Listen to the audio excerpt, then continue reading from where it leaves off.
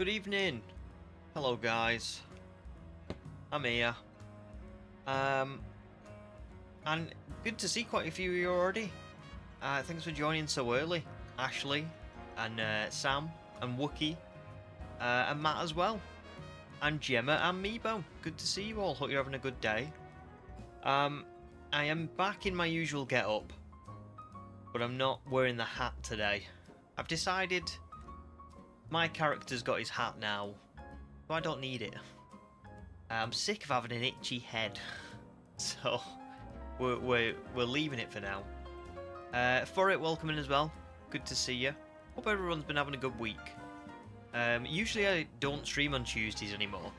It's usually Thursdays and Sundays, unless I am like busy on a Thursday and I decide to stream on a Tuesday. But I didn't really have like any YouTube admin bits or anything to do, so this week I kind of just thought, oh, let's do 3, you know? I'd really like to get Eevee this week. And spoiler alert, that is what our shiny hunt is going to be for today. Something to cover is that I got Ramos.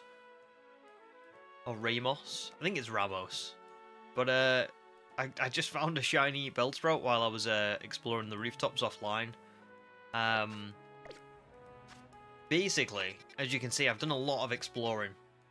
So what happened after last stream was that I completed the tutorial. And thanks to someone called PokeTales, who basically confirmed to me something about the story, we're going to be hunting for Eevee now, because when you get to the Looker Bureau, the game says to you, right, here's 3 side missions to go and do. But you can go and visit the whole map if you want to. You don't have to just do those 3 missions. Like, the tutorial is officially over. So, I've been around, like, you know, visiting all the places. I've collected a lot of colourful screws. So if I go to my satchel, you can see I've got all of the red canary plushes, all of the gold, 1 pink, all of the greens, and then half of the blues, or like 2/3 of the blues.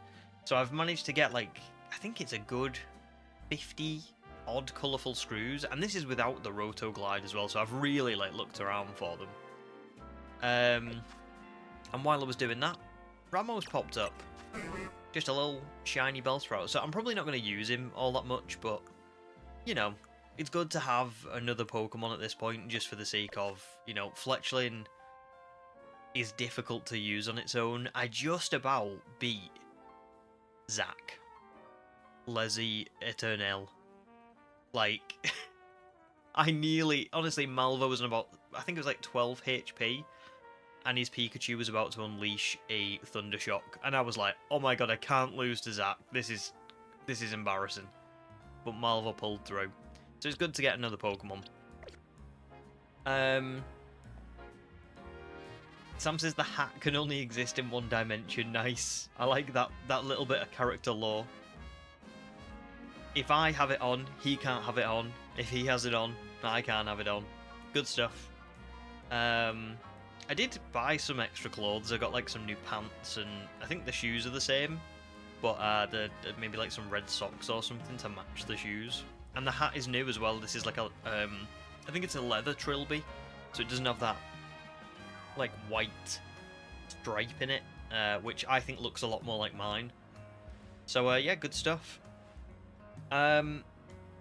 So yeah, today, as you can see, we're at the Looker Bureau. So this is where I've started this stream, just because this is very relevant, you know? When we get to the Looker Bureau, as I said before, these 3 side missions open up, but the game says you can go and do whatever you want.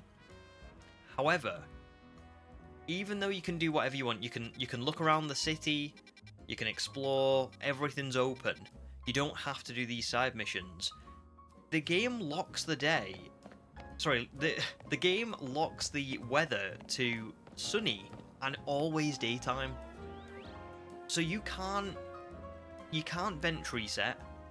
You can't skip to night. It just doesn't change, and this gives us the absolute perfect conditions to hunt for Eevee, because Eevee only spawns in sunny weather in the daytime. So it is just perfect. Now, I have to remember, I'm pretty sure I've highlighted the Holovator that I need to go to. I have. There is a couple of ways you can hunt for Eevee. I did test a couple before I did this. There is an Eevee that spawns here near the Stone Emporium, and you can get up to it through this Holovator. Oh, it's going to do this to me, isn't it? This Holovator here, you can actually jump from this rooftop to this one without needing the Roto Glide. So you can do the same with the Eevee that spawns here. You can just kind of run like there to there, and it will spawn him. It's not a bad one, but it's not the best one. And I don't know if there'll be better ways than the one I'm going to attempt, but if we go to Magenta Plaza, which isn't too far away, we can probably just run there. There's a Holovator here that we can take up. And I think when we get to around about this point, there's an Eevee that spawns on this roof. So all I have to do is run down here, back, down here, back, down here, back, and it will spawn that Eevee in. The really, really good part of this is, not only does it spawn an Eevee, but I think it either spawns one or two of the Ralts that are in here. Now, I don't want a shiny Ralts necessarily. It's not one that I was targeting. However, the one that is down here by the Stone Emporium doesn't spawn much else in. There's some Baneri that kind of like live in this little green part here, and I think there's like a tree full of Kakuna in here. But I'm not 100% whether that spawns and despawns them. So I'm pretty sure that this is a good way of hunting for Eevee. So that's what we're going to do. So let's run over there. And I'll attempt this. And we'll see.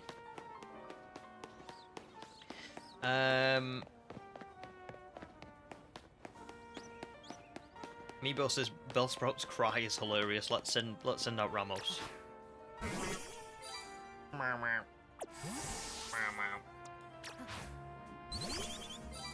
I can't do Malvas, but I can do Oh no, that was the wrong one.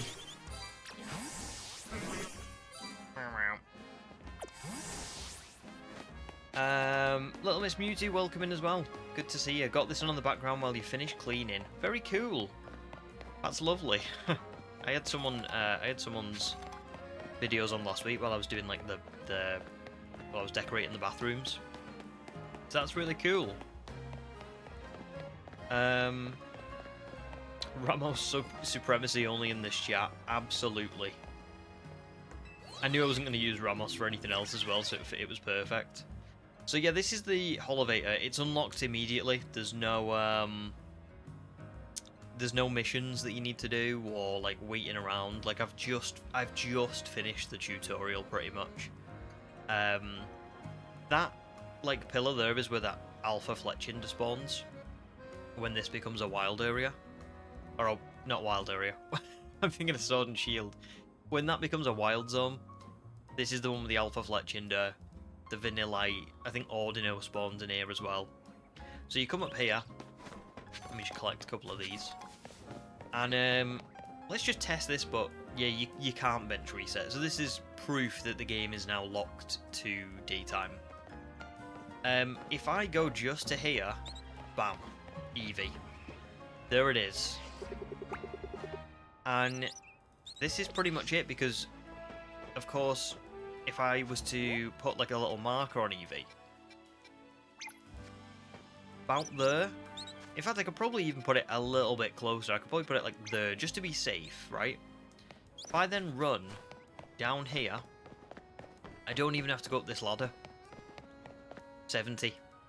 So I effectively despawn that Eevee, and then I just come back, and then it spawns in around the 50 mark. We won't be able to see that. This will be not tough to spot, but like, yeah, there will be sort of a bit of, I guess, trial and error with this as to what the best thing to do would be. You just saw it spawning again. I think there probably is a very efficient way of doing this, but I don't think I'm going to necessarily do it. One thing I am going to do is get rid of these. Get rid of the stuff that's in our way.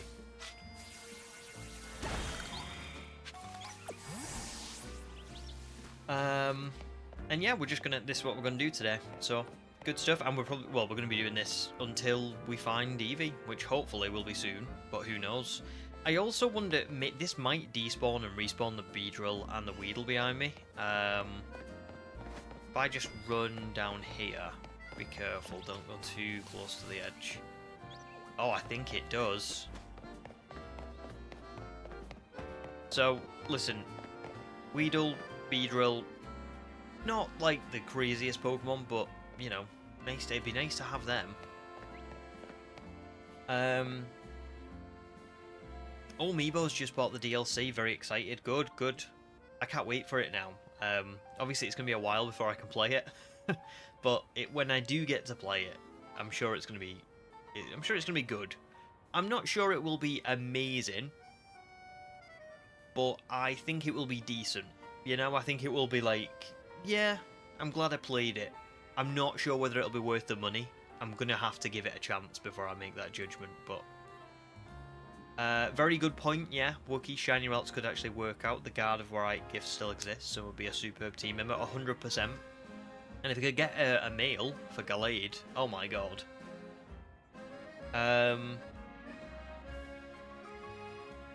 Matt's got exhilarating gameplay of bench resetting for 8 hours with no luck. Well, good luck with that.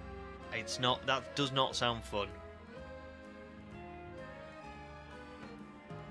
I mean, I'm going to be honest, I'm probably not going to do that much bench resetting or that much fast traveling. I'm going to do it in parts because I want to test it out. But I think a lot of my shiny hunting in this game is going to be running around like this. Not necessarily exactly as strict as this. You know, there might be instances where I do different stuff, but I don't love the idea of being almost like AFK. So yeah, I guess we'll see. But good luck with that map. Holucha, I mean, is a great one to go for. So at least you picked a good Pokemon. I don't think that I reset that spawn, by the way, then. I think I have to go right to the corner. That's definitely a new one. We know that.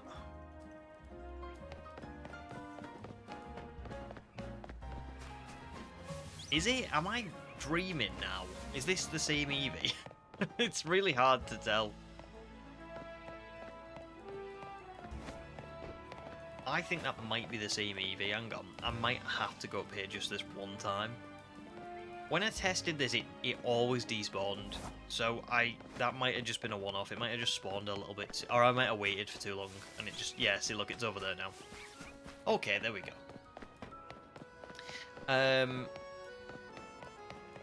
Oh, for it's currently doing some resetting for Piplup while playing Cuphead. Oh, that sounds great. Well, good luck with your Piplup, first and foremost. I feel like... is this for your Diamond playthrough, like your Dream Team quest?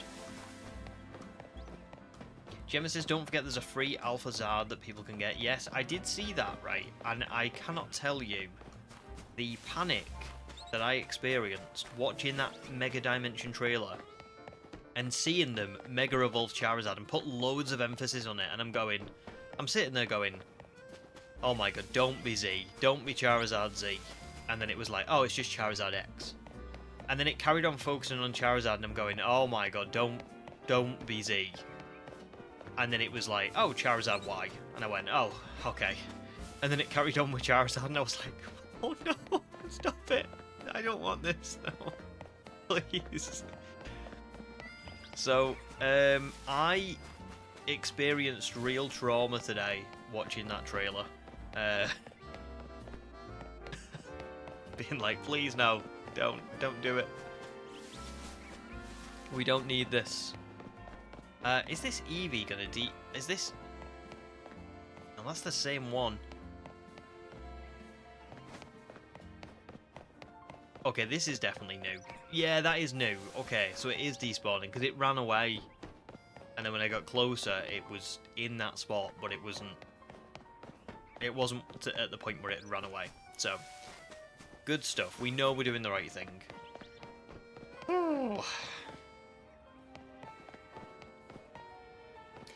Wookie says, how many shiny Beedrills is he getting before that Eevee shines? Oh, probably quite a few.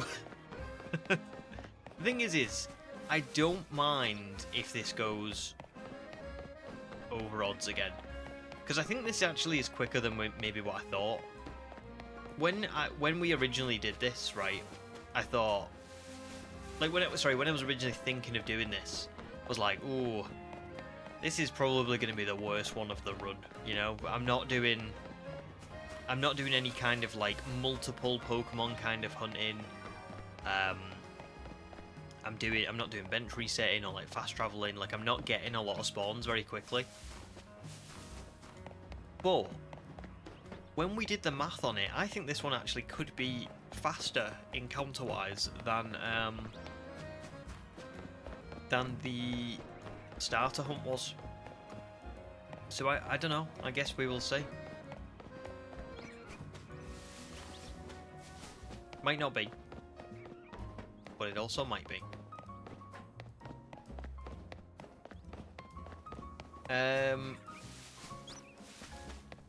No problem, Ashley. You're finishing up your lunch break now, and then you'll be lurking for the rest of your work day. Well, listen, I hope you have a great work day, and thanks for joining. I love when you stream during the week like this. It makes my work days fly by. Oh, that's so kind. That's so lovely. Well, it's probably quite good timing, isn't it? Because, like for me, I've just finished work. So, for you guys, you're probably either just starting your working day or like kind of like getting towards the middle of it. So it's perfect timing, really. But yeah, I'm glad that you like them. I mean, this is what it's all about, isn't it? Just sharing it, you know? Amira as well, still on the clock, but figured I'd like the company while I scrub showers and floors. Oh, that's lovely. Well, I hope that your day of scrubbing showers and floors goes okay for you. And thanks for the good luck, the happy hunting. Let's hope we do get this one quite fast, you know? I mean, this would be great to get quickly, you know? If I could get this Eevee in like 500 encounters, oh my god. That would be insane. Meebo's, oh no, hang on, no, I've missed Furret. Furret is for your Diamond Dream Team quest. Piplup resetting is the hunt I'm least happy to be doing, but I'm most excited to find Piplup out of all your targets. Yeah, kind of a double-edged sword, you know? The most rare, the most treasured, but also potentially the most boring. Yeah, I do remember my briefcase hunt, and I've got to imagine it's even slower in the originals. Then again, BDSP was so faithful to the originals that maybe it is exactly the same. Meebo's watching me stream at 12 AM from Vietnam. Oh, nice, from Vietnam. That's such a... I don't think we've had someone from Vietnam before. That's pretty cool. I hear Vietnam is like a really beautiful country. Definitely more beautiful than England. Miserable here. But yeah, awesome, dude. Glad you love it. Dragon as well, welcome in. Good to see you, dude. How are you doing? Wookie says this looks like 10 seconds of reset just for the Eevee. So 40,960 seconds or 682 minutes or 11 hours and 22 minutes to odds. That's not too bad, actually. That's probably like, what, 2 streams for full odds? So that gives me quite a bit of hope that I can do this. Thanks for the math. That's brilliant. Level Up's welcome in as well. Good to see you as well. How are you doing? Or it says you're hoping Piplup shines under odds because you're ill, so surely it'll be nice to you. Let's hope so. Let's hope so. The thing you've got, what comforts me is that, you know, if you, again, I know I say it a lot, but if you ever do think, oh, this is really going over odds, or this is going to be full odds, or whatever, just remember, at some point, you are going to get a good run, you know? You're going to get a good under odds shiny hunt. Wookie says, of course, the odds come down with the Beedrill, Weedle, the I said Weedrill, the Fletchling that spawns and the Ralts. Yeah, of course, yeah. Well, that's the thing. We can probably work it out anyway. In the sense of, if I don't think this Fletchling and the Flababy are despawning. But I can probably count, if I could count the 2 Ralts and the Weedle and the Beedrill, then let's say I'm at 1,000 Eevee. We know we've seen 5,000 Pokemon, because we've seen, well, we've spawned in, presumably anyway, this is if I'm doing it right, we've spawned in 4 of each of the others, haven't we? So yeah, we'll see. I mean, to be honest, I wanted a Weedle, didn't I, when we were hunting in Wild Zone 1? So if I got a Weedle, I mean, I would still be going for Eevee. It would be counting as a phase, but I'd be happy with it, for sure. Level Up's watching a stream while chilling back and playing some Animal Crossing. Nothing better. Awesome. I'm glad you're enjoying it, dude. And enjoying Animal Crossing as well. What a chill game to be playing while watching stream. Matt says Holucha has beaten me for now. I blink and see battle zones. Do you know what? This is what I mean. This is why I don't really want to do bench resetting all that much. For me, this is just perfect. Obviously, you know, to some degree, every shiny hunt is, I'm not going to say tedious, but it's monotonous, right? It's the reward at the end that keeps us going. But I do think, and this is just me personally, I think I thrive when I've got like something to be doing. If I'm doing something, then I feel like I'm progressing towards getting the Pokemon. I do feel a little bit like with bench resetting, it's probably along the lines of like soft resetting. You know, it's good, I can do it. I can especially do it while I'm like watching a film or watching a TV show or something. And can I just say as well, I wouldn't ever judge someone for like AFK shiny hunting or anything, but I must admit I have watched a few videos where people have AFK shiny hunted and I've kind of gone, oh, that just doesn't appeal to me, you know? Like, I think if I was doing AFK shiny hunting and then I came back to a shiny, I'd probably be a bit like, oh, it doesn't mean quite as much to me. I don't know why that is. Even with like, even if I went, probably not going to do that in this challenge. I'm going to test it out, but even if we did Wild Zone 3 where you go up and down the stairs over and over and over again, there's nothing wrong with that. But I do think that as long as I was holding the button down, I would think, well, I've shiny hunted them. I think if it was just a rubber band and then I went off and went to sleep or something, I'd kind of think, just doesn't really appeal to me. Again, there's not me judging anyone who does it. If you do it and you like doing that, then that's completely fair. It's more just of a me thing. It's like a, I don't know. I'd feel like if I was standing by somebody who was burgling a car, right? Somebody was stealing a car, and I was just like standing there eating, you know, a bit of cake that I bought from the shop, and some brave hero came in and like stopped the thief, and then the police went, dude, here's a medal for you too. I'd be a bit like, oh no, I didn't do anything, that wasn't me.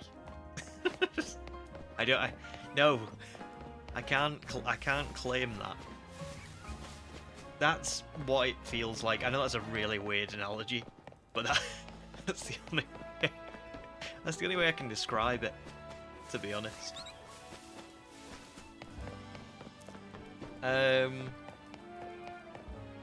Sorry, by the way, I am trying to keep up with chat a little bit, but it's because I've got to have one hand on the controller.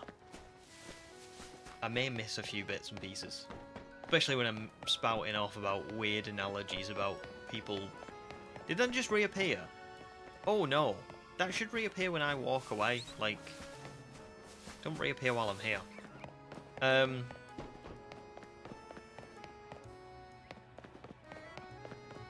Yeah, level ups. Don't worry, I got Fletchling on stream, I got Bellsprout off stream, just because it just happened while I was like recording the story, you know? So, you didn't miss that one.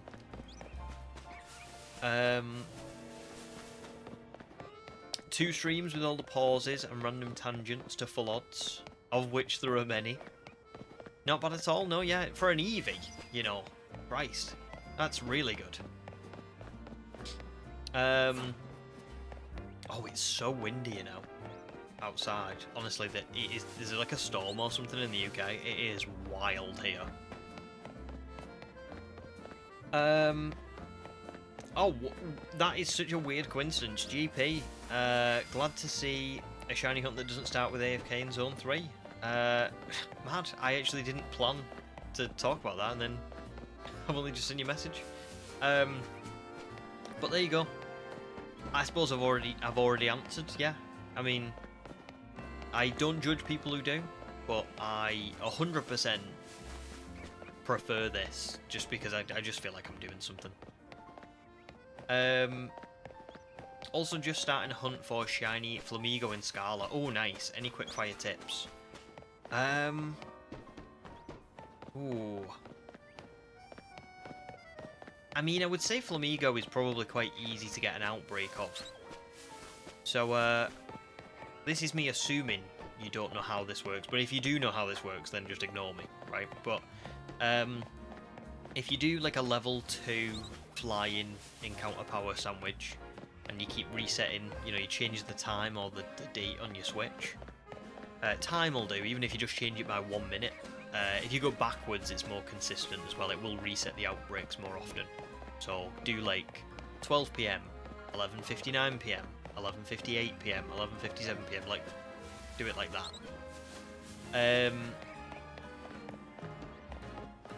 Yeah, if you do the level 2 flying sandwich, it will make it more likely for you to have outbreaks of flying type Pokemon.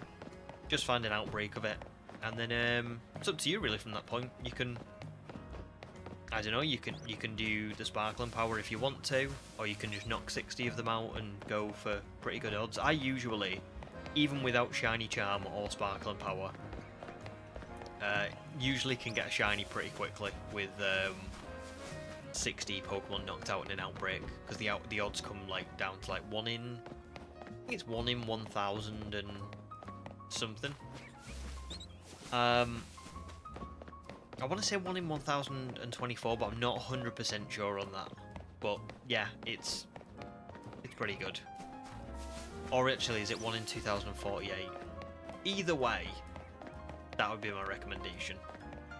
Pretty good Flamigo as well, because it's quite easy to spot. It's like a very, very different kind of pink.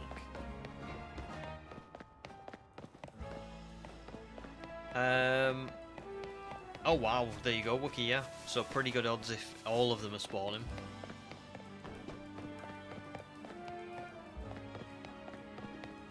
Nice, Dragon. Good luck with your shiny Alpha Charmander. It sounds pretty brilliant. Wookie largely agrees on the shiny hunting, but your favourite shiny in your playthrough, Talzin, my Pangoro. Now, Talzin sounds like such a familiar name. Why does Talzin sound...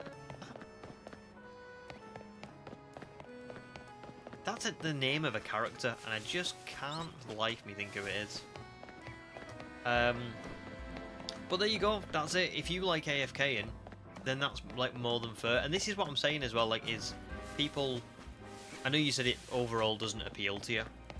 But like, there are people who don't have enough time to shiny hunt. It's the same thing as like, I don't love when people get really elitist about shiny hunting. You know when you get people who are like, you've got to be doing 1 in 8,182 or you're a terrible person, and you're like, that's stupid.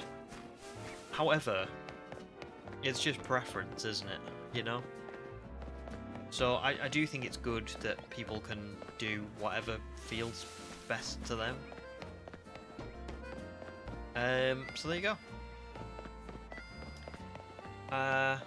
Thanks, Meebo. Well, the thing is ultimately people just like different things, you know. People just prefer different things, and that's okay. I think it really frustrates me when people kind of can't understand that other people like something that they don't. Because I think, right, okay, so if I don't like something that you like, you don't understand. If I like something that you don't like, you don't understand. How do you not understand that? It's weird. So yeah, I would say I'm pretty liberal, you know? A lot of people would say I sit on the fence about things, but the reality is more that I just see the bigger picture. I think that's the type of person I am. That's how I've always classed myself. Matt had the optimism for 5 hours and then lost it. I'm not surprised, to be fair. It must be pretty brutal for 5 hours. And your button pressing, which makes it longer. Yeah, and the thing is, that's the other thing, soft resetting. That's just why I struggle with soft resetting. You can't make it go faster, right? Do you know what I mean? So I have a tendency to be like mashing the A button, even though there is literally nothing the game can do to make that go faster. And that's a really, you know, like with this, I'm not mashing anything, I'm just holding the walking around button. So it doesn't matter. But yeah. Let me just move the shiny counter over a little bit. There we go. Perfect.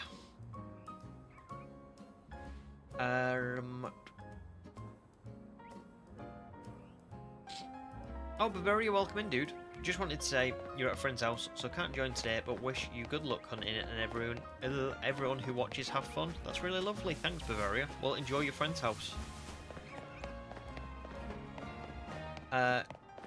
Totally get it, JP. Totally get it.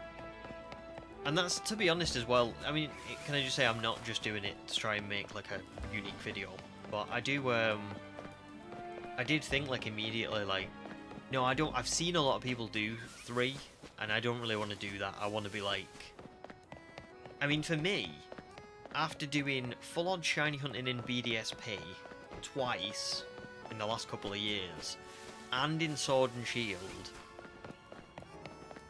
this for me is like, I mean, I've done 107 encounters of Eevee in about half an hour, and I spent a good bit of that talking as well. So, when you think of it like that, it's very much like even if this is slower than like just going into Wild Zone 3 and getting a shiny straight away, I'm gonna get an Eevee, and it's still gonna be about 1,000,000 times quicker, famous last words, than if I was doing a full-on shiny hunt in like Sword and Shield or BDSP. So yeah.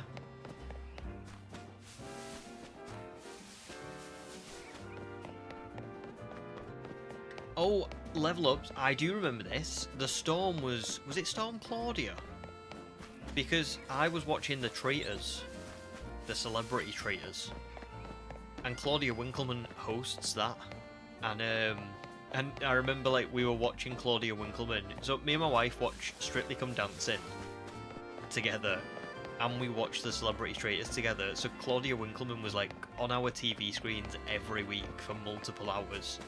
And then they named the storm Claudia. I think that's why I remember it.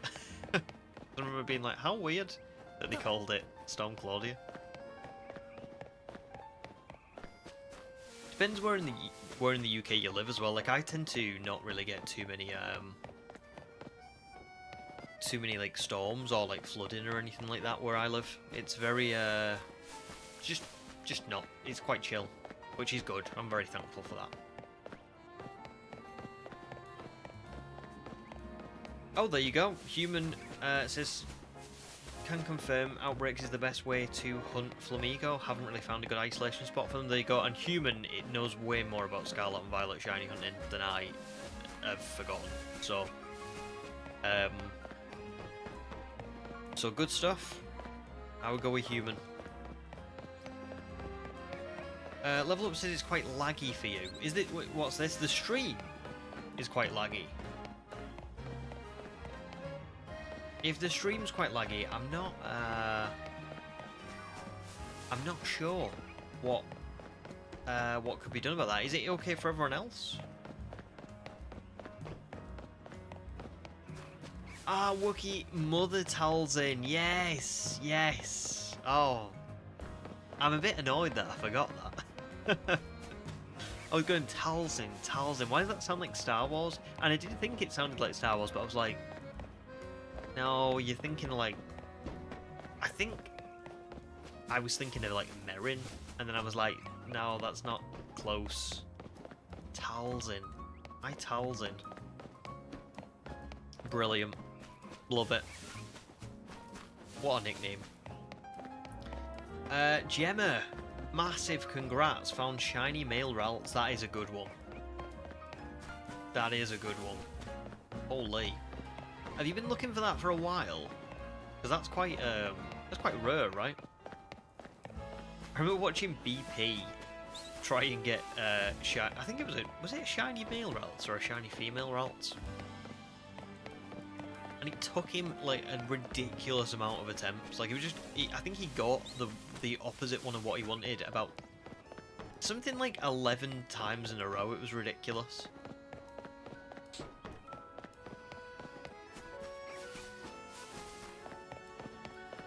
Um, 100%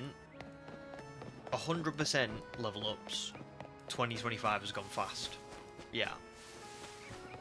Apparently, I don't know how true this is, but I always hear this, and my father-in-law always says this, and he's very knowledgeable, so I believe him.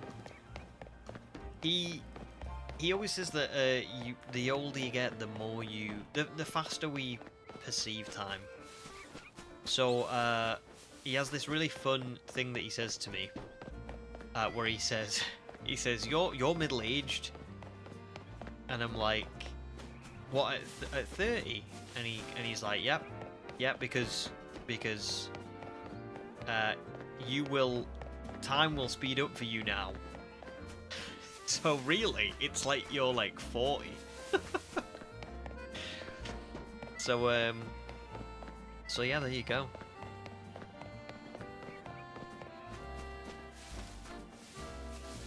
Ham, welcoming, good to see ya.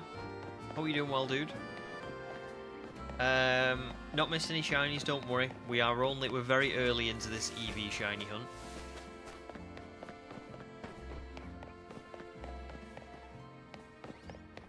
Ah, fair enough, Jim. I only farmed it a little on and off, but didn't have any hope. Well, I tell you what a great one to get from just a little bit. Wookiee's favourite quote is that the days are long, but the years go by fast, and oh boy, do they do. They do. You're spot on.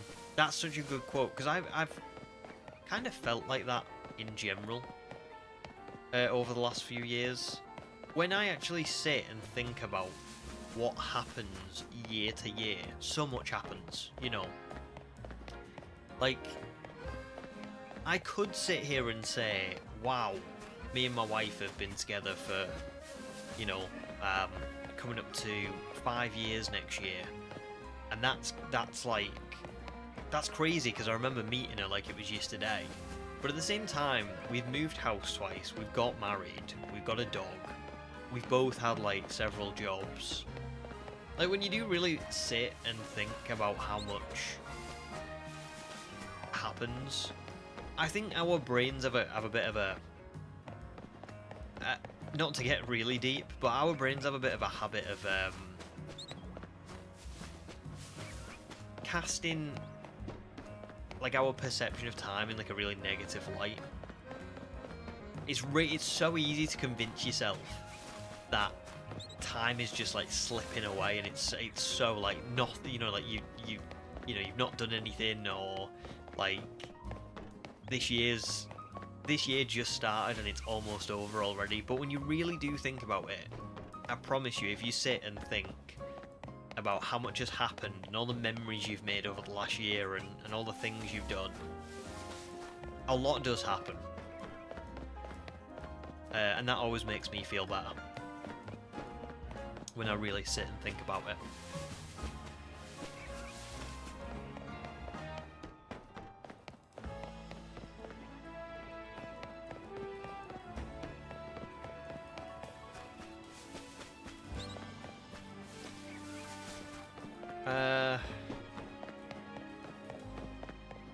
Well, I'm glad you're feeling a bit better, human. You're sick, I'm pretty sick of it, but you've gotten sick of being sick of it. Now you're trying to pretend that you're not sick, just resting and taking it easy. I hope that you are better, you are feeling better soon. Do you feel like any better than you did a couple of weeks ago, at least? Do you think you're getting there?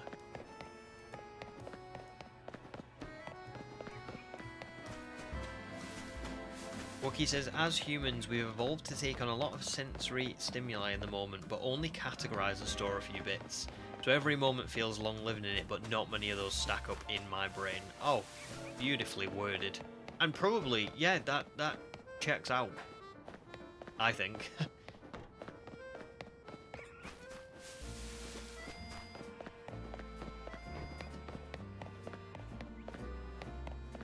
100%.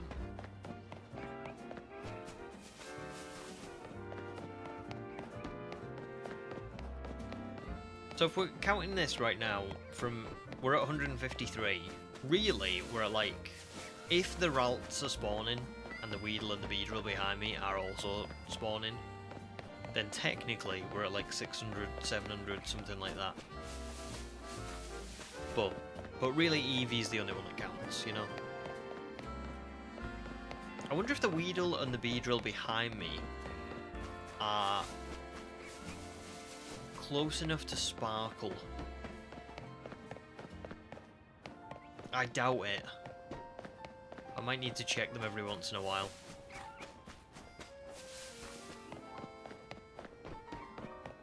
Oh! James out of nowhere. Member? Thanks, dude. That's lovely. I think I've seen James in Discord. James might be lurking, so you don't gotta chat if you don't want to, James. But I think James maybe had ZA as a gift from your girlfriend one evening this week. Is that right? Unless this is just another James O'Neill, in which case, holy, that is a coincidence.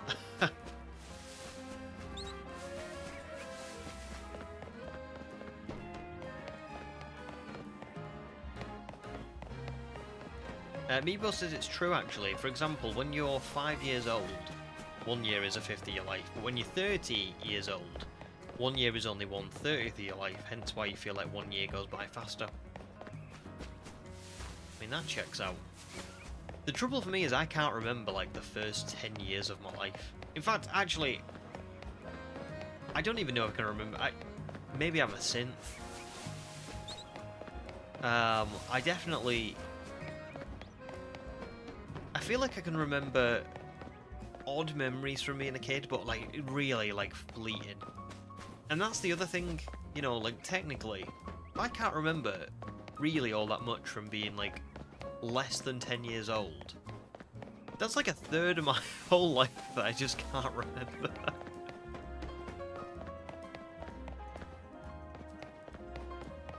I can remember a lot more from like 10 to 20, and then a lot more from 20 to 30.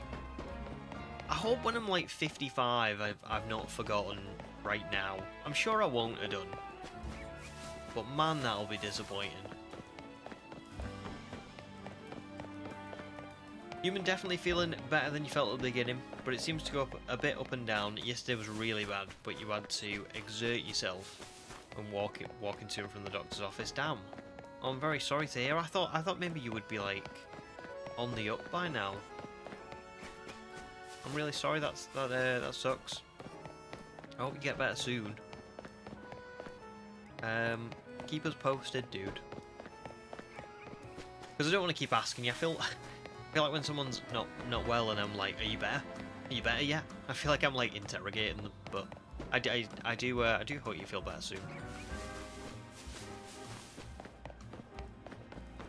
Oh, Gemma says it wasn't till you said about the route spawn in the little grass area that's shaped like an L. You thought you'll do a little shiny hunt for a bit? No way.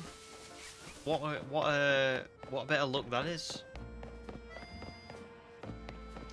And nice, James. Thank you. I've been watching your shiny hunt videos for the last 2 months and enjoying being in the Discord. So said I'd show my appreciation. Well, thank you very much, dude. That's so kind, so lovely. I'm glad that you're enjoying the videos and like and being in the Discord as well. I know the Discord's not always like super active. It's just kind of like a chill one, you know. For people, I mean, I quite like that it's not too active. Kind of like streams as well, you know. I think I've said this before, but like if the streams had, you know, like 1,000 people in them, it would be really difficult to chat to people, and so I quite like them the way they are. But I'm glad that you're enjoying them, and like specifically the videos, because I do put a lot of time into them. So thanks, dude. That's so lovely. Wookie's earliest memory is when you're 3. You remember some from 3 to 6, but after that you remember most things. Damn, you've got a good brain. That is a good brain. I feel like my brain was maybe dropped a little bit when I was younger.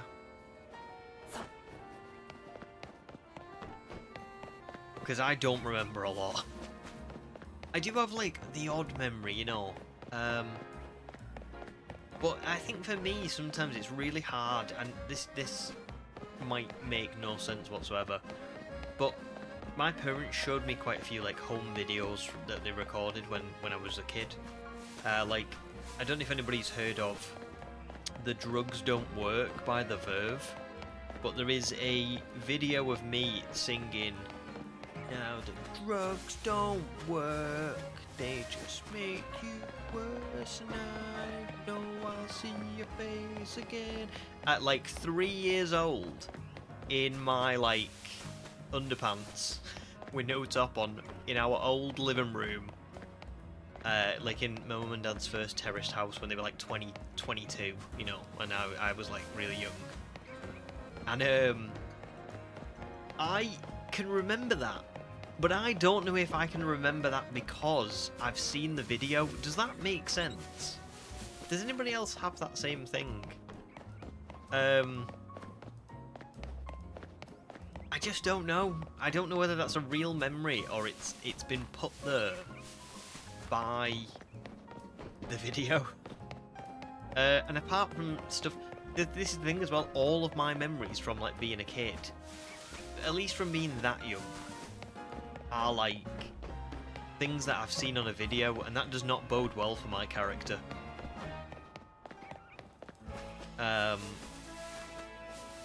There is a high risk that the Institute kidnapped me when I was a real person and replaced me with a synth, and I am the synth.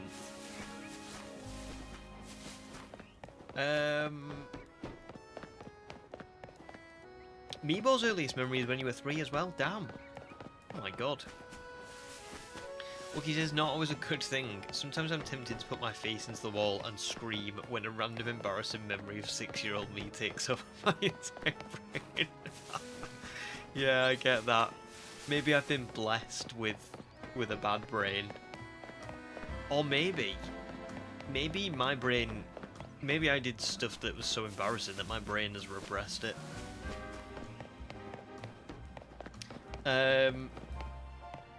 Copyright claiming coming over that singing. Was it that good? Was it that accurate? Just like the Verve. Welcome back for it. You've stopped resetting for now, and you're focused on just playing Cuphead. I don't think I've ever played Cuphead. Is it a bit like a platform kind of game? You know, a bit Mario-esque? Oh, also, can I ask a question? People won't be watching the screen all the time, so don't worry if this is like not, you know, not something you've noticed. Has my webcam been as like laggy or blurry as it usually is? Because I've messed with it a little bit and I don't know whether I've made it worse or I've made it better. So if anybody has noticed kind of like oh, I haven't really seen it be blurry or, you know, like laggy, let me know. But Oh no, it has. Has it really? Oh, I hate this webcam so much because I have to use these clips. You know? It's so frustrating. It's not bad at all, but a little noticeable. I might have to get a new one. I might get one. I just got very nice of my work, to be fair. They gave us like a £100 voucher for Christmas. I might get a new one. But that's gonna be the third webcam I've had in like a year. It's so annoying. Everything else works perfectly, like the mic, you know, the capture card, everything, but webcams, man, they're not good. They just don't seem to work very well.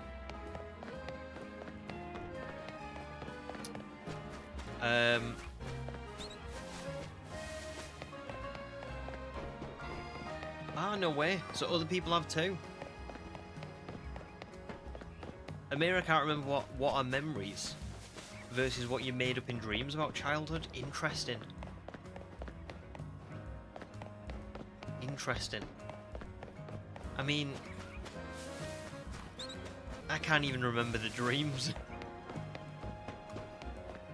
Oh, I did have what I did have one. Oh, this was such a ridiculous dream. I'm not sure I even want to say it. It was such a stupid dream. But yeah, that's fair, Amira.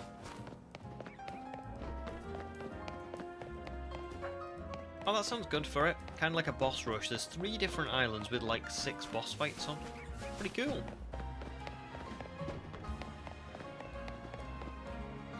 Oh, okay, Wookie, that's not too bad then. That's not too bad. I just want it to look good, you know? Just not laggy, that's all. It doesn't have to look super high quality, it just has to not be laggy. But unfortunately, it hates me.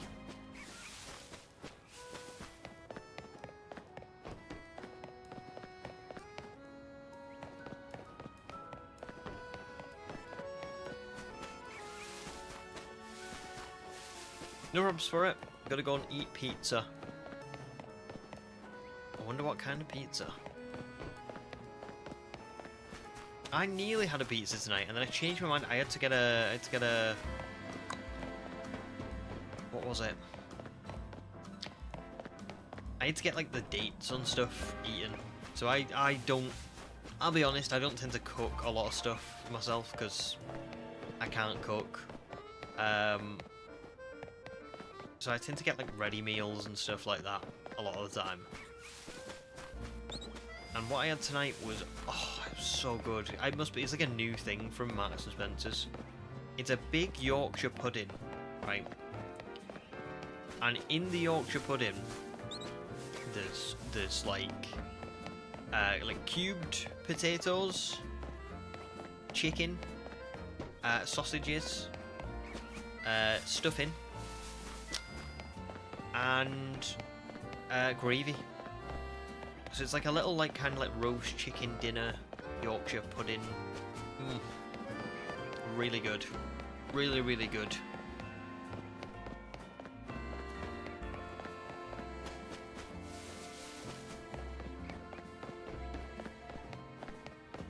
Fair enough, Wookie. That's it. I get really perfectionist about things like this. I hate when I look back on a clip and I'm like, oh, it's blurry. But as long as it's serviceable, not too bad. The trouble is my webcam always looks fine. Like, I'm looking at it now on OBS, it looks totally fine. Like, it doesn't look blurry. It's when I watch it back on YouTube that I'm like, what went wrong? It was fine when I looked at it on stream. There's like a disconnect or something.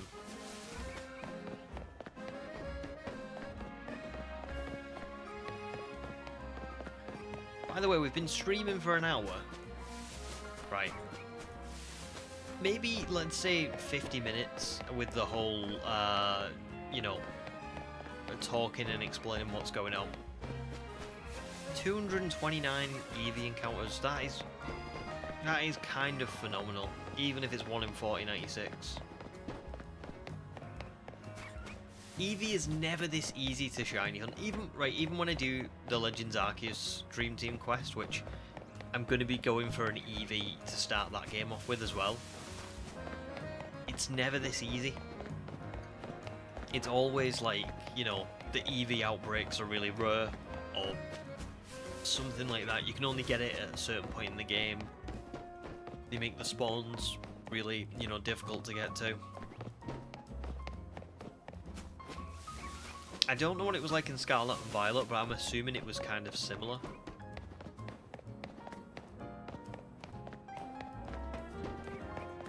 But here, I mean, look at how easy this is. It's wild.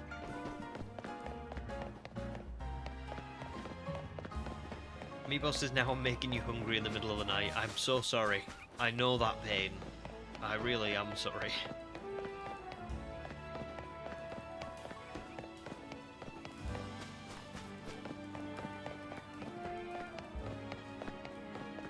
Oh, is it? Eevee hunting in SV is horrendous. Outbreak resetting next to Medali until you got lucky, but then it was simple with a sandwich. Interesting. So it was just getting the outbreak. So it was a bit like the Destiny Mark Cyndaquil I was trying to get. Probably not as bad as Cyndaquil, but like, I'm assuming just rare.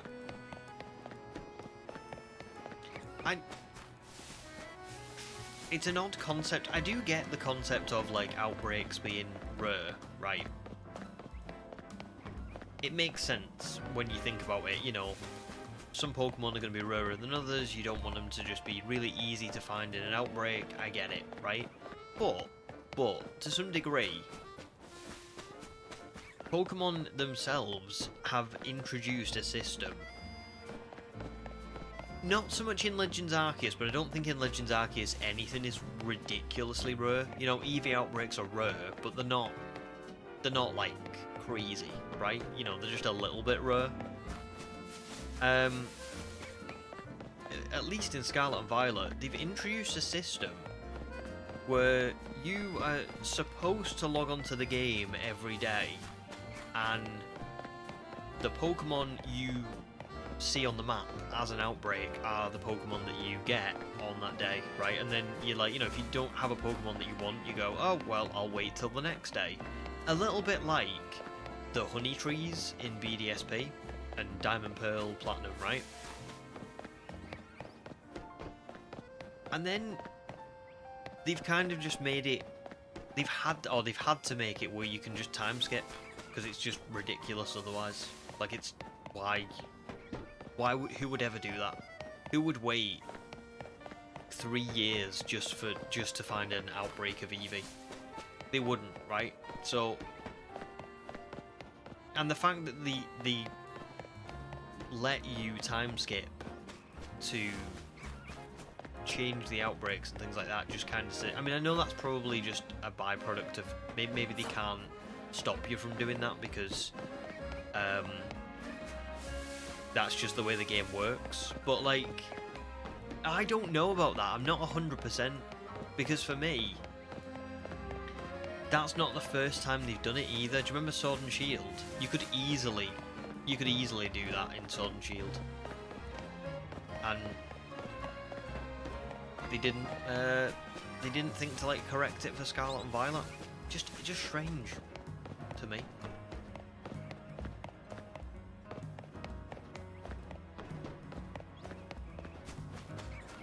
Like, to make the system work, you have to break the system. Why have the system in the first place?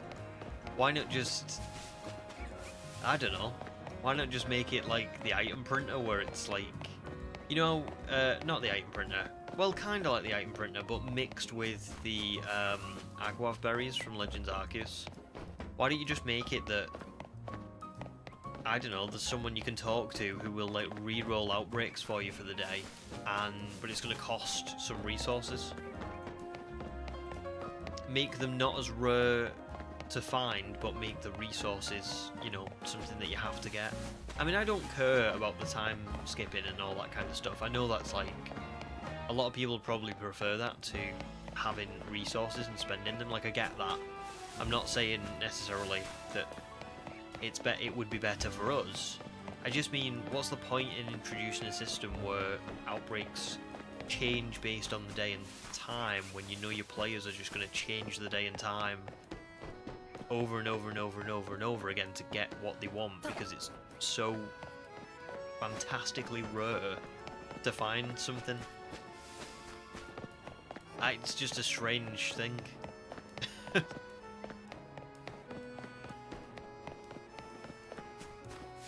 Human says it's impossible to isolation hunt Eevee. It's a rare outbreak, and at least one of the locations will produce no spawns. So, yeah, kind of bad.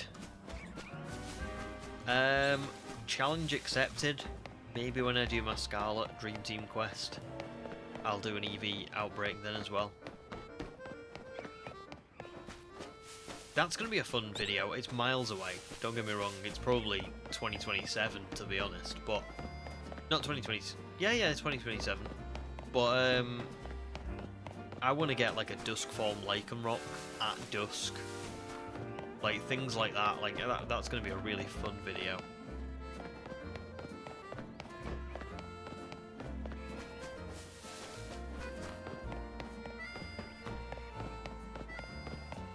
Oh, nice, Gemma. Would love to do a picture in ZA of Shiny, Mega Glade and Gardevoir together in one shot. That would be cool.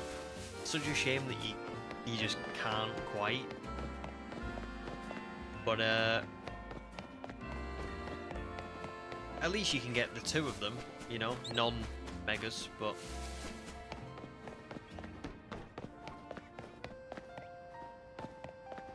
Good evening, Jake.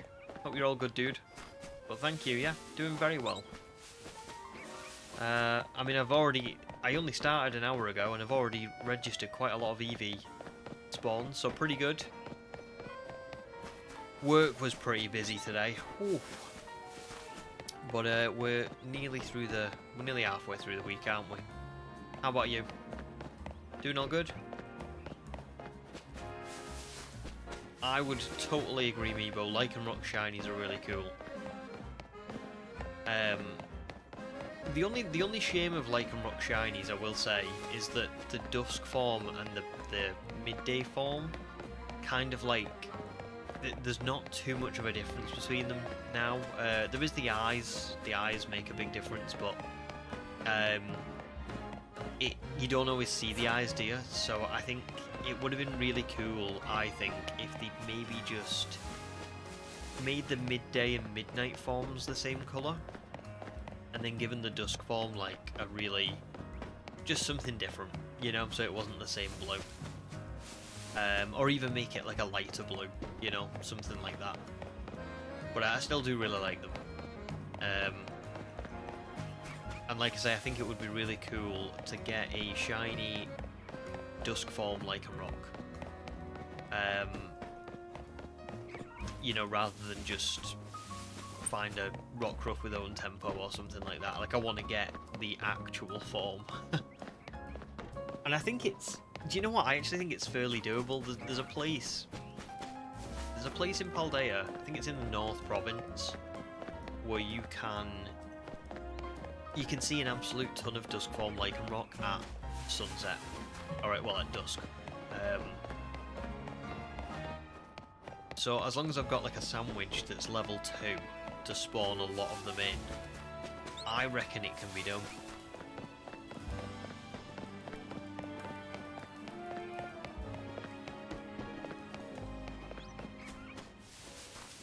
Let's check the poll. Oh, whopping amount of the votes going to Espeon or Umbreon at 48%. Umbreon does tend to be a lot of people's favourite evolution, doesn't it? Which is good for me, because it's going to be what I'm evolving this Eevee into.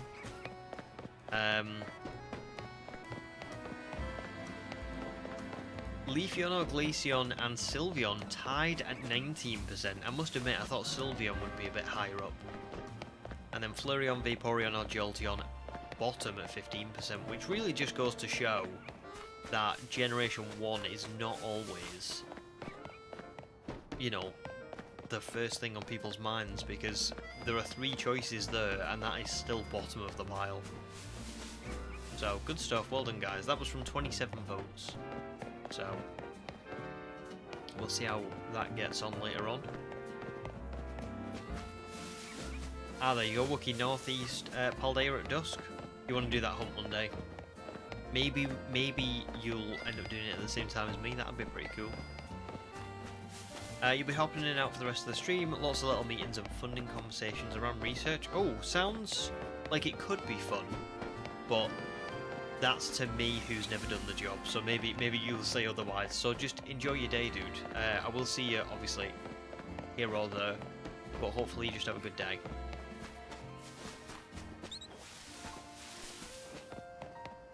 Been a slow start to the week work-wise for Jake with the weather, but apart from that, I've been doing good. Looking forward to the DLC for ZA now? Yeah, tomorrow, isn't it? Tomorrow. Got super lucky last night too, jumped on ZA for a bit, went to do some checks for a shiny Trumper and got it on your first check. Holy. Oh god. First check. That's nuts. I don't think I've ever had like a true first check shiny. I've had close, but I don't think I've ever had like a literal first check. That's pretty awesome, congratulations. And for such a good one as well.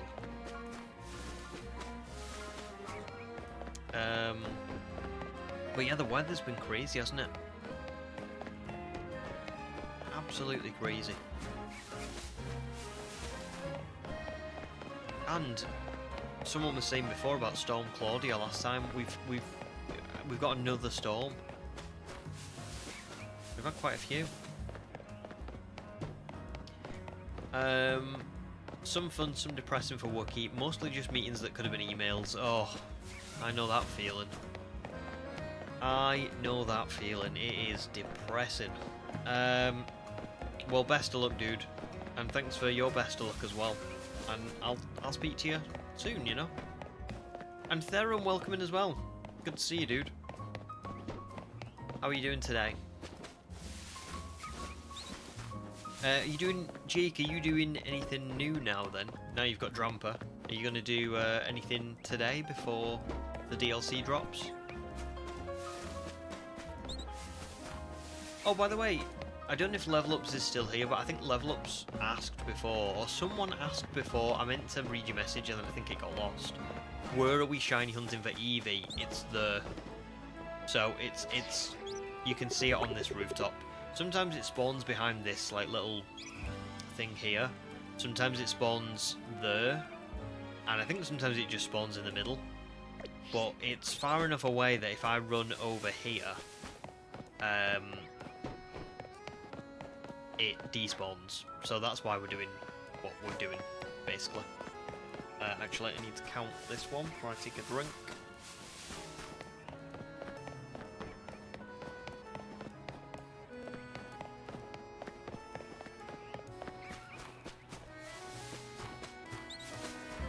Theron's trying to find a shiny Lucario so you can see its new shiny Mega. Ooh, that's a good point actually. I would very much like to see that too. The new Mega looks unreal. Like, don't get me wrong, I love Mega Lucario anyway.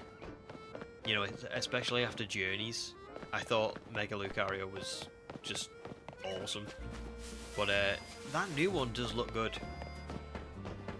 Normally, I'm opposed to like giving very popular Pokemon even more attention, because I just think there's so many Pokemon that could use, you know, a bit of a boost to the street cred, so to speak.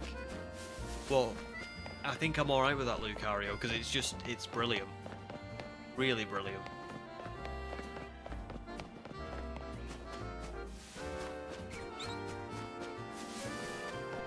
And my assumption is there's going to be a reason for it as well. Like, I don't know. I can't say this for certain, but my guess is that because it's Mega Dimension and there's going to be like this upside down version of Lumiose where it's a different Lumiose city, it's a different region sort of thing. That any like alternate megas of Pokemon that have already had megas or whatever, you know, or maybe even Pokemon that, like, you look at Zeraora and you go, why is Zeraora getting a mega? But there must be some story related reason in the Upside Down Lumiose as to why it's like that. So I don't know, I think maybe Lucario, I could be wrong, but maybe there's a reason why they've given it to Lucario. Maybe there's a bit of story there. Oh nice, you got a shiny Pikachu yesterday that you evolved today, so ready for those Raichu. Very cool. Jake is just doing some Zone 20 checks for a shiny starter or alpha tonight. Very nice. Good stuff, well good luck. Hopefully someone gets something on today's stream, even if it's not me. Oh James, I choose the Gen 1 Eevees in the poll. Pokemon Yellow was your first Pokemon game, so you always had a fondness for the first three. They were great in Yellow as well, weren't they? I always remember one of my favourite things about Yellow, I think I'm getting this right, was that Blue would change which evolution he had based on, I can't remember what the reason was now. Like when you got to the Elite Four and like you beat him when he was the champion, sometimes he'd have a Jolteon, and sometimes he'd have a Vaporeon, sometimes he'd have a Flareon, and I don't remember why that was now, but there was a reason. I want to say it was something like depending on where you beat him, maybe, like, was it like if you beat him on the SSN and at the Pokemon Tower and somewhere else, he had like one of them. If you only beat him 2 out of the 3 times, he had a different one. If you only beat him once, he had something like that. But yeah, I mean the first three are great. I genuinely was even debating as late as last night evolving this Eevee into a Jolteon, because I pulled the Jolteon card on Sunday from Terastal Festival, and I was like, oh, that is so good. But I'm only not going for Jolteon, and I'm only going for Umbreon instead of like Espeon or Glaceon or whatever, because I need like a support Pokemon, and I think Umbreon's going to be very good for that. So yeah, they are great, but it's kind of, I just think it's nice to see them not winning, right? Hear me out. Just because I do think the Pokemon Company have a bit of a, they kind of think that we just like, we love Gen 1 so much that like any time you know, it comes to like, they haven't done this in ZA, can I just say, I'm gonna give them credit. ZA, they gave us some really new, interesting megas, really happy with them, top tier work. But in, you know, in recent years, they do have a habit of going, who should we give a new form to? Charizard. You know, that kind of thing. So it's kind of nice to see that people don't always choose Gen 1, because it proves that, you know, new Pokemon can get new forms and stuff, and people would like that and be okay with it, which is awesome. Little Miss Mewtwo is going for your second shiny Alpha Pikachu now that the cleaning is done. Well, good luck. Imagine if you could get 2... have you evolved the first one into a Raichu, or are you keeping them as Pikachus? I was going to say, you could have like both of the Mega Raichus on your team. That'd be pretty cool. But yeah, good luck.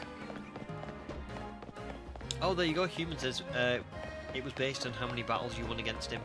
So if you won all of the battles against Blue, it was Jolteon. Vaporeon if you lost all of them, and Flareon for middle of the road. That makes sense. That makes sense. I mean, Jolteon was probably the best. It was the fastest. speed was a lot in Gen 1, wasn't it? It was always critical hits were based on speed, things like that. That's why Alakazam was like just an absolute monster. No problems, human. No problems. Please feel better soon. Yeah, I hope you feel much better. And if you need anything, or if you know, want to keep us posted on how you're doing, please do. And thanks for the good luck as well.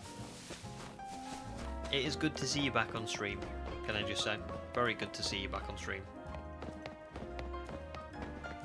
Gemma says it's Vaporeon if you lose the lab battle. It's one evolution if you win all three, and another evolution if you win the lab but skip the optional battle that goes to the league. So it'll be... I think Human's right, then it'll be Jolteon if you win all three, and then it'll be Flareon, presumably if you win the lab but skip the optional battle that goes to the league. But well done, Gemma, that's some good memory, that. That is some very good memory.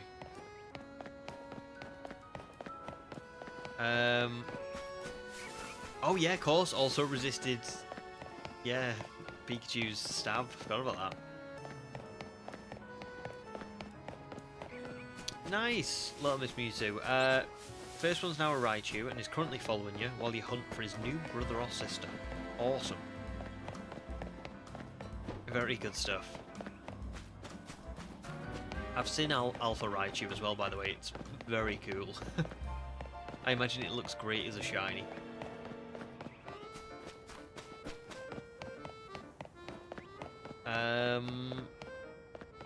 Good, Human, good. And welcome back for it. James says 100% agree. The Gen 1 Pokemon have received so much attention through the years, so it's definitely nice to see the newer Gen Pokemon getting some new forms and variants. Yeah, 100%. Like, it's still, a lot of my favourites are still, you know, I do still have a lot of favourites in Gen 1, and a lot of Pokemon that I'm like, man, I love that Pokemon. But, and for me, definitely Gen 2 as well. I'm very biased towards Gen 2, because, you know, that was my first set of games. But, you know, I think it is really good to give all of the Pokemon a good chance. I think sometimes, and then you notice this a lot in like Gold and Silver,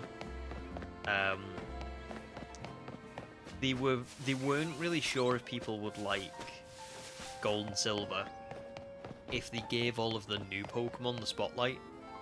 I think they were a bit hesitant on it, and so that's why a lot of the Johto Pokemon don't really appear until the post-game, or they just appear in very like obscure areas because they clearly wanted to give all of the Gen 1 Pokemon the spotlight so that people would return and be like, oh yeah, Pidgey again, like, love Pidgey, because they thought people were going to take one look at Hoothoot and go, ooh, no, you're not Pidgey.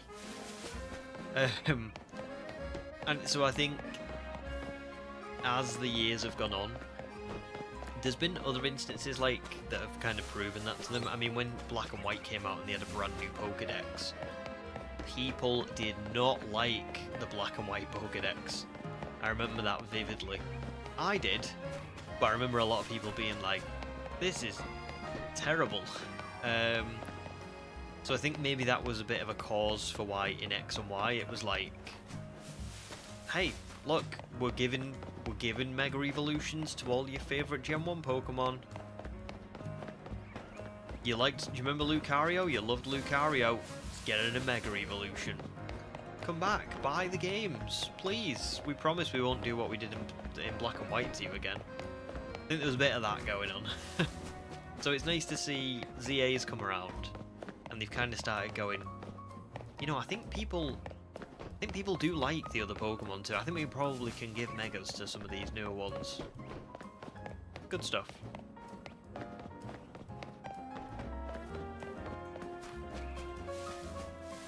Nice, Mercs. Welcome in, dude. Good to see you. We talking about Kanto? A little bit, yeah, at least a little bit. Because I was talking about the poll. I've put up like favourite evolutions, and I was saying it's good to see that not all of the vote, you know, has gone to Gen 1, quite like split. A lot has gone on Espeon or Umbreon, but there are still votes for the others as well, which is nice to see. Can't wait for Game Freak to be like, it's been 7 years since Let's Go. We should make Let's Go Kanto a remake of Fire Red because they love Kanto so much. Like, they do have a habit of doing that, don't they? They do. They do. But maybe we're turning a corner now. Maybe we're not seeing that as much. I don't know. It is kind of. Do you know what I think is really interesting about that is that. So, I understand that a lot of people who are adults now grew up with Kanto, Johto, you know, maybe Hoenn. But a lot of people obviously grew up with Kanto, so I think they think like that's where they can get a lot of people back if they do a Kanto remake or whatever. But I actually think that there's probably a lot more people now. So let me try and word it like this, right? When I was like going into high school, like 12, 13, Heart Gold Soul Silver came out. And it was like remakes of Johto, plus you can go into Kanto. And then when I was like 20, I think it was, no, was it 20? No, it can't have been that long ago that the Switch came out. Oh my god, it might have been. It was a long, oh, was it my 21st birthday? I remember my parents bought me the Switch that I started the channel with. For like my 21st birthday or something. I remember I got Let's Go Pikachu with it. It was the first year that Let's Go Pikachu came out. And it was pretty cool. But now, bear in mind this was years ago. Now we've actually probably got a lot more people who, if you did a remake of, I don't know, Alola, Unova, their games that you would be remaking would have been the games that they played as a kid. Kanto now is almost like, I would have thought you would be less likely to get people actively coming back to the franchise because they are like so much older, you know? Not that you can't enjoy Pokemon the older you get, but I'm just saying that people, you know, naturally tend to have less time as, you know, life goes on, and I think generally speaking, probably play less games as time goes on. You know, I don't know many people who play games anymore, is my point, and I'm 31. So, I would have thought that the better market would have been remaking games that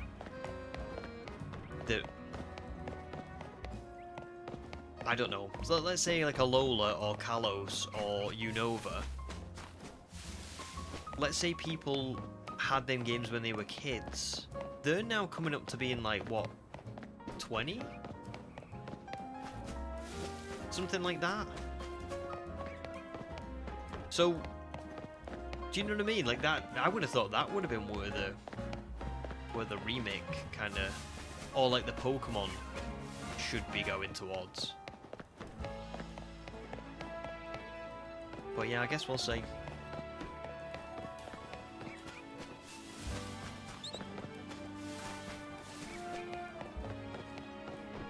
Oh, nice, Jemmy. You watched another PokeTuber who explained the evolutions in yellow and using it so many times, that's how you remember. Fair. That's pretty cool. Good, still good memory. Still good memory. I feel like I should have known that from J-Rose. I feel like J-Rose has probably talked about it before. In fact, maybe that's where I had that like little bit in the back of my head that was like, I'm sure they change. Why do they change? Well done for it. Finally beat the boss you've been stuck on for a while. Good stuff. Is that the first of 6? Or are you like further in? Jake says Kanto was your playground as a kid. There you go. And that's it. I mean, it was a ton of people's playground as a kid, wasn't it? It was so huge. It was so popular. But that's it. Let's say there was like, I don't know. Let's say there was 5 million people who grew up when... I know it'll be way more than this, by the way, but let's say there was 5 million people who grew up when Kanto was at its, like, peak in those first games. If you brought out another Kanto game now, would you claw back all 5 million? I'm not sure with how much time has passed. I think you'd claw back some, but I think you'd be... Let's say 5 million people had Unova as their, you know, their set of games, Black and White as their set of games when they were a kid. I think they're at an age now that you would claw back like a good 50 to 75% of them, because they're at that age where they'd be like, oh, they're remaking my childhood Pokemon game? Sold. No problems, James. Gonna jump off now. Best of luck with the hunt and have a good evening, everyone. How lovely. Thank you very much, and thanks very much for signing up for the membership, dude. That's so kind. But it's good to see you on stream, and hopefully we will see you again.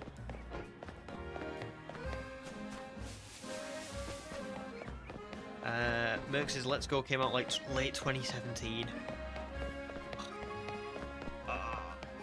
We were talking about time going really quickly before. I didn't... Ooh, no. No, that's too long. Please. Dialga, stop. But you feel like Unova is the new Kanto. So many people... I just keep clicking the counter, by the way. I'm so sorry. I feel like I've discounted a couple of times. You feel like Unova is the new Kanto. So many people loved those games as kids, but only in recent years have they started engaging in the community and sticking up for it. You're fully in that camp. Yeah, to be fair, I was saying this recently. I loved Unova. I always struggle to explain it properly. But I really loved Unova, and I really loved Black and White. I thought they were like really great games. Having said that, I find that I don't have as many like fond memories with them as I do with other games. So I have very distinct memories about, you know, like Gold and Silver, and you know, Emerald and Ruby and Sapphire, and Diamond and Pearl and Platinum, and you know, even like later games like Sun and Moon and stuff. I don't seem to have all that many memories of Black and White. I remember thinking they were great games. I remember loving the story. I remember loving the characters and the region. But I don't remember, like, what teams I built, or, you know, how much time I actually spent on them, or, you know what I mean? It's stuff like that that makes me kind of go, I don't know why that was. I don't think it was because I didn't like them. I think maybe they just came at a time in my life when you know, maybe I was just doing other things and I wasn't, like, I played them and I loved them, but I didn't, like, hold on to them like I usually would with a Pokemon game.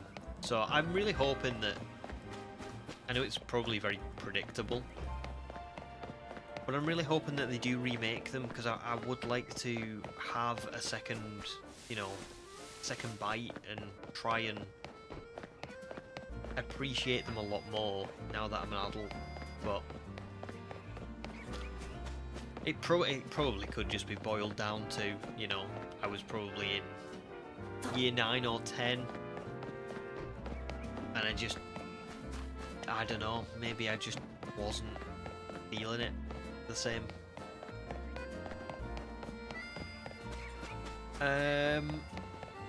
Nice for it, you're actually at the final 2 boss fights of the game now. You were on the 3rd island and beat the last boss, and now there's 2 more big bosses to beat. Oh well, good luck. Enjoy.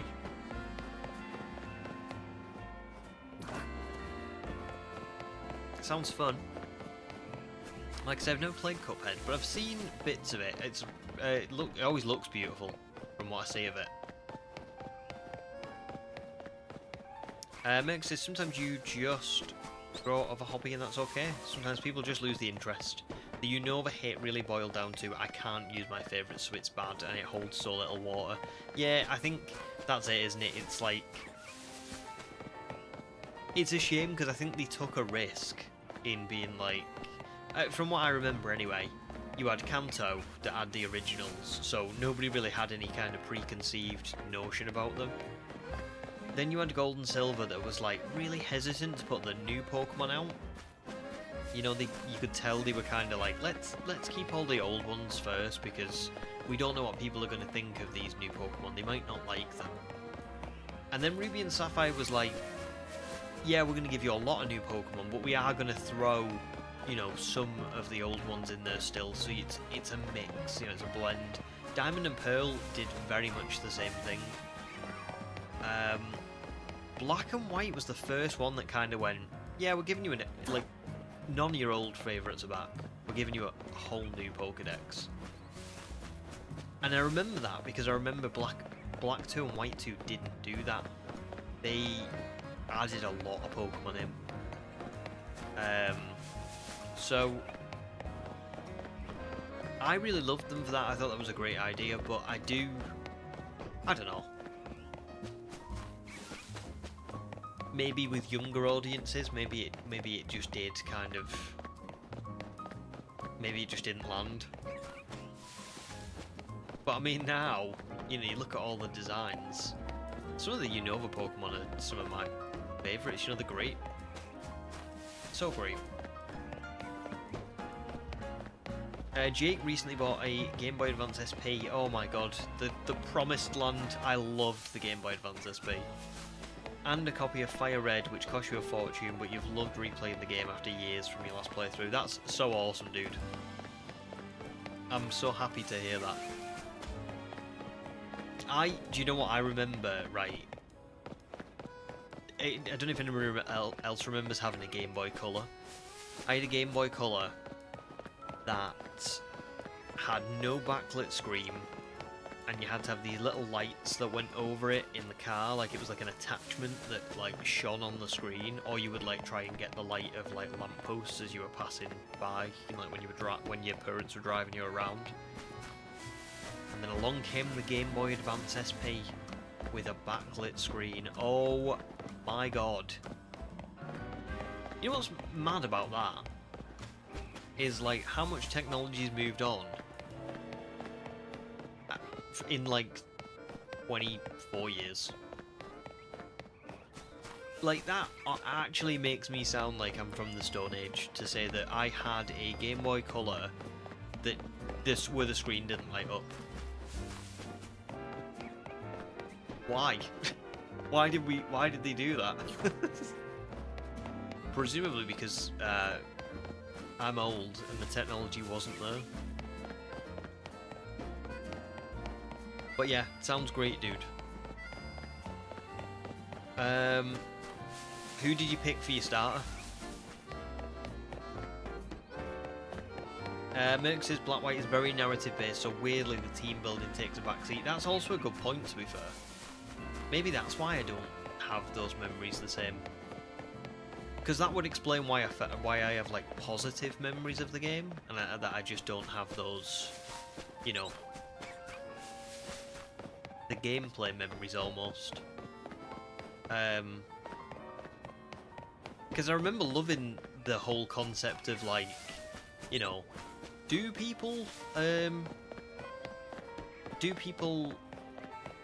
is it a good thing that people own Pokemon, you know, and like battle with them and stuff like that? It's a really good moral quandary, you know? And then you get to like later in the game and you're like, oh, it's just Ghetsis being, you know, horrible.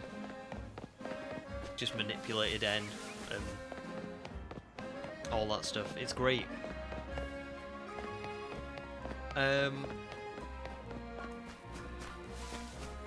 Mercs, what would you say your favourite...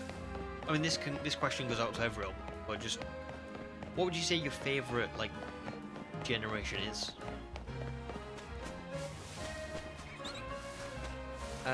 Welcome back, Dragon. And Level Up says you love Cuphead, but it's like a super hard, perfect game to make people rage. Oh, it's super hard, perfect game to make people rage. Got you. Got you. Oh, really? That surprises me. I didn't think it would be like that. I thought it'd be a bit more innocent, let's say. But welcome back, dude. Meebo says Gen 5 is great, but the black and white anime frustrated you so much. Unova was done dirty. Yes. Yeah, if there's one thing I do not like in the anime, it's the Gen 5 anime. It's terrible. Let's just be honest here. It's not good. You know? I know they did the whole, like, Ash resets every once in a while thing, and I get it. To some degree. But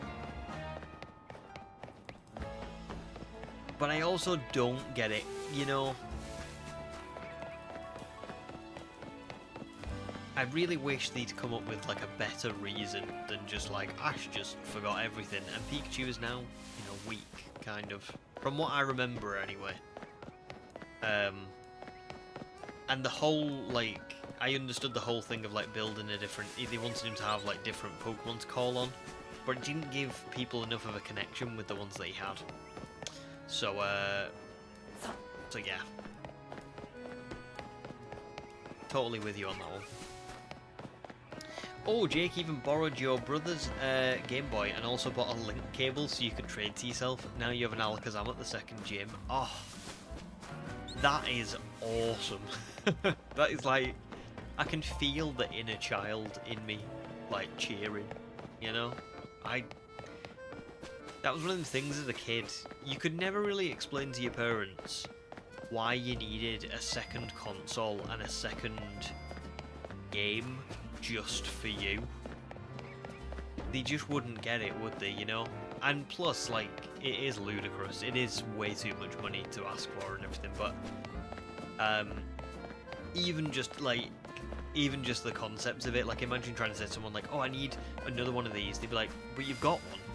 Yeah, but I need this again, and then I need like the game again, but I need like the different colour.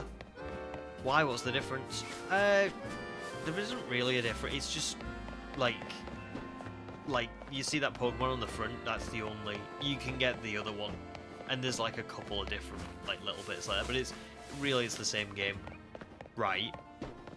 Well, I'm not getting you another console, another game. No, but I can't get all of them without that. I need to trade them to get all of them. It's just... It sounds dumb. It is dumb.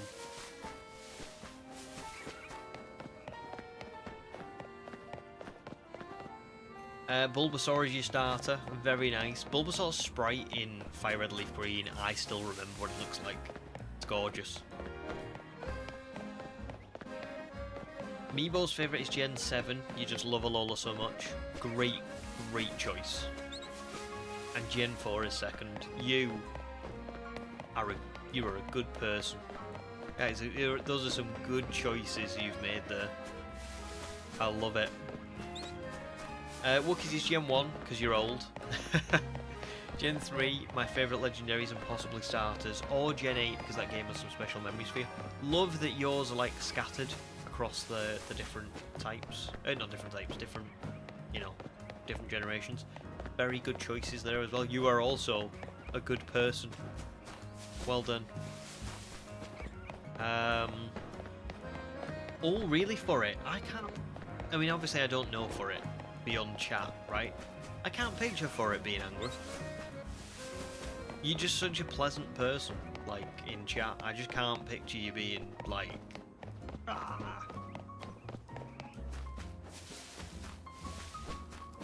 Jake's favourite gem when you was a gold silver, but the remakes are still your favourite of all time.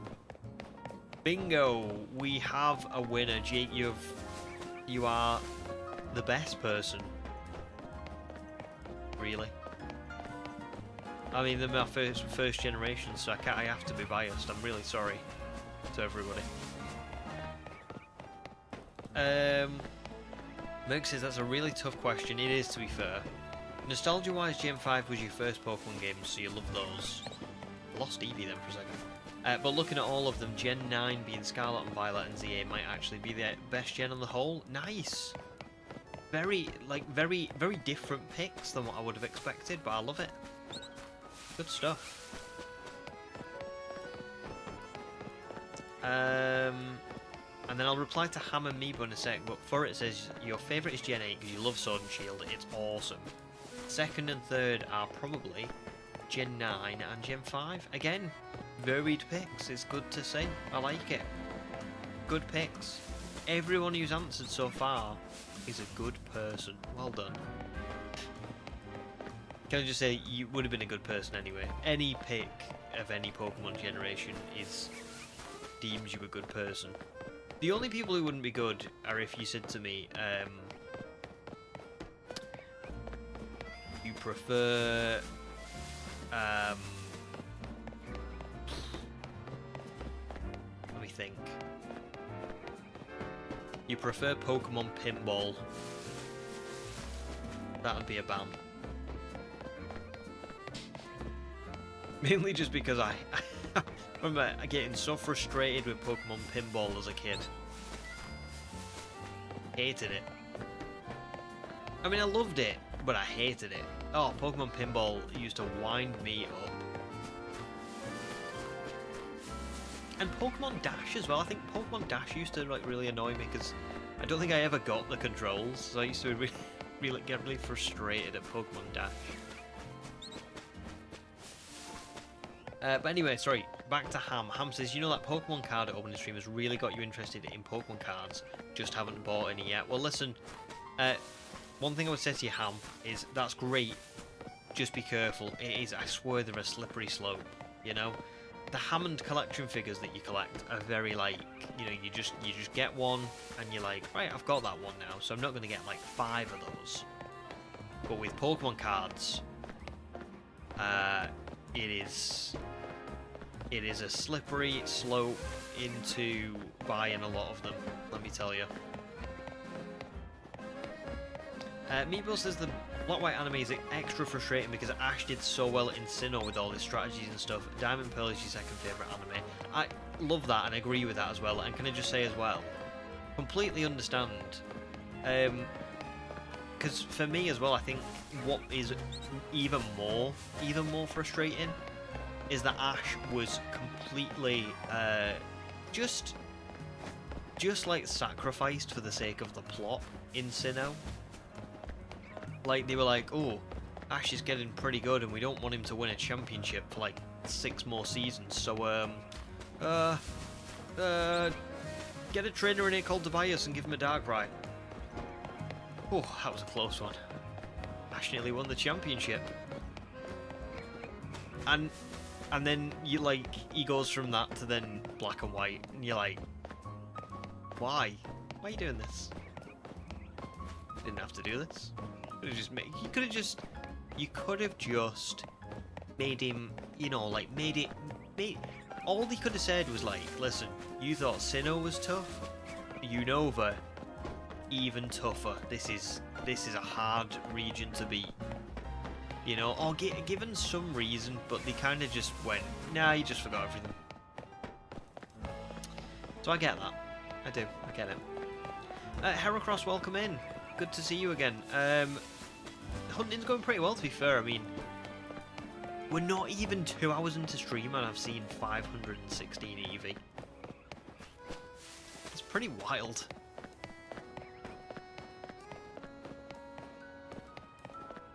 Meebos says, in your opinion, Gen 9 with Scarlet and Violet and ZA is the best story-wise. Sun and Moon and Ultra have the best vibes and gameplay. Sword and Shield has the best art direction. You love the character design and model texture. Great picks, yeah, and I agree with a lot of what you've said there as well. I think story-wise, Pokemon has come on leaps and bounds in the last few years. So, really happy to see that, you know, and I hope that continues for quite a long time. I would agree, Sun and Moon just have such good vibes, and the whole idea of the trials and the islands and stuff, really nice and fresh. Again, this is the same sort of thing when people said like, oh, ZA, you know, isn't going to be good because it's changing everything. You know, sometimes Pokemon's got to change to survive a little bit. You know, it needs to keep fresh. You know, so and Sun and Moon, really, is like the precursors to this, where it's like, oh, this is very different, but I like it. And I agree with Sword and Shield as well. Love Sword and Shield. The towns, the routes, the Pokemon models as well look gorgeous.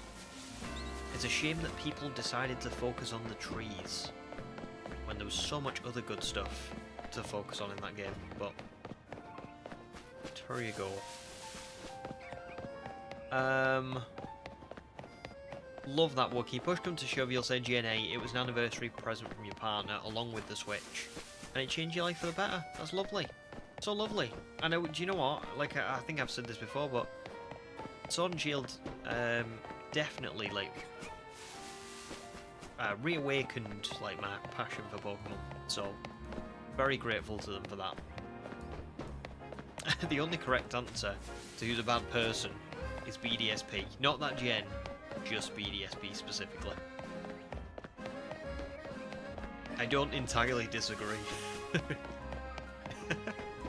But I do, but it's so funny because I do and don't like BDSP. However, what I will say is this. We are joking, first of all, about people. You can like whatever you want. But, I have played through BDSP so much. Like, way more than probably any other Pokemon game on the Switch era. Which is weird. Because I didn't think... I wouldn't say it's my favourite, even though I do clearly like it. I don't dislike it, I just don't love it.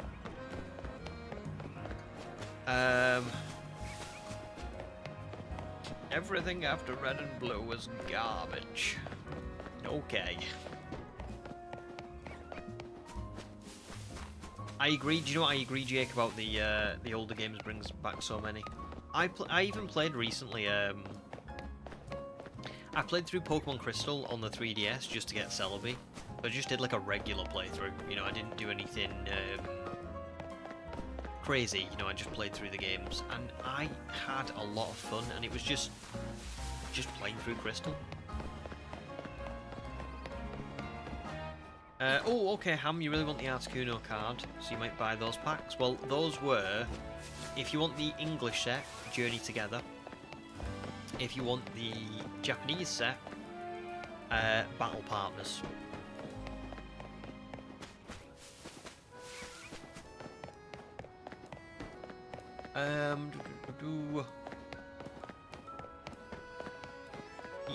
Yeah, I get that. 100%, Wookie. 100%. They did kind of drop the ball, didn't they, on Ash? For some of them. Sometimes he's just amazing, and sometimes you're like, oh, what did you do here?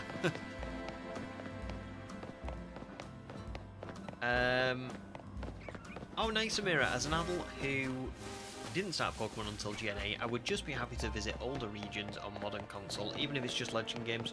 Love that, and agree. Totally agree. Which, by the way, can I ask a question? Does anybody know if Colosseum and Gale of Darkness are out on the Switch 2 yet? Or does anybody know when they're coming out? I was waiting for them to announce the release. And I could have sworn I saw someone streaming them the other day, and I was like, wait, when did this happen? I didn't see this. Eric Ross hasn't watched the anime since the Sun and Moon one or any of the seasons beyond worth watching.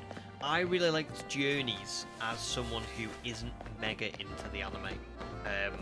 Loved watching bits and pieces of it when I was younger. Didn't really watch any of them all the way through, you know, until Journeys. And then I went back and I rewatched most of Sun and Moon. And I've watched all of Horizons to date for the English version. And Horizons is also... I really like Horizons. I think it's great. So...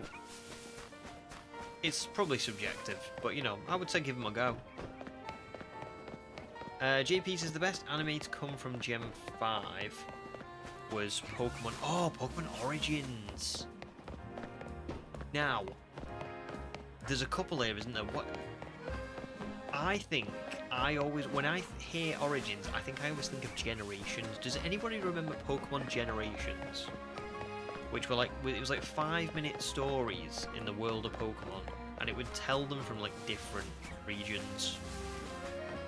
So there'd be like one with Luca trying to catch Giovanni out at the Viridian City gym, and then there'd be one where the gym leaders of Unova confront Team Plasma at Ends Castle. There was one where Lance caught the Dragonite, the red Dragonite. There's just quite a few like that. They were really good. So was Origins the one with red and blue? Showing Red's like full journey and how he became champion, because that was also an absolutely brilliant series. I can't remember if that was Origins or not though. Oh god, sorry, I'm missing so much of chat. But Steampunk, welcome in, dude. It's Sam. Hi, Sam. Welcome back, dude. Hope you've been doing well. And Snowland as well. Good to see you. Very good to see you. I might skip. I'm just gonna skip through a little bit to try and find where we're up to in chat. Heracross says you might check out Horizons because you've kind of missed watching the anime.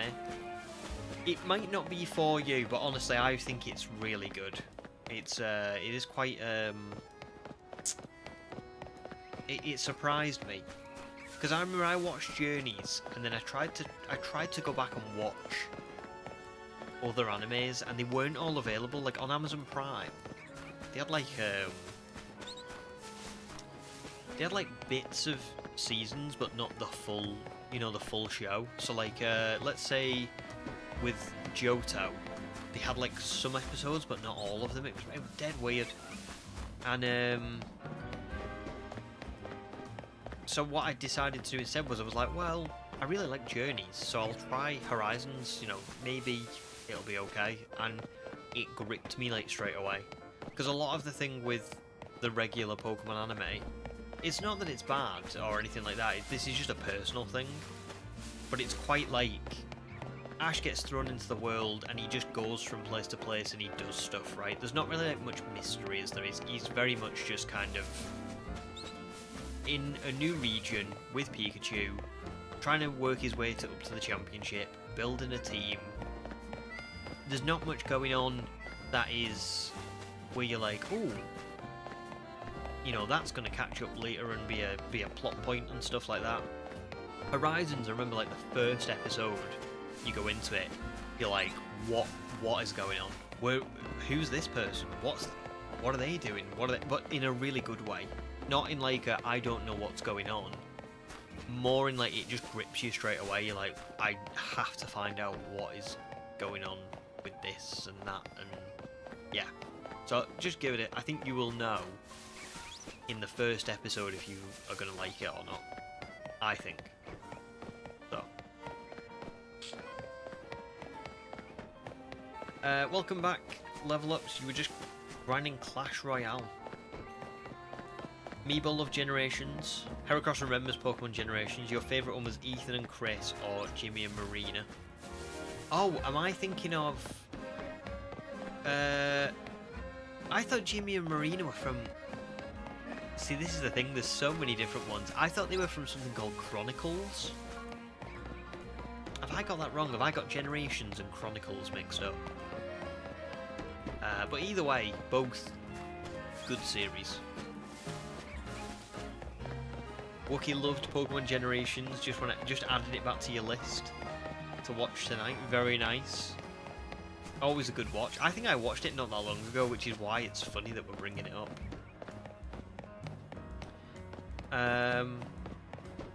Oh, that's a shame, Ham. That is odd. Well, listen, I'm sure you will get it eventually. Whether you get it through a pack or you get it through, someone who's selling it. Meebo says, one thing that made you upset was that they kind of dropped the Pokemon Theatre movie in Alola. You don't get why they had to make an alternate timeline for Ash when the Sun and Crew... the Sun and Moon Crew was right there. I'll be honest, I don't know much about that.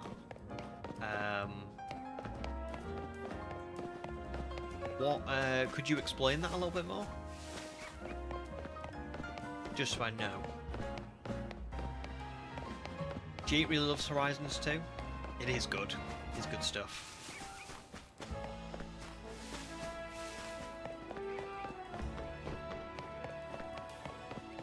Yeah, don't worry. No, yeah, nobody. No, I'm sure nobody will spoil it. But yeah, I mean, the thing with Horizons is I've kind of... The Japanese version is so far ahead, so you kind of, as someone who watches in English anyway, like I've had quite a bit spoiled for me, even up to the latest episodes. But I know I'll still like it, but I understand level ups, yeah. So everyone try and not spoil. Steampunk says, oh, in fact, Steampunk, would you like to be called Steampunk or would you like to be called Sam? I think YouTube has done this thing where it's kind of changed everyone's names to like whatever the handle is or something like that, I'm not sure. But yeah, most of the series follows the same structure, that's it. And then along comes Horizons and it's like, oh, we're trying something new, okay, I like this. Heracross got Generations and Chronicles mixed up, it's all good. I wasn't sure if it was me. But yeah, I seem to remember having Chronicles on DVD, which is the only reason I think I remember. Plus Jimmy had the Typhlosion, didn't he? Oh, and I always remember Kate. Was it Casey who had the bee drill? She was like a baseball, something to do with baseball, but also bee drill.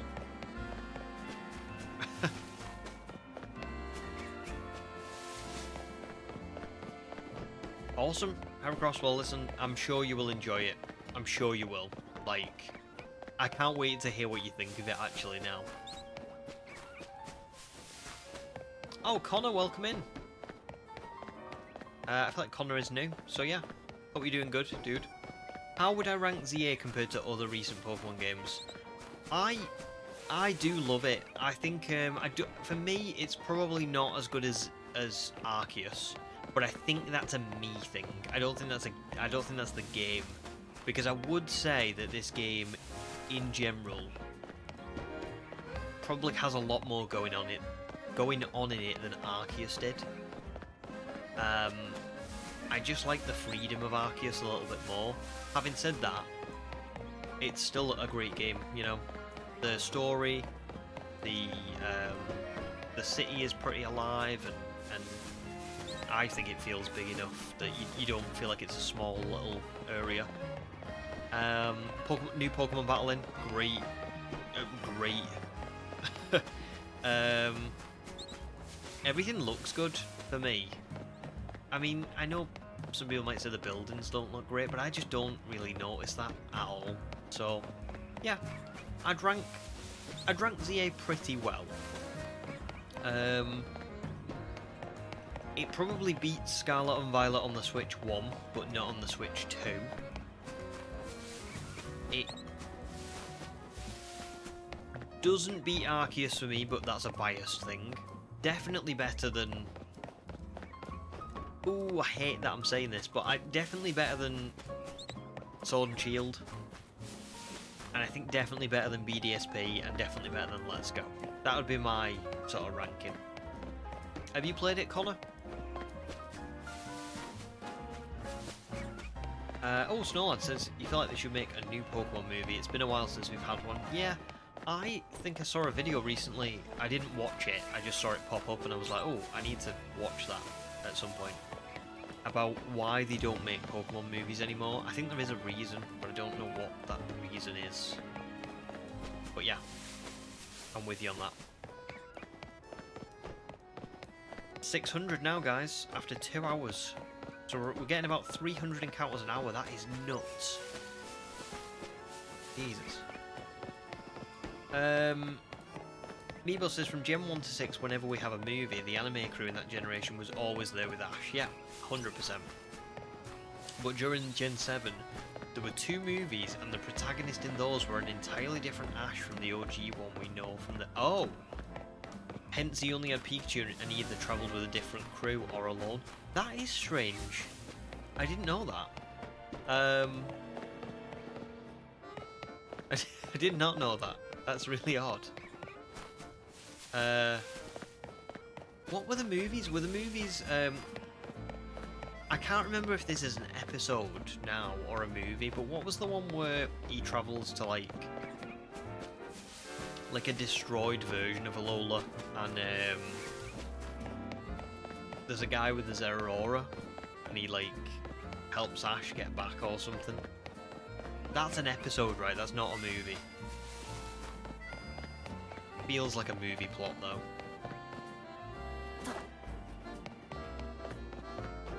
Oh, Conan, welcome in as well. How are you doing, dude? It's going very well for me, thank you. Got a lot of Eevee encounters in tonight, and yeah, it's just nice to be playing Pokemon again. Had to do a lot of editing and stuff recently because the prehistoric video came out, and then I had to, well, like I finished the prehistoric run, and then I had to like edit that video, get that one out. And then the Indigo disc was like over and done with so quickly that it was, you know, it was just like, I don't know, I spent so much time like writing and recording and editing and all that kind of stuff, so nice to just be playing, you know, playing the games again.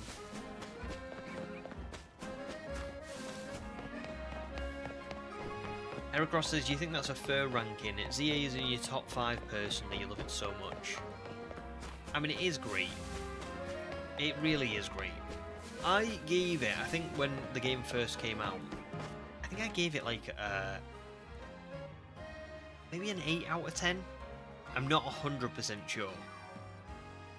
Sorry, I'm just turning my lights up a little bit because I feel like it's getting darker. So needs to be a bit lighter in here.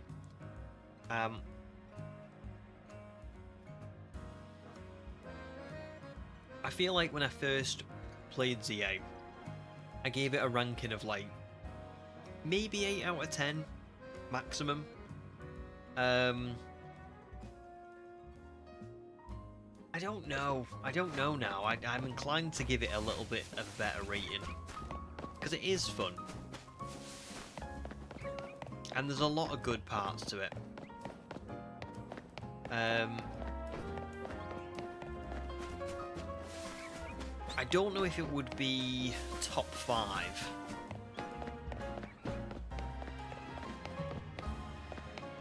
Yeah, because I mean, this is the other thing. I've been playing since I was 6. So it takes something really special to break like my top 5. And Arceus was that special like game for me. So Arceus is number 1 for me, at least right now. I would say Heart Gold, Soul Silver is probably number 2. They were fantastic games. I would probably put Ultra Sun, Ultra Moon at 3.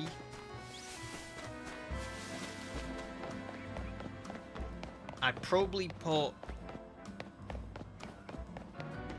I don't know, maybe Platinum at number 4.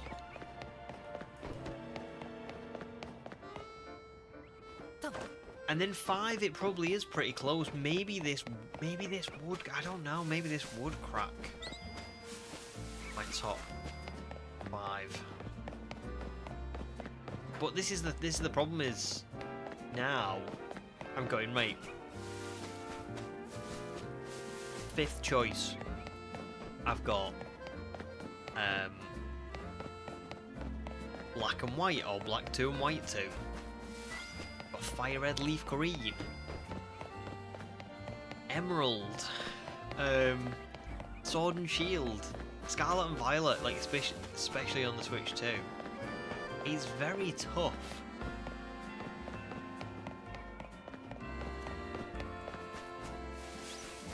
So while I do really love this game, I'm not sure that it would. I'm not sure that it's better.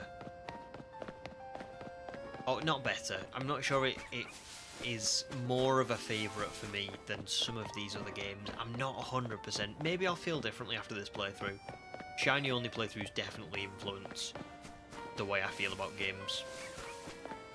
Because what you've got to remember is, I played ZA once when it first released, and I blew through it in like a week. And then I went off in editing the Indigo Disc video and I didn't play it at all. And now we've just started playing it again. But obviously a lot of what I've done so far is your shiny hunting. Like I haven't really played through any of the story. What often tends to happen when I do a shiny only playthrough is I really stop and take my time. You know, like, I will, as an example, say we found Eevee tonight, I would cancel Thursday night stream and I would set that night aside to just play a bit of story. You know, I'd just get through a little bit more, do what I can, and because I would know that, you know, it might be another 50 hours before I get to the next bit of story, because I might have like a horrible shiny hunt or whatever, or I might have a couple of shiny hunts to do, I would really treasure that little bit of story. I would really like drink it in and, you know, listen to the characters, and that does tend to make a difference because I'm not playing it quite as passively. You know, I'm playing it a lot more. I mean, I'm a lot more invested. It's hard to describe, particularly in the way that I play a game for the first time. You know, I want to rush to the ending to try and see what the story is because I don't want it spoiled for me. I'm naturally just really, really happy and excited to play that game. So usually second playthroughs or like third or fourth shiny only playthroughs really leave a lasting impression on me. So we'll see. Meebo says that episode I was talking about before was a TV episode. The movies you were talking about were movie 20 and 21, I Choose You, and The Power of Us. Definitely haven't seen The Power of Us, but I have seen I Choose You. And I do remember thinking that was really weird. That was a really weird movie. It reminded me a lot of the final episode of Journeys. Well, no, it wasn't Journeys. It was that To Be a Master. I don't even know if it was included in that. But it was Ash's final episode, you know, with the ghost boy. And I remember watching that and just being like, what? That was Ash's send-off? That was a really strange little... It was nice. I think I understood kind of the moral it was trying to give off, but I didn't really... I don't know. A bit strange.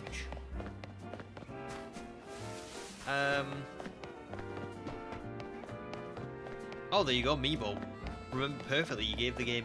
I gave the game 7.5 initially, and then I raised it to 8 after I finished the game. There you go. So that's why I had 8 in my head. Perfect. Yeah, now I remember, because I said I wanted to see what the story was like, didn't I? Because I wasn't sure whether the story was going to be worth... The thing with ZA is, what I remember of it was the start of the game is very... not even the start of the game. The first 2/3 of the game is very...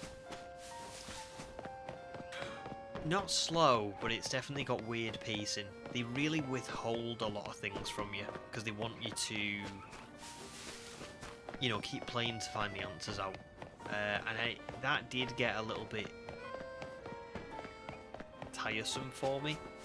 So I was kind of like, if the end of this game doesn't have like a really beautiful, great ending, I'm not sure it's worth all the build-up. But in the end, I did think it was worth all the build-up. I thought the build-up was great. I thought the ending was great, which made the build-up, you know, necessary.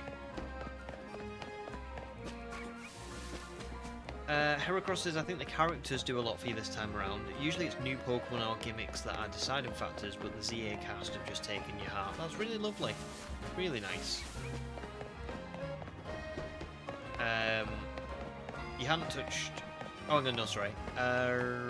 Level Up says your top 5 games are 5 Heart Gold Soul Silver, 4 Scarlet, 3 BDSP, 2 Legends Arceus, 1 Platinum. Those are your top 5. I think I have quite a fair ranking. Well, the thing is even if you didn't, you know, it's your favourites, isn't it? I think obviously the conversation changes somewhat, right?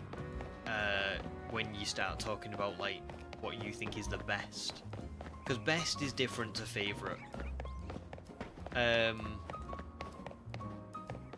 But even best is subjective, you know? It's not... You can't give an actual best, can you? It's just what you think is the best, but... Like, if I said... I thought... But for me, Gold and Silver are games that I prefer as a favourite over Emerald, you'd be like... Yeah, that's fair. You know, those are your favourites. You might have like some kind of reason for it. But if I said Gold and Silver are better than Emerald, I think a lot of people would be like, are you kidding me? Gold and Silver were empty. They weren't better than Emerald. You know? Heracross says, you hadn't touched Galar since first beating your sword file. This current badge quest for Shield has given you a much greater love for the region already, even if you're stuck currently on Applin. Yes, so there you go. Perfect example of the whole, you know, the shiny only runs give you a really... They just give you a different perspective on the game. It's really interesting how that happens. I'm not... No, I do know why, but... I don't know. It still surprises me how much it changes my mind. I've got to imagine Wookiee's gone by now, but no problem at all, Wookie. Hope the meetings are good. Hopefully I will catch you before the end of tonight. And hopefully you will come back to a shiny Eevee. Let's hope.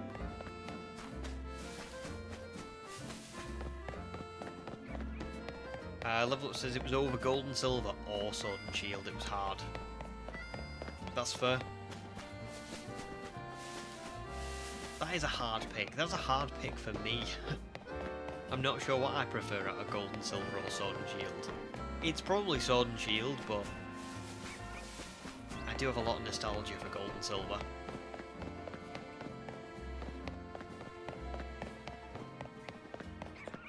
Ah, that's fair, Meebo. So the Sun and Moon TV anime was so fully fledged it covered everything about the legendaries and mythicals, leaving nothing for the movies. Yeah, they would. You're right. But I mean, presumably they could have done something. I don't know. Was I seem to remember I Choose You having a Marshadow in it? Was that right? Was Marshadow like a part of that, like a big part of that movie?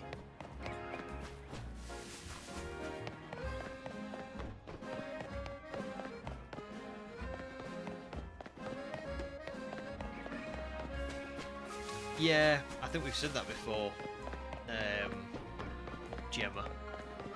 It's funny. It's a funny one, that one, because I do agree with you. It is a little bit like, oh, you're using Floette.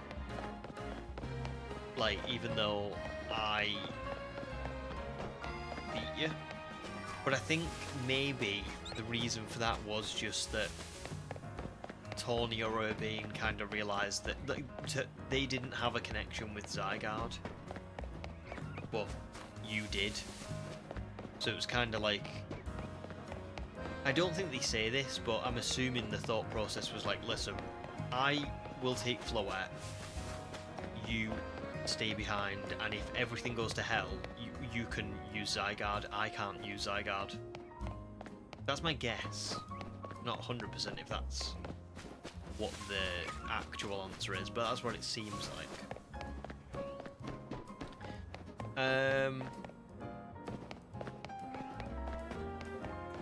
No, wait, I didn't realise that there was a different outcome if you lost. That's wild! Really, Meebo?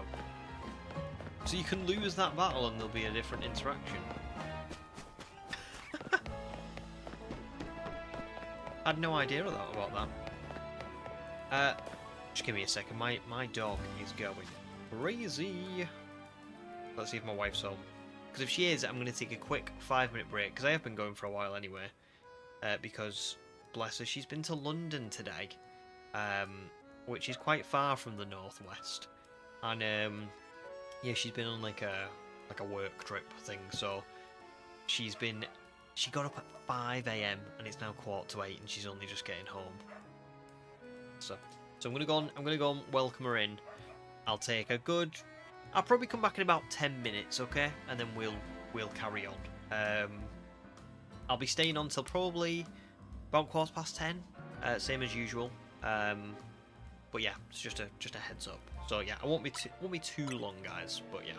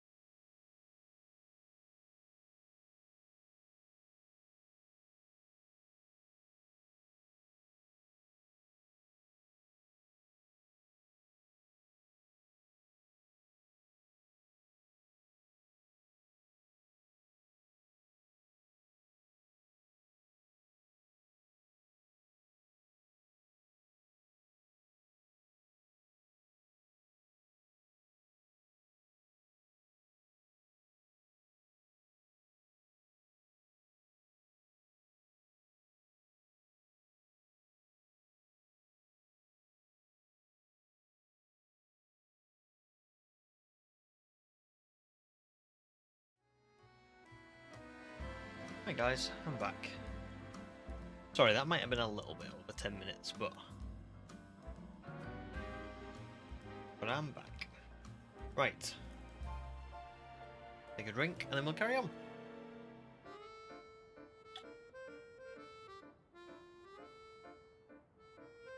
So, we're actually just kind of shy of 700, not too far off. We're definitely getting to 1,000 tonight. Don't know if we'll get much further than that. I might even count 1,000 as the cutoff, but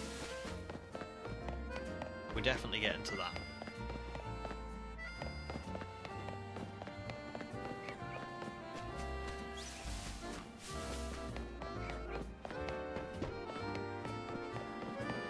So let me check chat to see what's been going on while we've been gone. Meebo said that in ZA you could lose every rival battle and the game would still continue. I did not know that because I'm just too much of a champion and I won every single one of them. So that checks out. But yeah, I do understand because it's a little bit. I know what you mean, Gemma. It's kind of like it's kind of the same problem as what I had with the Wish, isn't it? You know, it's like you work all game to become the strongest Mega Evolution user, and the reward for that should be you're the one who gets to go and, you know, do the thing, because that's what it is. That's what it's been building towards. That's what AZ wanted you to do. But then that gets pulled, you know, the rug gets pulled out from under you. And I suppose as well, that's what I mean, it's kind of like the Wish. The Wish is the same. It's like you work all game thinking, oh, I'm going to get this wish. What's this wish going to be? And then they're just kind of like, there is no wish. It's an illusion. So I do understand. I think the only thing I could say with that, again, yeah, it's still not good because it's kind of like, this is me trying to cover for a, I don't know whether you would say it's a loophole, but it's me trying to cover for something that doesn't totally make sense. And it would be for me to say, AZ does mention something about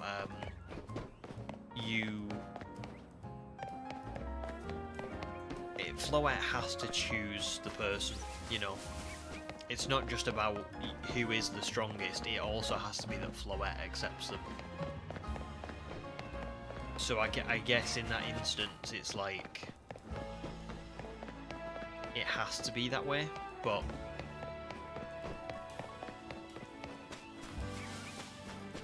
and to be fair, it's a good job that it was, because if it wasn't, it would have been the most boring end to a game, because we would have been stuck in the tower watching Tony or Urbane take on the tower. So, I don't know. Little column A, little column B. You know? 700. 700 Eevees. If we were doing this in Arceus, I would not get close to this number in one night.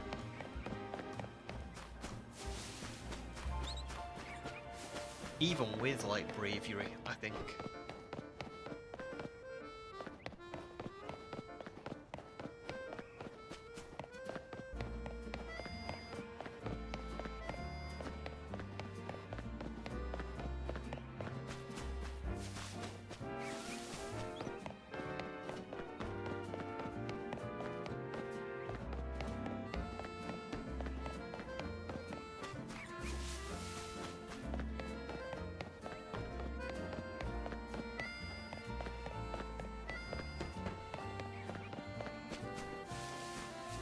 I really could listen to this music all day, you know. It's just that good. Oh, also, why is my... Whoa, what's going on with the...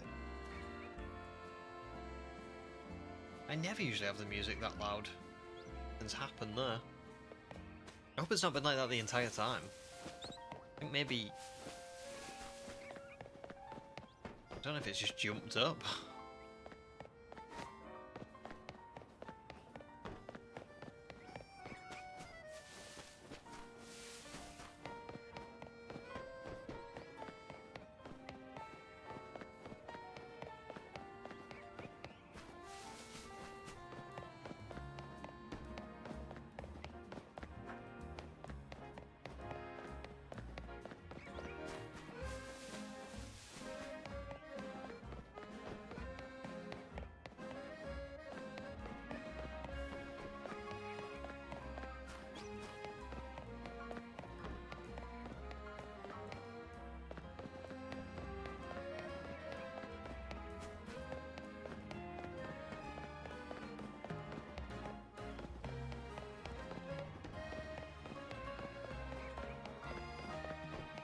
It's so good when it just spawns on the edge like that.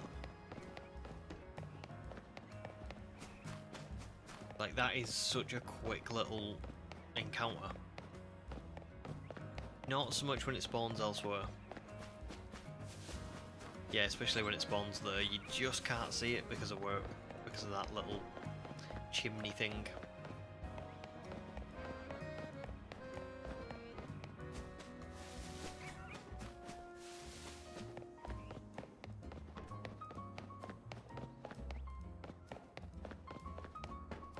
Oh, little Miss Mewtwo, congrats! Just got a shiny Pansage, but still no shiny Pikachu. I mean, that is a shame, but I will say shiny Pansage is pretty cool. I do like that one.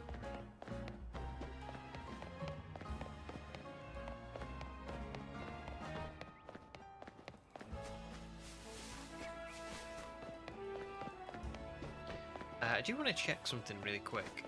Let's just make sure. Nah, neither of these are shiny. Anything else around here?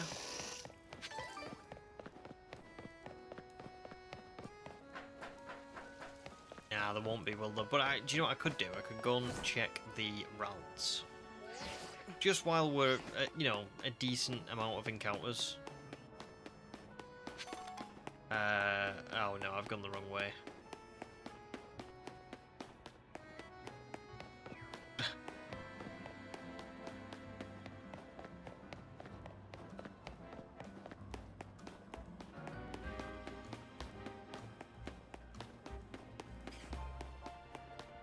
Oh, here it is. It's just around this corner.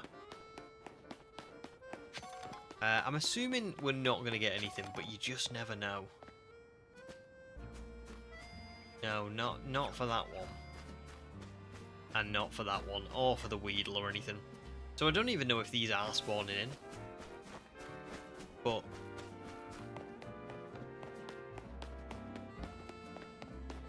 yeah, I'm not sure. I'm not sure. I think they would be. Looking at where that Eevee is. At least one of them, maybe.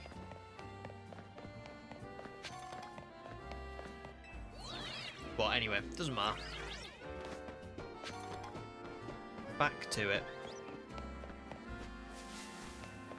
That one will count, I think.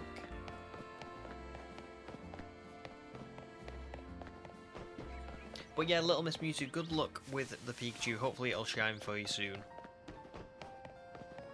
Meebo decided to shiny hunt for Amora 5 days ago. I think it was a mistake because I still have nothing. I've been resetting the same 30 fossils for 5 days. Now, do you mean you think it was a mistake to attempt it because it's taken so long, or do you mean do you think it's shiny locked? Because I know 100% it's not shiny locked. So you will get it. It's just gonna take maybe a horrifically long time. Which is a shame if so. Because I'm definitely going to shiny hunt for Amora in this run. At some point. I think it unlocks after like, I want to say side mission 10. Yeah, you mean this decision was a mistake. Okay, that I can agree on. It's horrible, that realization, isn't it, when you go, I'm too far into this to stop doing it, but I really want to stop doing it. I'm not having fun. Always funny.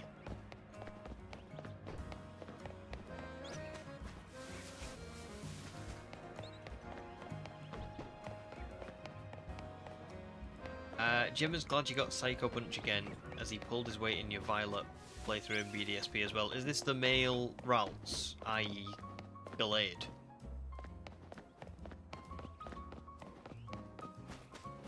I mean, it is a great one to get. I mean, I always think with Gallade, it's a great Pokemon to use for like Dex completion and things like that as well, because it usually knows False Swipe, Hypnosis. My one in Sword and Shield even had... Well, it wasn't from Sword and Shield, it was from Legends Arceus, but I used to transfer it over to Shield to like complete the Pokedex and stuff. It even had like Life Do, so it could just... It was level 100. False Swipe, Hypnosis, Life Do if it needed to recover HP. It was just a monster for completing Dexes. Oops. Heracross says the sunk cost is the only reason you haven't given up on Applin. It is for the sunk cost fallacy. You've got to carry on going, haven't you? You've got to carry on going. I mean, it's only really happened to me once. It was the Motorstoke Gym shiny.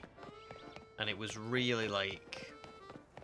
I mean, we still talk about it on this channel, because it was just so ridiculous. And I remember getting like a month into that and thinking, it'll shine soon. Like, just keep going, even though I was like, I think maybe 2 times over odds at that point. And then like a month later, it had been 2 months, and I was, I think, 4, maybe 5 times over odds. And I think that was the point where I was like, oh my god, I have to keep going. But I don't know when this is going to shine.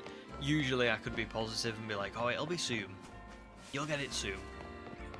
But when you're like that far over, your brain starts going, what if I am that one person who gets like 70,000 encounters?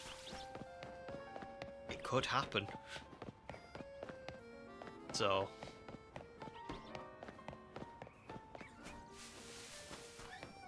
yeah, ZA would have been really cool for Applin. Appleton's grown on me a lot. I'm still not really keen on Flapple. I struggle to like Flapple. Love Hydrapple. Oh my god. Dipplin and Hydrapple are great. And then Appleton's pretty cool. But yeah, Flapple just... I don't know. I don't know. It's never really grown on me. Maybe that will change one day.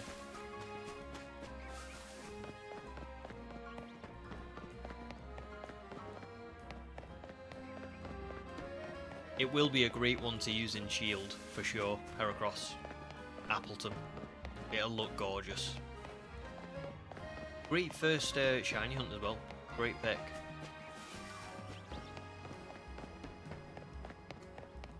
Yeah, definitely Gemma. Definitely. Love nicknaming them now. I never used to nickname Pokemon when I was a kid. Ever. Like... I used to not really like nicknaming them. I always kind of was a bit like, no, that's a Charizard. I want it to be called Charizard. I don't want it to be called, you know, like, I don't know. Well, I was never really creative with nicknames. That's probably half the problem. But I was like, I never wanted it to be called like Pyro or something like that. I was like, nope, that's a Charizard. But now, yeah, I've changed my mind on that. I've U-turned. Oh, good Good shout, Meebo. What's your next target after Eevee? I have got a list. Let me just find it. Where will you be?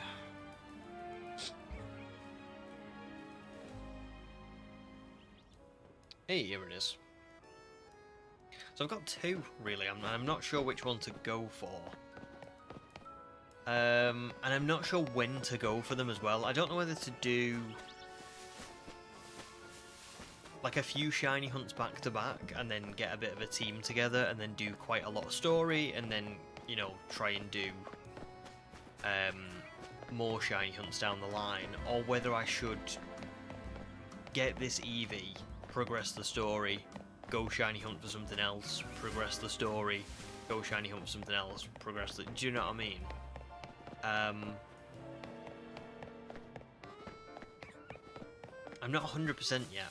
Thankfully I have time on my side because I probably won't get this Eevee tonight. Or even on Thursday. I'm assuming I'll get this on Sunday if I get lucky and I get it within the full odds.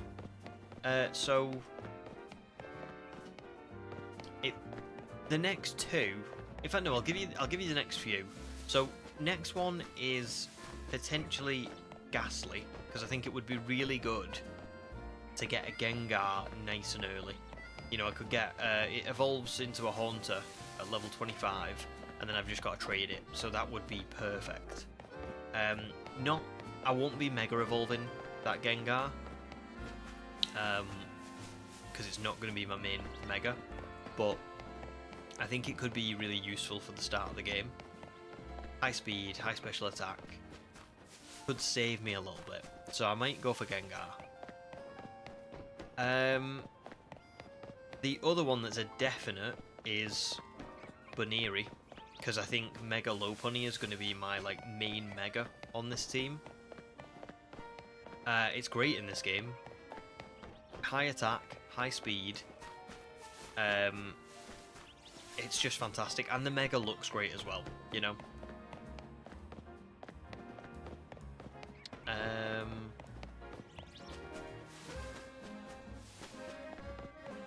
What else have we got? After the main mission, the 10th main mission unlocks, there's Mawile, Carbink, and Manectric, which I'm going to be bench resetting for. I'm going to try bench resetting. They are only unlocked from Wild Zone 9, which I think is why I have to complete main mission 10. So yeah, that one's pretty straightforward. You get one Alpha Manectric in that area. You get 3 Carbink and 3 Mawile. So I'm going to try bench resetting, just because I always want to try out the new methods, even if I don't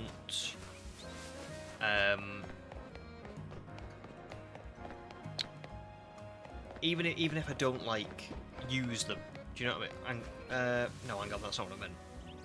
Sorry, my dog's squeaking toy outside and it's massively distracted me. What was I saying?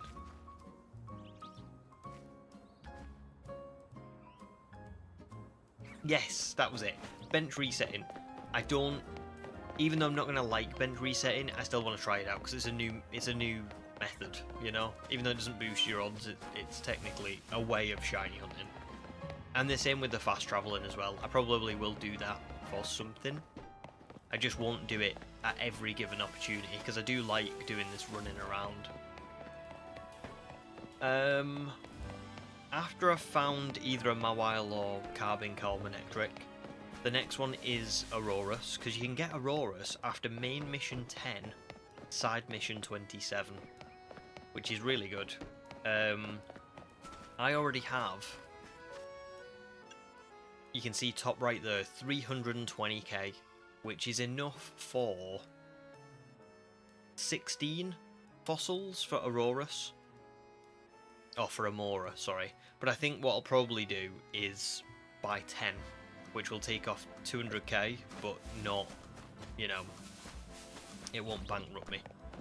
And I think 10 is a good number to soft reset with as well, because the soft resetting is pretty quick. So, yeah.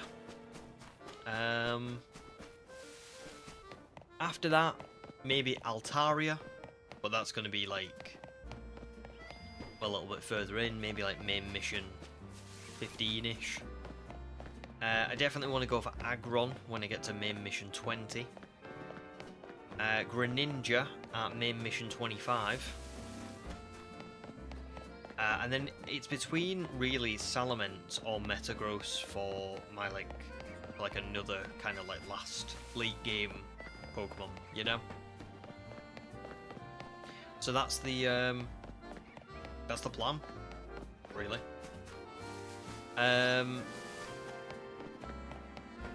Yeah, I think that's a pretty nice team. The final team will probably end up being Umbreon, Lopunny, maybe Carbink if I get it. If I don't get it, then no. Aurorus, Altaria, Aggron, and Greninja. I think that's probably going to be my final team of 6. Like I say, I don't know where Carbink would fit in. Maybe Carbink would steal a spot if I could get it. But if I can't get it, then that's fine.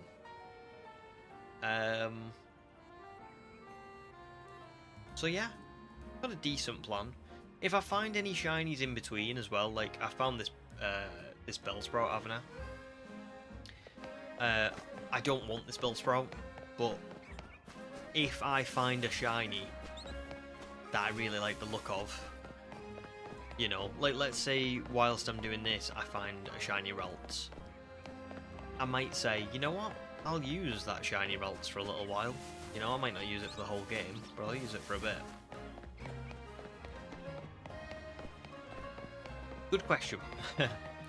Heracross says your longest hunt ever was 23,000 encounters for a Timpole in white. So worth it. That does sound worth it. Damn. That is brilliant. And Seismitoad is such a good shiny. So, congrats.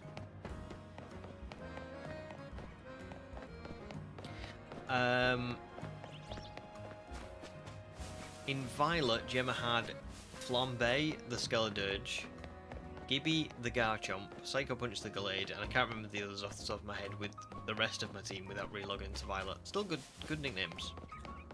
I like, I don't know, I like having nicknaming themes, so I like, you know, naming it after a specific brand of characters or a TV show or something like that. Oh, another good question, Meebo. One thing you've been meaning to ask since my first ZA playthrough, why do you keep a few of your Pokemon as is without Mega Evolving them? So do you mean like if I have a Heracross and it can Mega Evolve, why don't I do it? Why do I just keep it as a Heracross?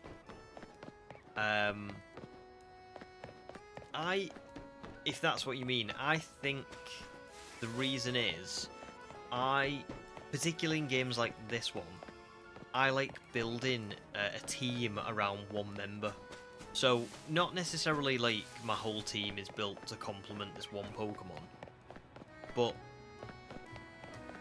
I like picking a Pokemon and saying, right, that's going to be my main Mega Evolution, or that's going to be my main Dynamax Pokemon, or that's going to be the one that I go to terrestrialize.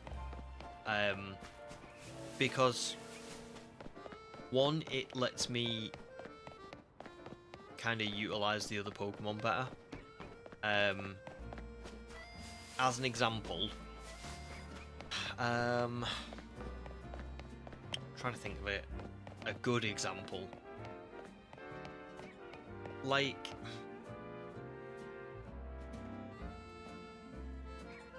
I don't know, like Gengar, I could just give it the Mega Stone, but I think I would rather just kind of give it an item that gives it a little bit of a boost in power, you know, and be kind of like internally think, right, this battle is going to be closer because I've only got Lopunny to rely on for the Mega, and then that gives me, like, I don't know, ways to make the run a little bit more creative as well. So, as an example, I'm getting Umbreon. A move that I want Umbreon to learn is Wish, because what I want to be able to do is send out Lopunny and Mega Evolve it and let it like decimate the other team, and then call it back and send Umbreon out and get it to use like Reflect, Light Screen, you know, and then use Wish, so that when Lopunny comes back onto the field, it gets healed again and it gets to Mega again. Do you know what I mean? Things like that.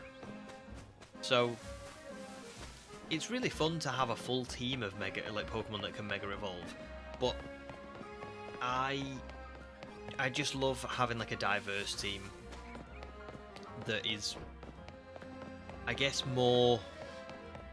I like being like the other trainers in the game as well. Do you know what I mean? So you look at every trainer that you face in like the promotion matches towards the end of the game, you know, that are like really good trainers. So we're talking Vinny, we're talking Jacinthe, we're talking Canary and Corbo. They all have one Pokemon that Megas, don't they? They have like an ace Pokemon. I like having that in my team because I think it creates a bit of a, I don't know, a bit more story, I guess, for the run.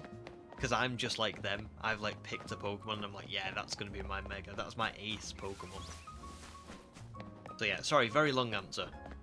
But I hope that does answer the question.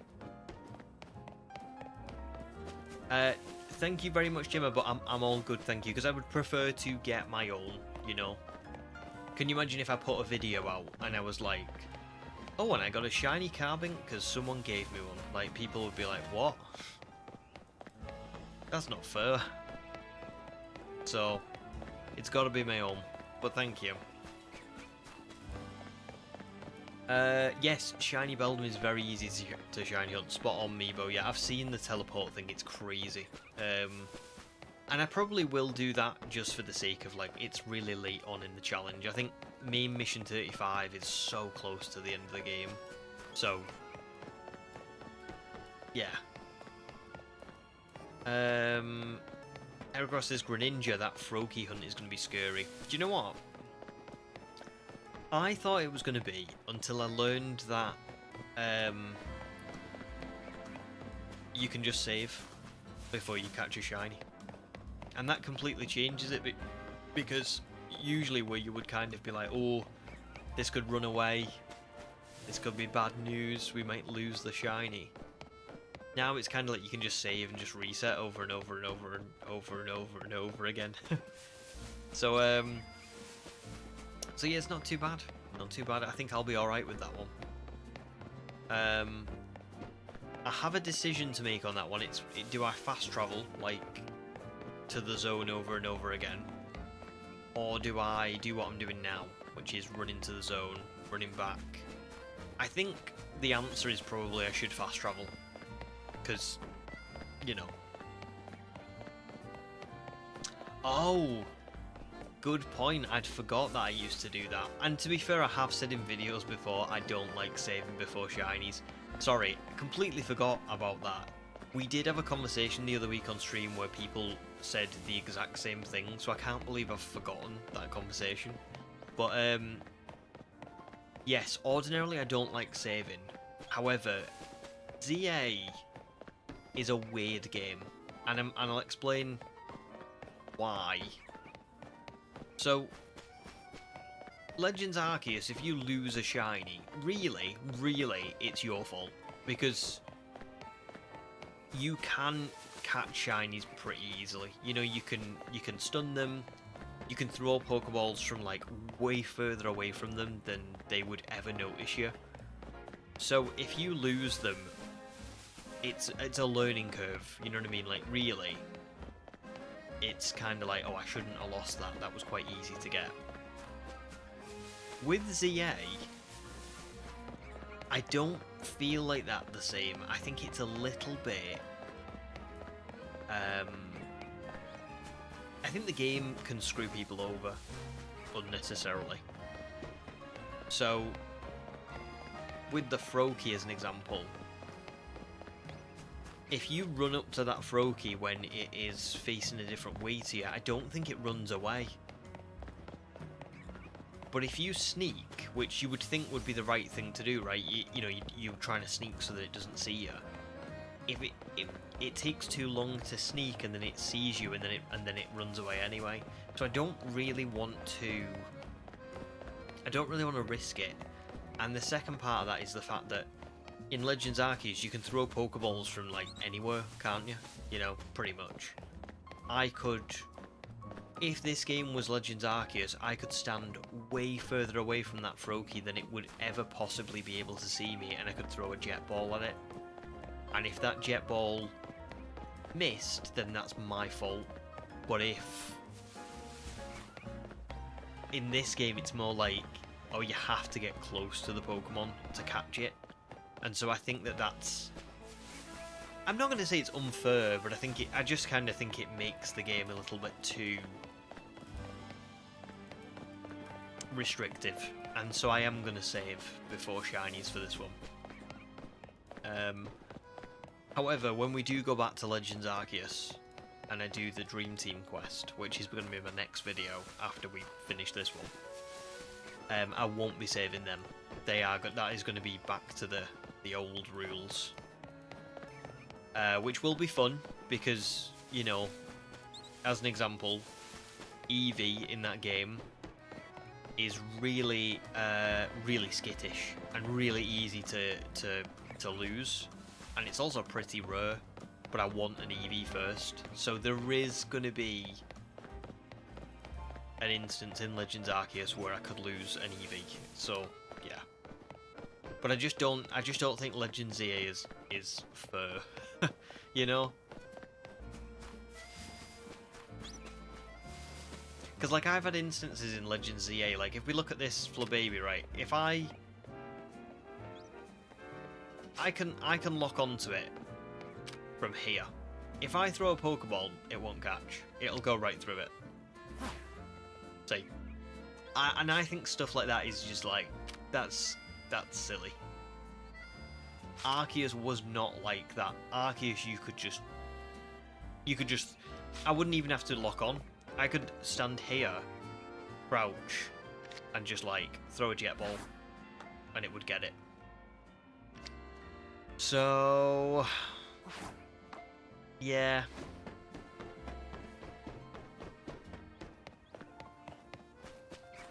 I do think it's a little bit of a...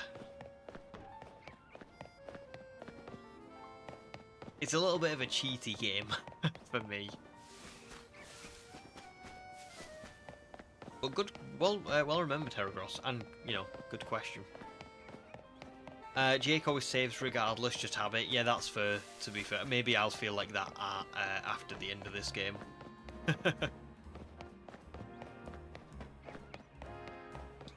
Meebo says, are you going to hunt for shiny Clawitzer? Clauncher was the only Pokemon I shiny hunted at full odds because it was just that good.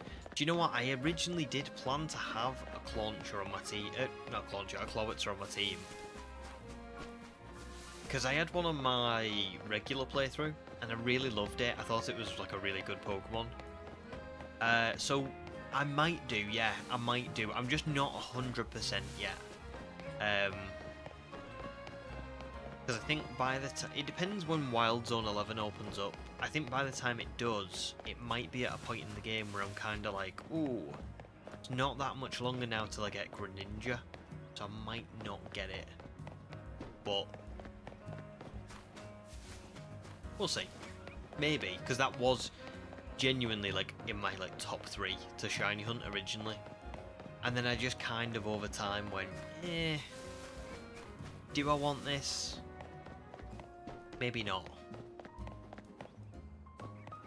But it's got a 10 out of 10 shiny. I love Clawitzer's shiny, and I love Clawitzer as a Pokemon. So maybe I should.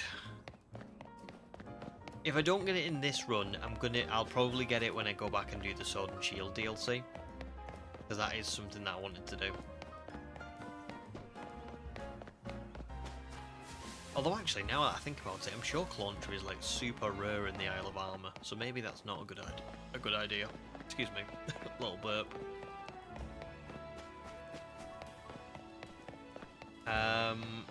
Heracross says, you know, super fair, it took me ages to figure out how to catch Dratini. just for your decks, because the thing is so skittish. If it's one thing I miss, it's jet balls. Literally that. Literally, it's... When I did Legends Arceus, if you remember, I lost, like... I lost a shiny Ponyta and a shiny Stantler. And then I think I nearly lost another shiny Stantler. And I remember thinking on every time, I was like, that was my fault. That was my fault, 100%, because I could have got better Pokeballs. I could have, like, took my time and, like, got some stun items and stuff. That was my fault, 110%. Whereas, I have tried to catch the Froakie, and I've tried to catch Esper as well in this game. But with both of them, I haven't really felt like it was entirely my fault. Like, I felt like I did everything right, and it still didn't catch. And when it's like that, I just kind of think, ooh, yeah, I think this game is meant to be saved. You know? It's like games like Fallout, where there's all these options where you can lock yourself out of siding with a particular faction if you don't have, you know, if you say the wrong thing, basically. And games like that are meant to be save scummed. You know, you're meant to save the game and then try things out and then load them back up if they don't, you know, if it doesn't work. I do sort of feel like shiny hunting in this is a little bit like that, where in most cases it's totally fine, but I've seen people see like a shiny Fletchling on a lamppost and it's gone before they even know where it is. You know? Or I've seen people do everything right trying to get that Froakie and it's run away. So, myself included. Just would have been great if we could get jet balls and stuff like that back. That is a big, maybe not the main reason, but it's definitely a big reason why I prefer Arceus to ZA, because I think the catching system was just so freeing. You know, you never really felt like you were being restrained. Arceus was very much like, listen, if you can reach it, you can catch it. Doesn't matter. It's not like that in ZA. They know what they're doing. They're like, no, you can't do that no more.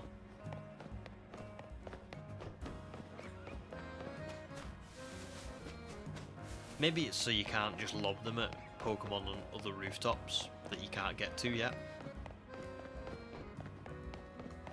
Little Miss Mewtwo says, a second shiny monkey has been obtained. Can't believe it. Another Pansage, so I can have a Pansage and Simisage. Nice. What do you think of Pansage and Simisage? Do you like them?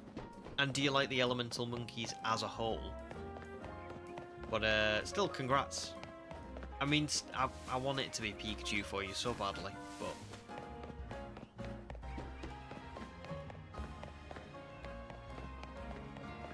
Meebo says, I wish Clowitzer had a Mega. It's not fair that Dragalge got a Mega and Clowitzer didn't. They are each other's version exclusives back in XY. Yeah, Clowitzer would have been so great. So great. I mean, I do love Dragalge, so I'm glad that Dragalge got on, but... you're not wrong. Clowitzer is prime material for a Mega.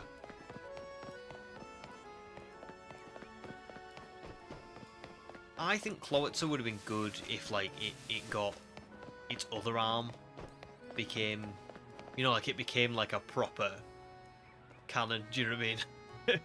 both of its like pincers became these big cannons, and then maybe they could have given like its head some armor or something like that, but I don't know.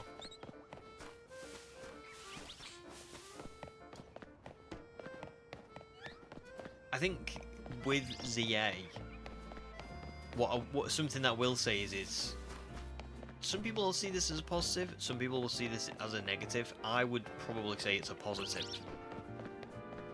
I think people, sorry, I think the Megas, quite a few of them were designed with characters in mind first. Do you know what I mean? As opposed to the, like, what Pokemon should get a Mega. It was like, oh, what Pokemon suits that character as their ace Pokemon? Let's give them a Mega, you know? Which is why I don't hate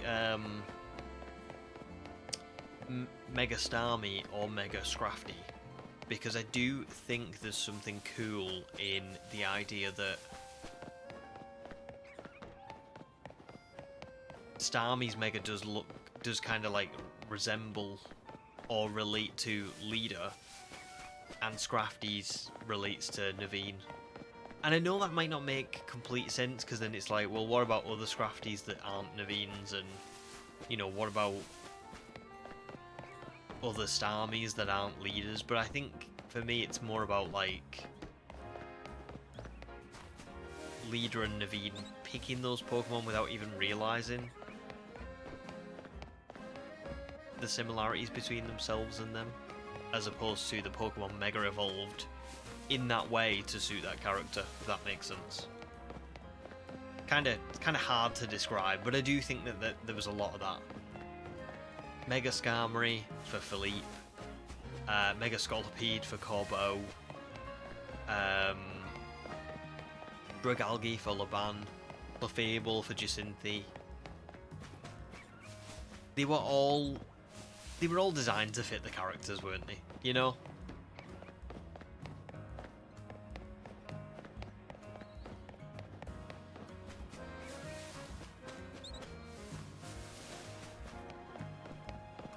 Nice. People loving Mega Scrafty.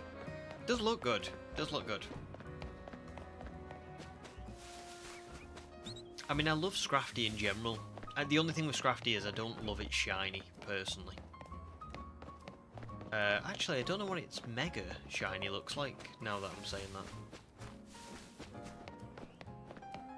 Little Miss Beauty says, I do love the elemental monkeys, yeah. I like how they're based on the hear no evil, see no evil, speak no evil monkeys. Oh, I didn't know this. I did not know this. I'm gonna have to look that up.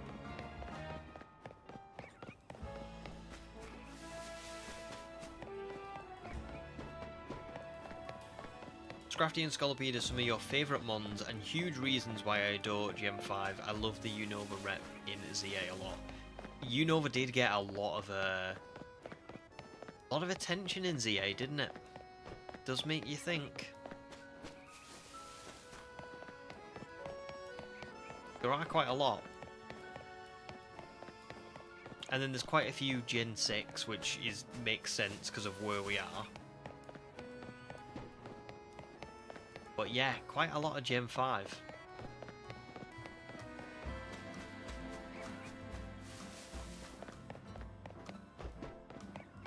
What's kind of wild is just, like, in general, is we are now... I know we've got a long time before this, but we're now 9th of December, right?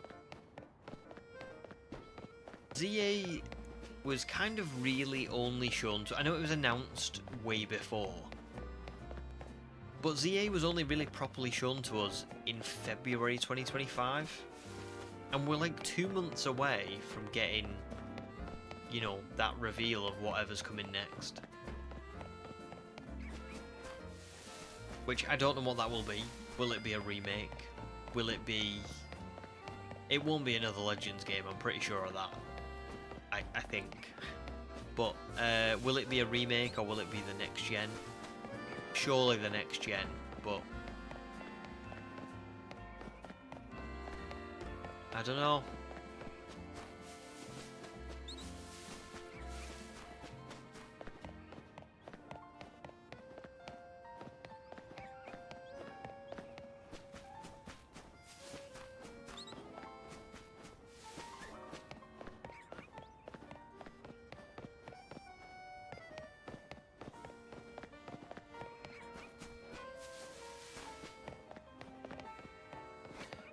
Cross nothings for Let's Go Johto, am I right?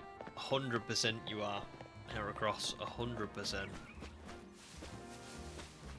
Oh, I would love it.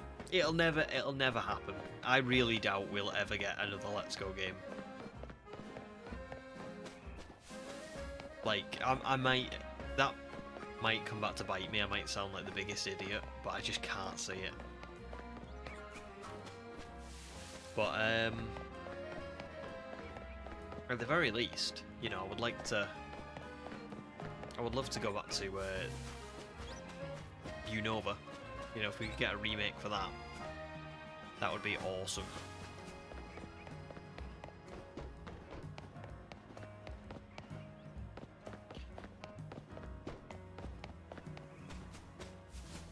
I'll tell you what, my hand is starting to eat like my thumb. I've just been holding this one-handed for ages doing this.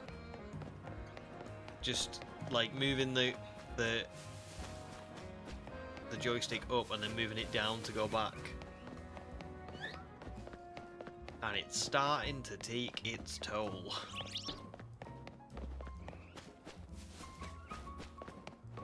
I also can't seem to do it with any other fingers, like it seems to... I break the sprint. I'm only coordinated with my left thumb.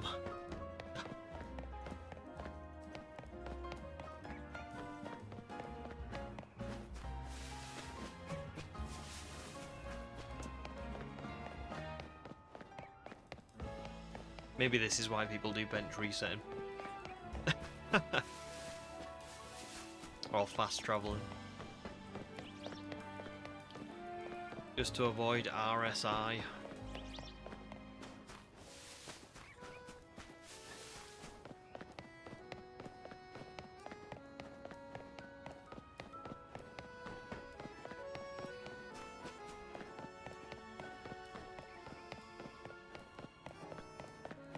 I'm gonna try with my right hand, but it's not gonna work, I can already tell. I'm gonna struggle with this. No! Oh my god, it's too difficult. Can I try with like...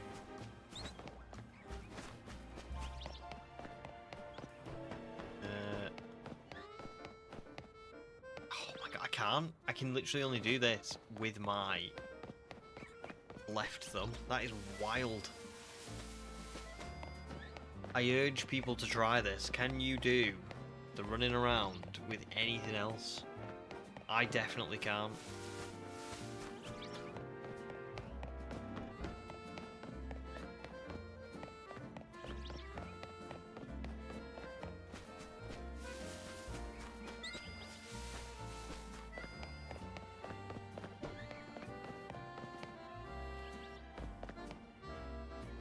Oh god. Yeah, and now I'm starting to run into walls.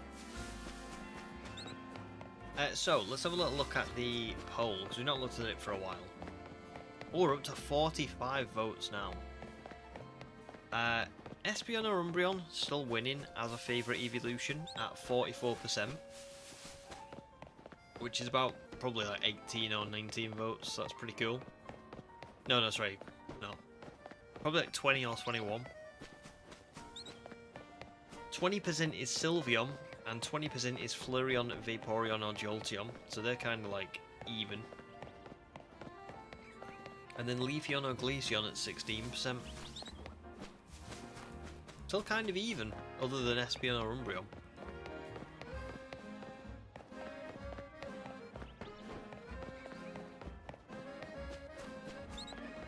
So has anybody got any predictions for what they're going to show us in February next year? Excuse me.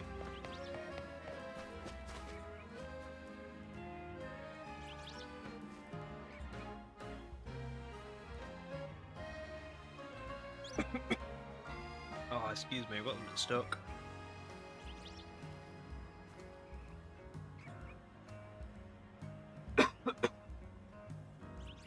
Blah. Oh, Mum. I hate when that happens.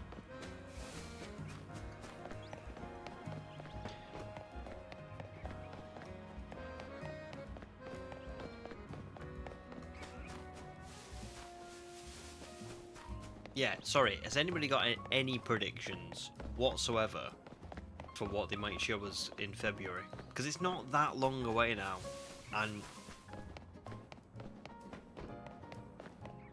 it's going to be what? Is it 30 years next year? It is, isn't it? It's Pokemon's 30th anniversary, I'm sure it is. Or is it the year after? Is it 2027 that's the 30th? I really can't remember.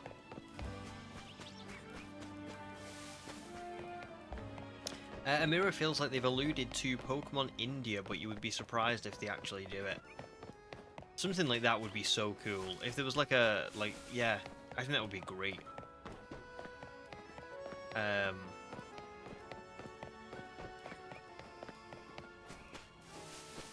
I mean, I feel like we've had quite a lot of... We've had quite a lot of other places. I can't think of... Well, actually, there probably is quite a lot of places that they've not used just yet, but... I think that would be great. I would love to see that.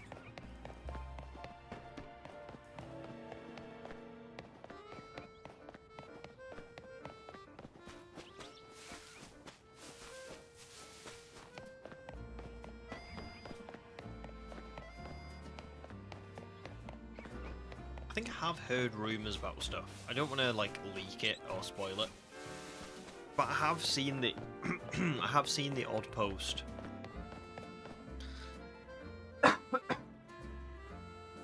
Ah, so sorry.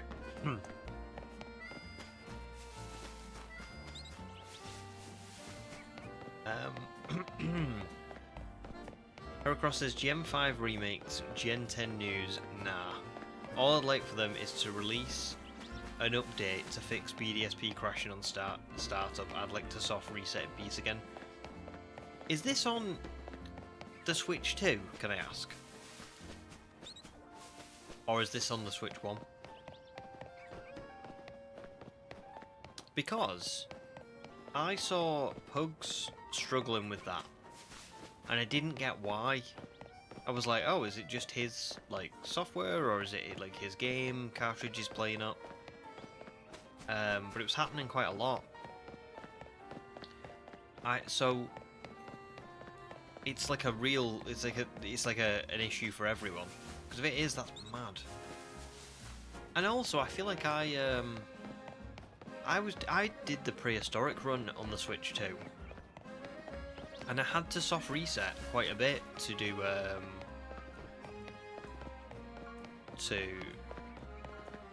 to reset my fossils and stuff, and it was working then. Switch 2 most recent update broke BDSP. It crashes like 10 to 20% of the time on startup since. Yeah, so God, that's terrible. I did, yeah, like I say, I did see it because so there's someone who joins these streams and he streams himself, called Pokemon with Pugs, and he was soft resetting for a shiny Palkia, and I just kept seeing it crash, and I was thinking, I assumed because mine worked that it was just like something to do with his, but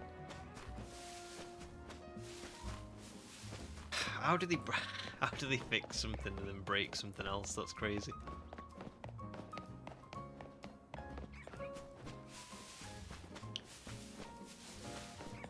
It will be interesting. The port all the old games to Switch, Jake, that would be great, wouldn't it? That would be amazing. I just don't know. They just seem so hesitant to do it. It's so strange. I really don't get why. But for some reason they're not keen. But yeah, Gen 10 news would be pretty cool. The release date on that would be interesting, because you would think it would be the end of next year, but I'm not sure that it would be 100%.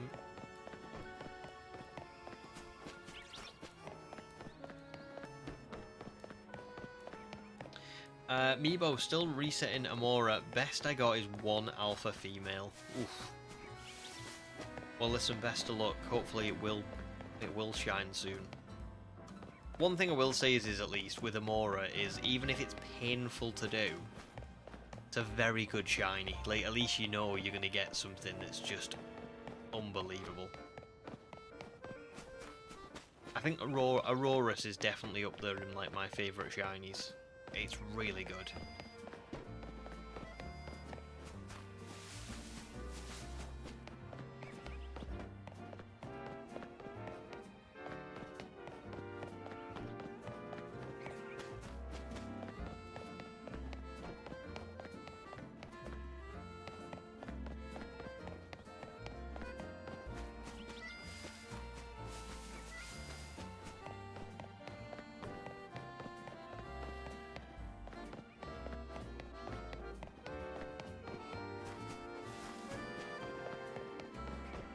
If Gen 10 was end of next year, say November time, they'd have to drop something early next year, in your opinion.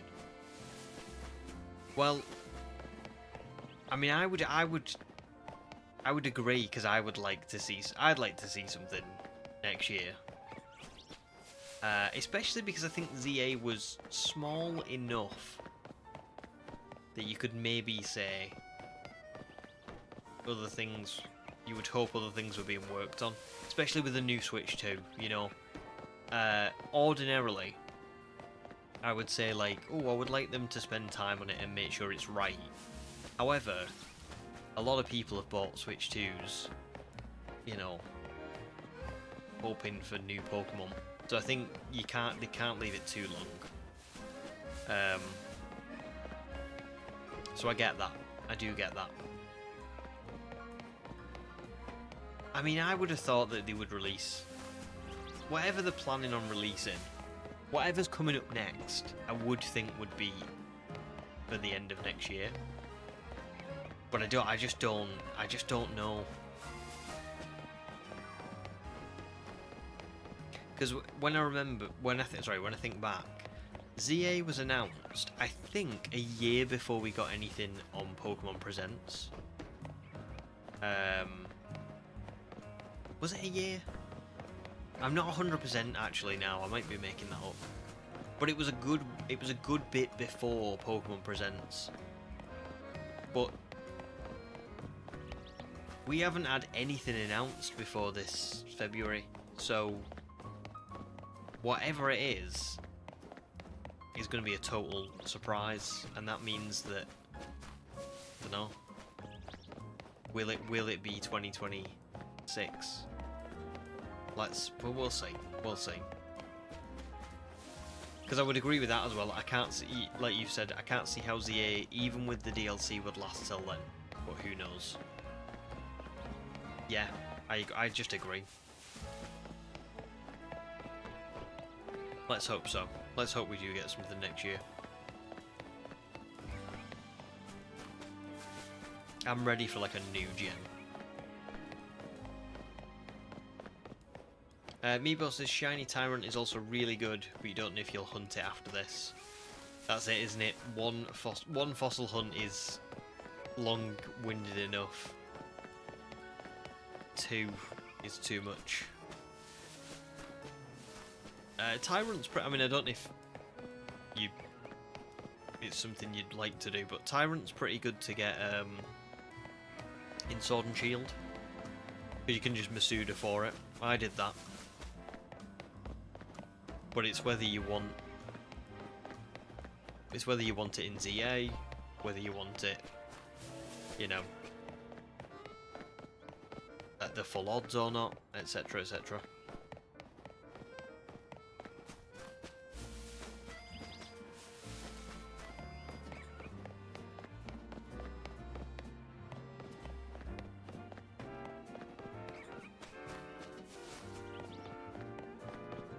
Coming up on 1,000.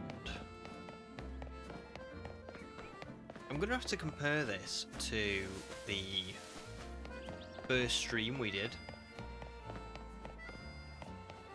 to see how many encounters I'm actually doing, you know, per hour. I mean, it looks like I'm doing about 300 an hour.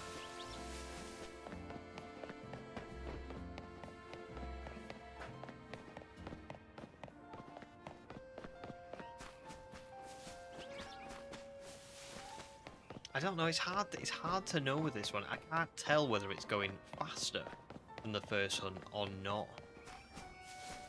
Because the method is the same, but I'm just seeing less Pokemon, so I don't know whether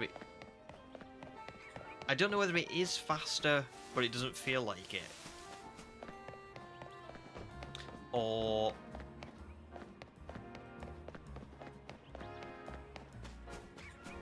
I don't know. It is as slow as it feels. Jake doesn't like how the fossils are full odds, even at boosted odds with the charm would have been nice. Yeah, I agree with that, because I do think the shiny charm is so hard to get hold of in this game that really it should affect everything. That's a non-negotiable, really. If they're gonna make you spend so much time getting the shiny charm, it should just be, yeah, you get boosts on everything. I'm not really sure why they've chosen to do it the way they have in that sense. Heracross says, maybe a hot take. Masuda method, while I've got many great shinies from it, is such a drag. I much prefer random encounters or soft resets. To be fair, I do get it.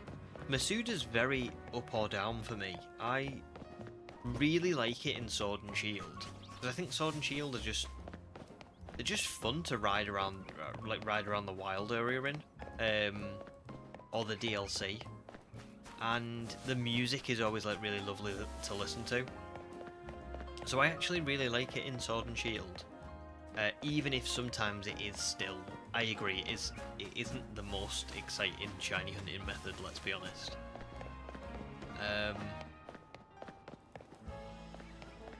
But I do know, I don't know.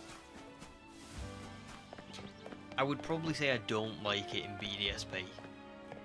In the prehistoric run, it was good, because I would collect a load of eggs offline, and then I would shiny hunt online, on stream, with everyone.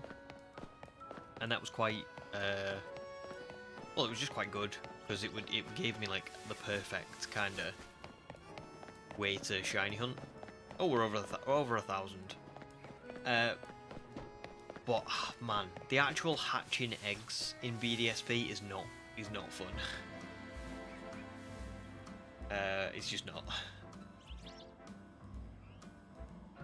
Oh, let me just move this a little bit.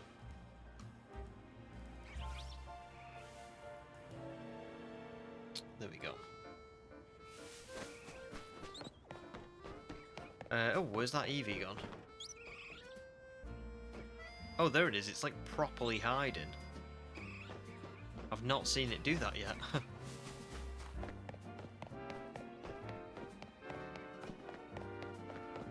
But yeah, I get it.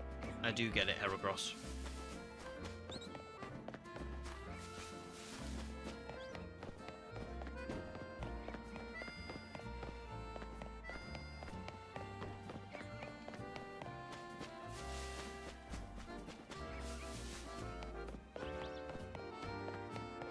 To be totally fair, I think my Applin endeavour is sullying my view of it a bit.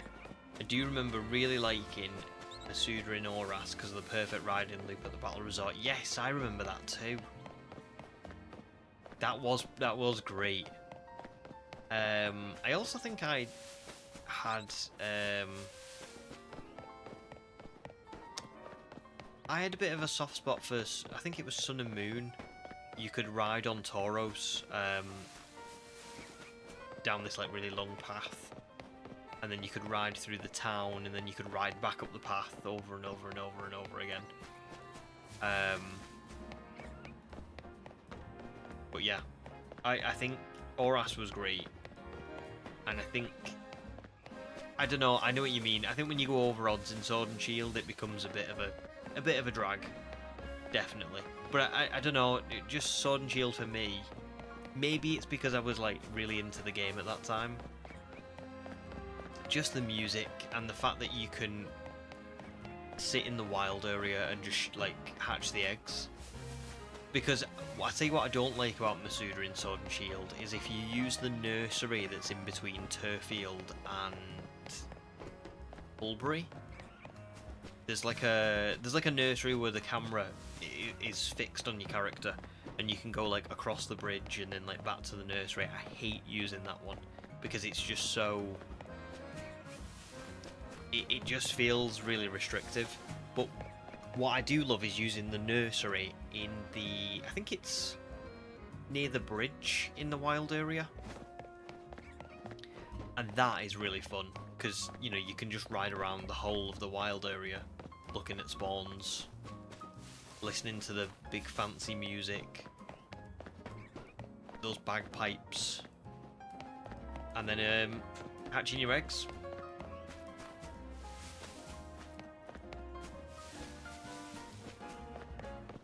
Can you remember what you used to Masuda in Oras?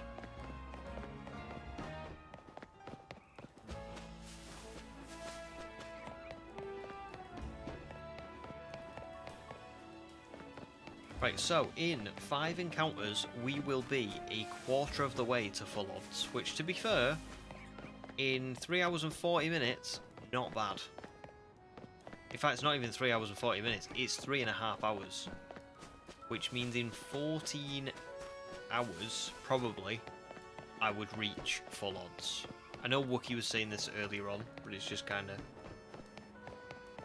confirmation-ish of where we're at. Oh, Water Splash, welcome in, dude. Long time no see. Finally could make it again to the live stream. Greetings to all. Thanks, dude. Good to see you again. How are you doing?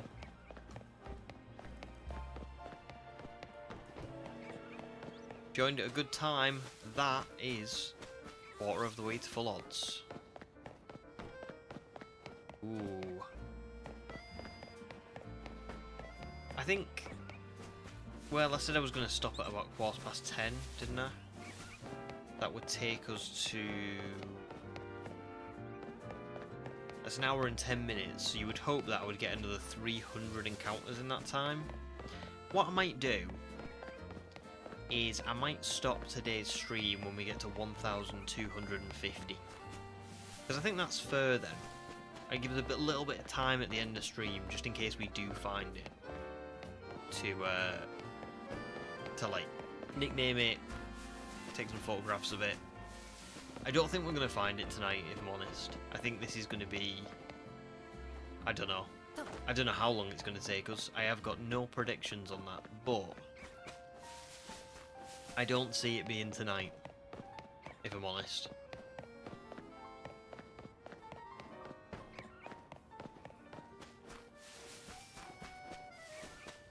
That gives us another 220 encounters. Okay.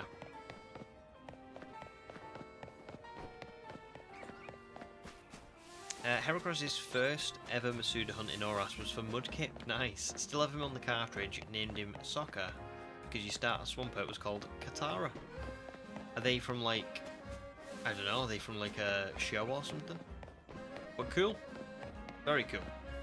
Aside from that, don't really recall doing it for anything other than starters since Dexnav and Hordes were so diverse. Dexnav I don't think I did all that much, but Horde hunting was great. Well, sorry, I say Horde hunting. I used to use the Hordes to get, like, hidden abilities and, I think it was, like, better IVs as well. I remember around Oras and Sun and Moon, I was starting to get a little bit more into, like, trying to do, like, competitive battling. I never really got into it properly because I wasn't very good. But I did enjoy, you know, looking around for them.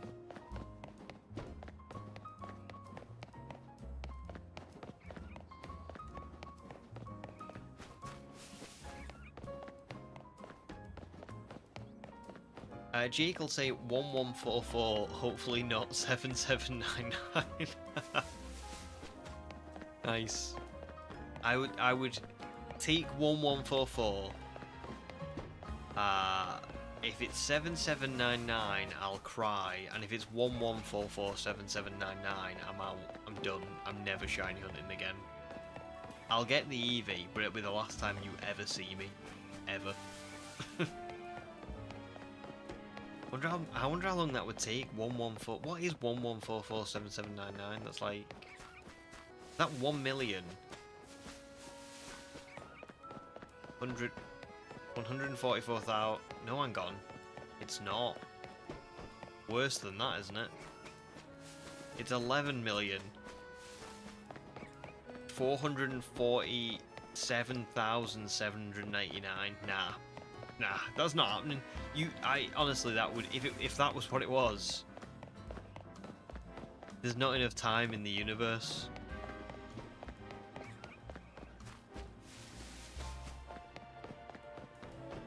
Not enough time in the universe. Oops, didn't mean that.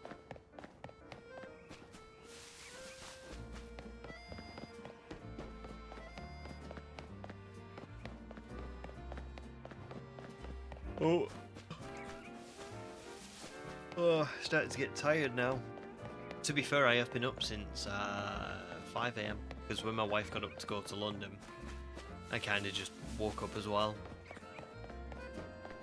So yeah.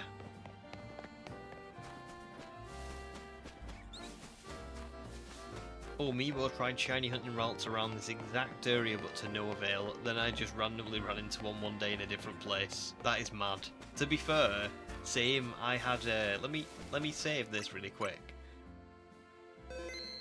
I might have showed you this before, but this was from recently. So when I was doing the testing for ZA,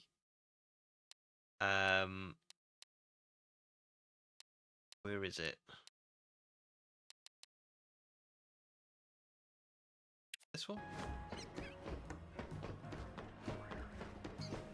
Yeah, because you can see this is way for it. This is on my old file, but I was doing the 5070, and I was like, oh look, routes. I love reliving this. This was so funny. I was like, yeah, this seems pretty consistent. Lol. 3 encounters. That's pretty mad. Maybe this is why I'm not getting lucky so far in this one. Because I used it on the test phase. I gave that one away as well. I've not even got that Ralts anymore. That's gone.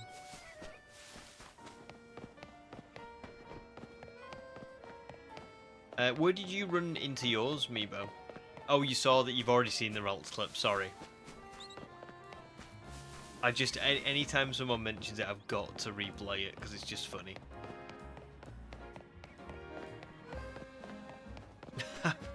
Eric Ross says the 11 million, it sounds like an average 1 in 8,192 hunt. Don't know what you're talking about. It is what I imagine 1 in 8,192 is like. I'm not sure I ever want to do 1 in 8,192. It sounds scary. Oh, the exact same place as mine. No way. That's wild. Maybe it's like a hotspot for Ralts.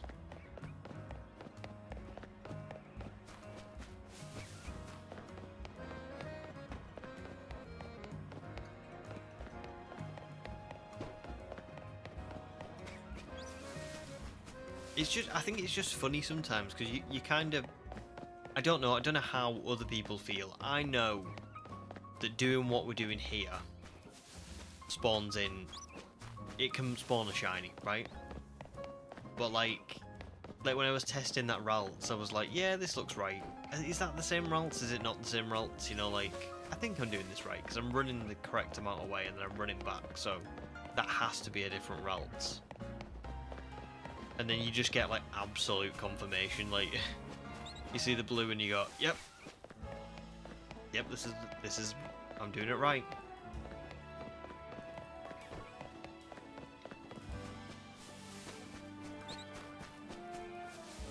I'm gutted I wasn't recording it like properly at the time, but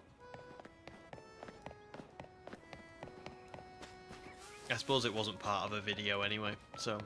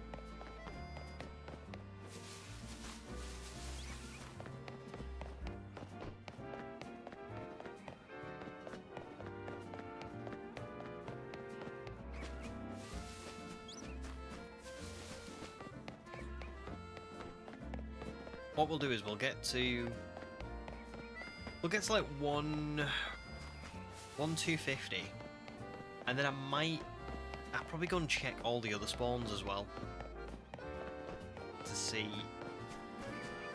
just in case anything else has spawned in. I mean, when I go, oh for God's sake, I keep doing that. When I get to here, oh, you can still see that Beedrill and Weedle, so I haven't been despawning those. I think maybe, yeah, they're despawned now, but you have to get close, and I don't need to get that close to see whether this Eevee is shiny, so they're never going to be shiny. Yeah, they're just not going to be, because I would usually probably get to about, nah, I've not been getting that close, I've been getting to like here, I think, yeah. Okay, that's fine. But the routes might be. We don't know.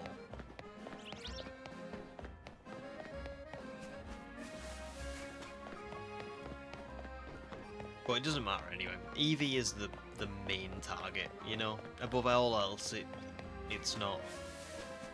If I get something else, that's great, but it's not what I want. And I won't be leaving till I've got my Eevee, so it has to. Yeah. It doesn't matter.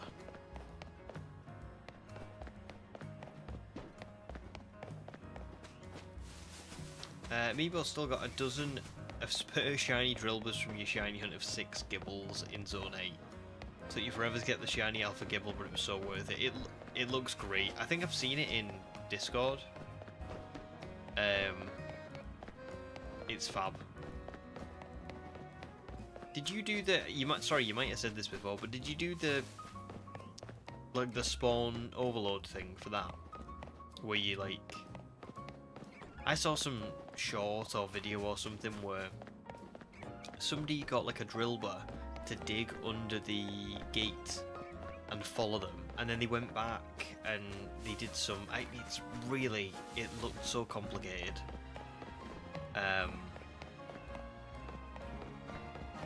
But also really cool.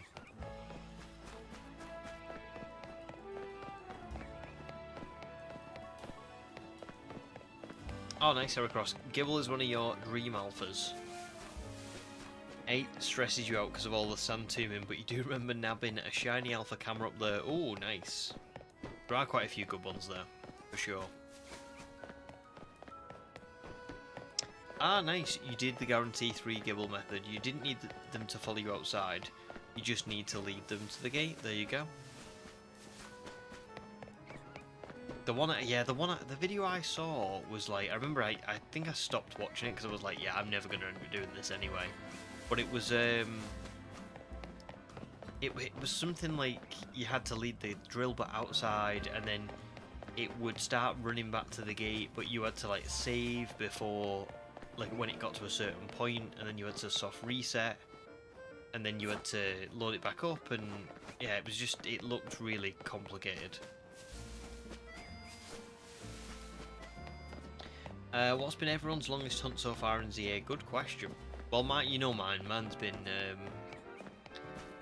probably it'll be the Wild Zone 1 with all of those. That was it 4744 something like that.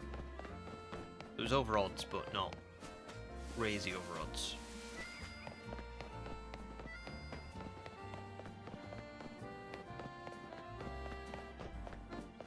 That's so cool, Meebo. Been obsessed with Gibble since you were a kid, and you're buying yourself 2 Gibble plushies for Christmas. Very cool.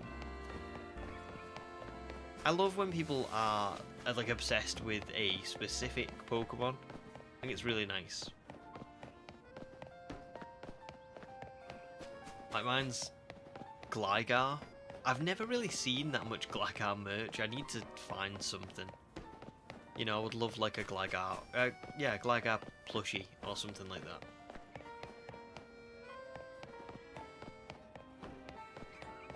Heracross longest one is Venipede. First playthrough, you knew you wanted shiny Scolipede on your endgame team. It took 2 Bunnelby and 3 Electric before it showed up. Oof. Yeah, that is a long one.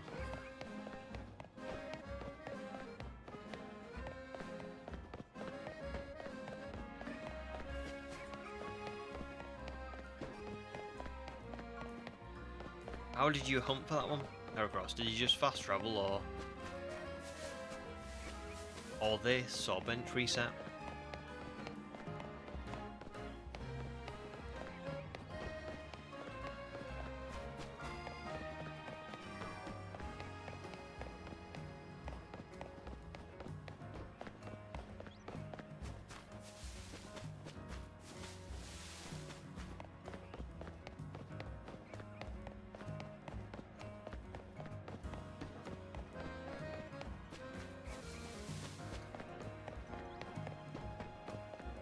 Oh wow.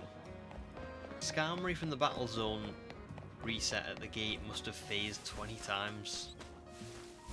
Oh, I know what you mean. Yeah, where you wait for night and the battle zone is around Wild Zone 17, is it? And then you fast travel there and then, yeah, that's good. Heracross was a combination of bench, running around and fast travel. Good stuff. Got quite a bit of, like, difference.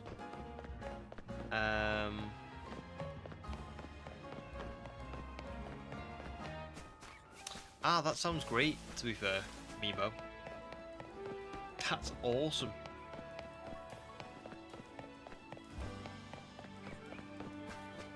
And it still took so long, especially with, like, even with that.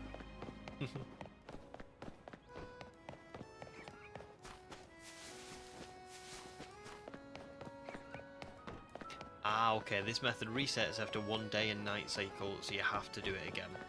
I mean, at least you probably get used to it, don't you? If you're doing it over and over again like that. So it probably, you know. That's a silver lining.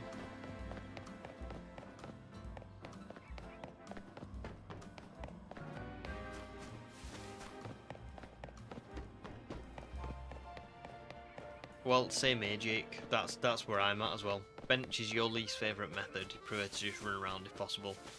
This is just far more, for me, far more entertaining. Even though it might not look it.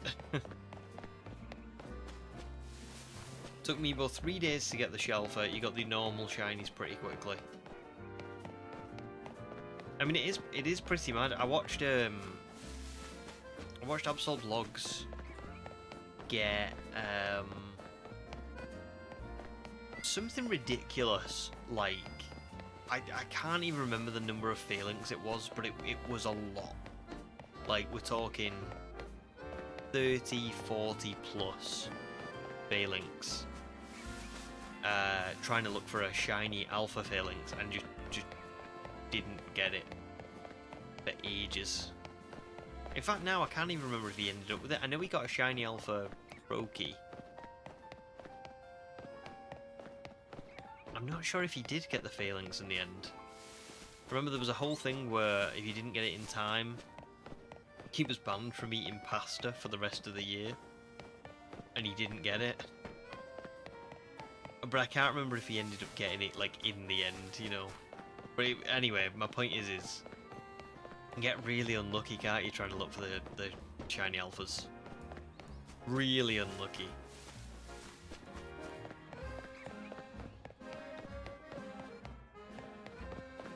The shiny charm is actually ridiculous. I got shiny Froakie after 5 fast travels. That is crazy. Jeez.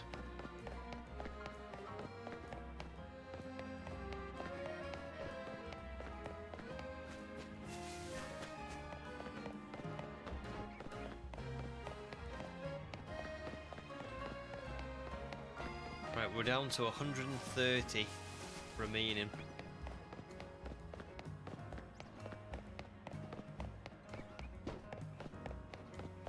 I'm not sure. I just don't think we're getting it tonight, like I said. But I mean, what's promising about this is, when I think about it, so Thursday we'll get to 2,500. Sunday is double, like, the length of, well, not double the length of these streams, but kind of. So my guess would be we'd find at least 2,000, which would take us over odds. Whether I can do this all day, I don't know. I don't know if I can do this for like 8 hours straight, because it's been 4 hours and my thumb is killing me. But we'll see.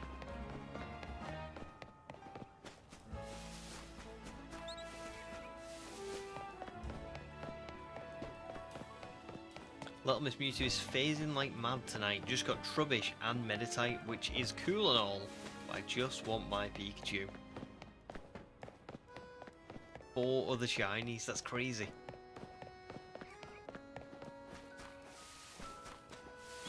Hopefully soon.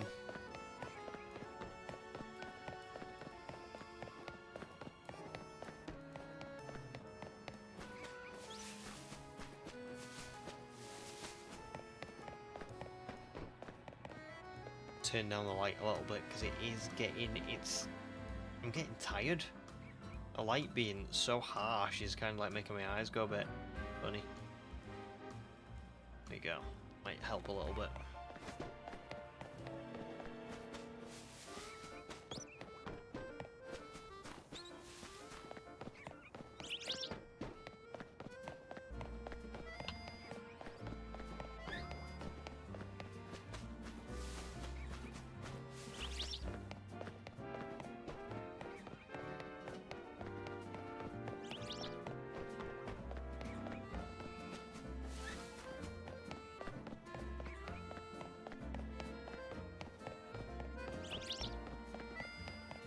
Oh, that wasn't.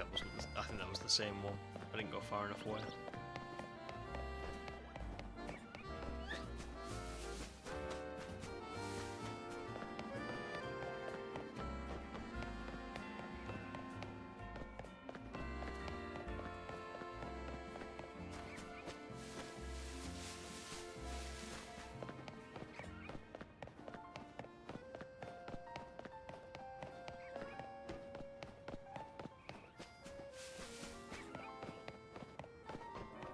Oh wow, Meebo ran into a full odds Kangaskhan the other day. He went to zone 19 and it was just there.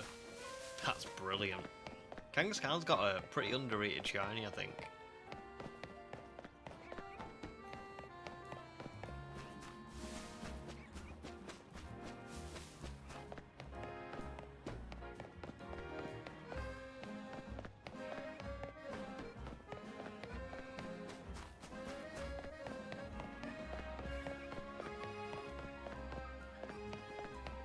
That's so interesting. So Heracross's shiny charm was worth the grind, though I will never ever want to do something like the 1000 battles again.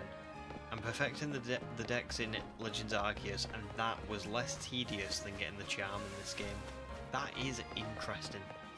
See, now I haven't done the 1000 battles yet, so I don't know what it's like.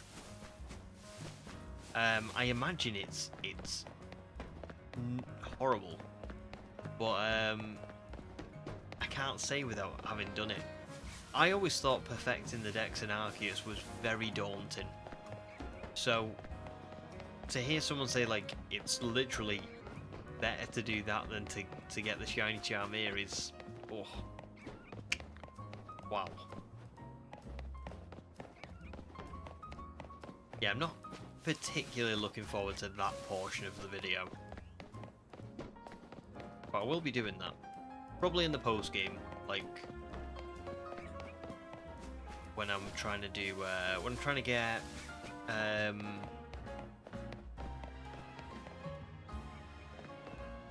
what's it called? I'm getting tired. When I'm trying to get, oh yeah, I wanted a shiny starter from, Zone 20. So, when I get into the post game, I'm probably going to get the shiny charm to make that easier. But yeah, we'll see.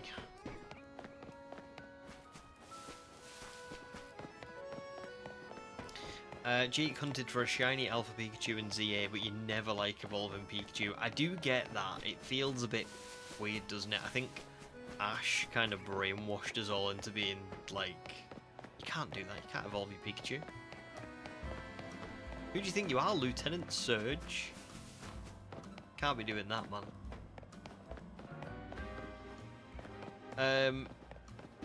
Meebo says, one thing about the Sparkle, I don't know how it works, because I heard the Sparkle of Froakie when I fast travelled to Zone 5, but don't think it only sparkles when you're near. Because that Froakie was in the middle of Zone 19, and I was in front of Zone 5. Oh! That is interesting. So, was it definitely Froakie? Because that Froakie looked way too far away to sparkle. Unless there's something going on with the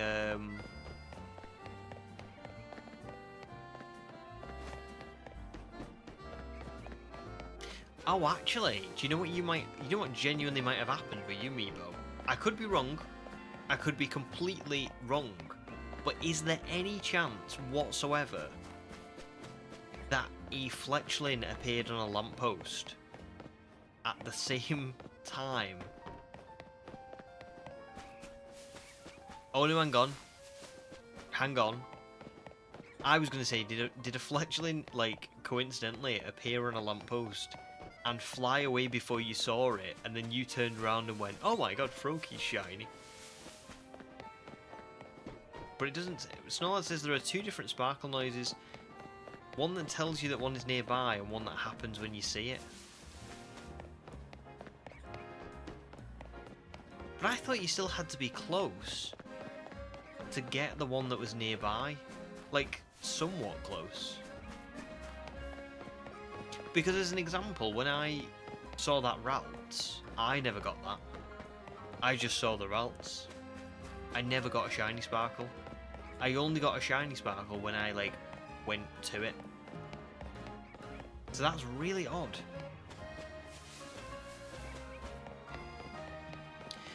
Jake says the 1000 battles was a grind, but a lot of YouTube videos would recommend buying a macro controller and do it whilst you sleep. But for me, it's cheating. I 100% would not be able. I would not be able to use a macro controller. I would have. I'm going to be doing it. I am 100% doing all the battles like by hand. Because I just couldn't. It's the same as like the AFK shiny hunting for me. I just kind of think, no, I've got to do it. Because I think to some degree, for me, that's part of the rewarding feeling of getting it, isn't it? You've got to be,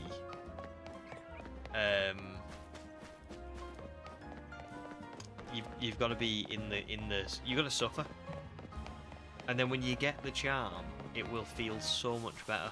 You've got to suffer. That's pretty good though, Heracross. The Extreme Speed Lucario, that is a good idea. I've seen people do that with Dragonite. I'm pretty sure that there was someone, was it Game Boy Luke, who who beat like 70 trainers in one night or something.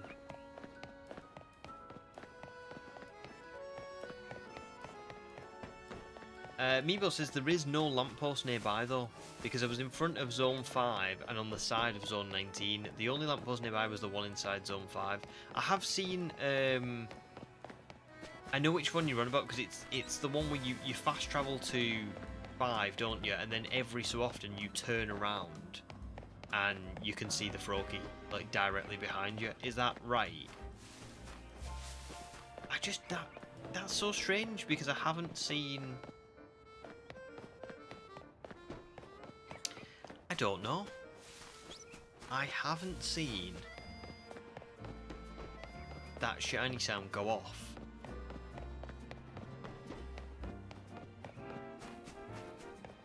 For a shiny. I've not had it happen to me.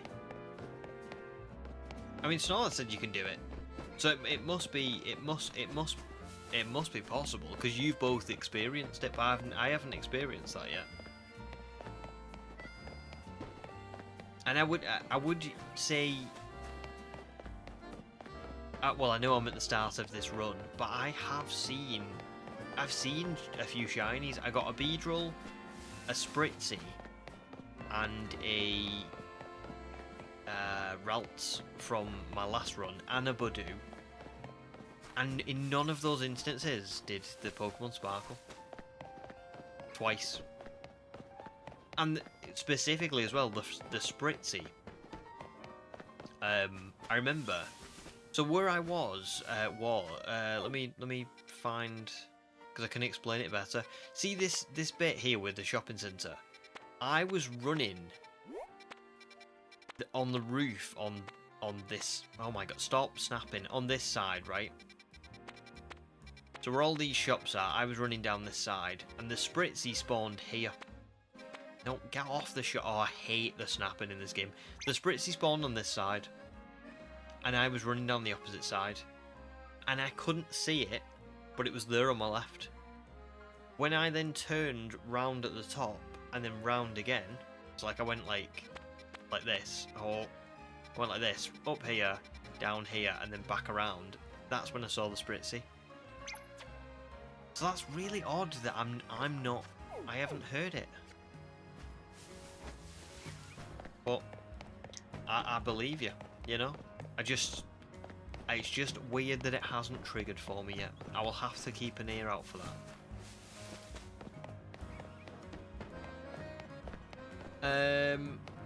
Debo, as well, welcome to stream, dude. Hope you're doing well. Debo says, I don't know, it takes away the fun. You'd rather do it yourself and feel that excitement when you get it. There you go. Same, dude. Again, everyone has different amounts of time, so if you are someone who kind of thinks, I'm not doing the 1,000 battles, I'll use a macro controller, that's totally fine. Just preference.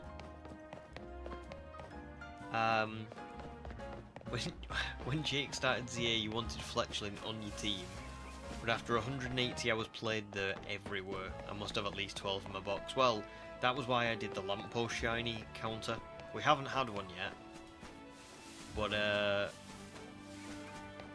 hoping we do eventually.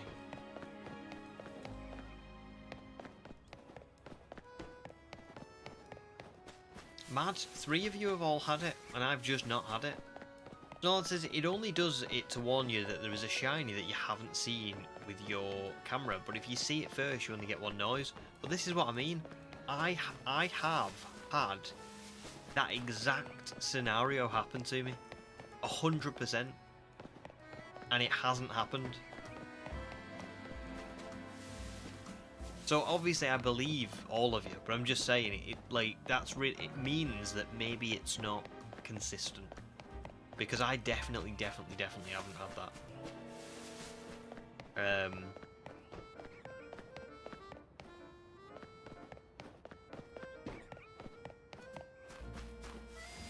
Well, actually, I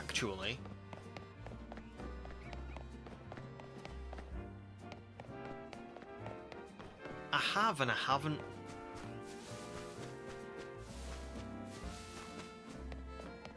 Now that I'm thinking about it. So it never happened with Spritzy. And it never happened with the Beedrill or the Budew. Like, I just saw them and then they sparkled.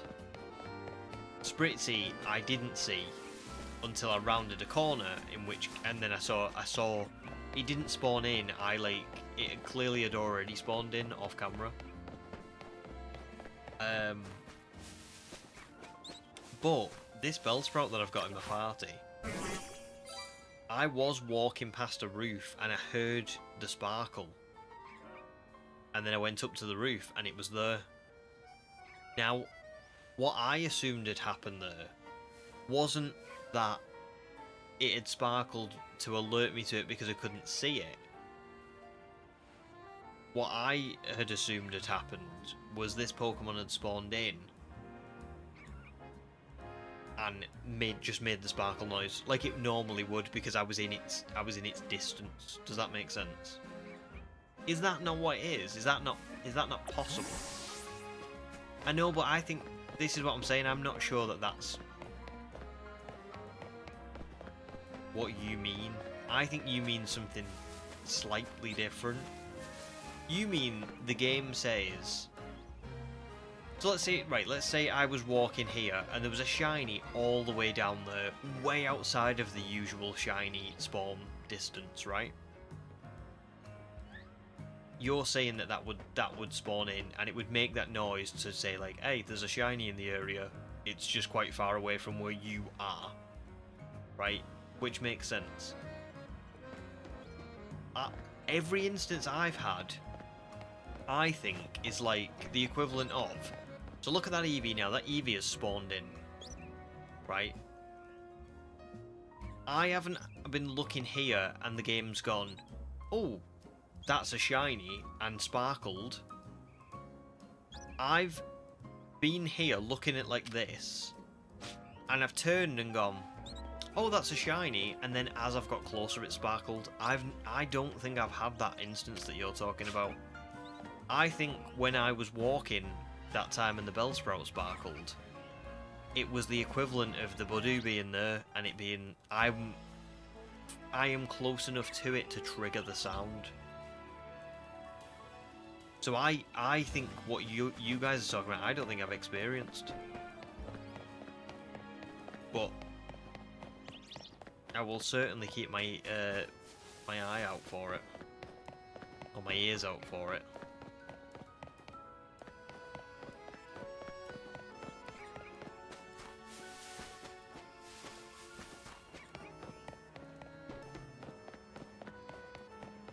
Yeah, if you've got a clip, definitely send me it. I don't know if you... can you send... I know you can send clips, but I don't know whether they'll send on Discord. I don't know whether they'll be too big, you know what I mean? But yeah, if you can. Because I would like to see it.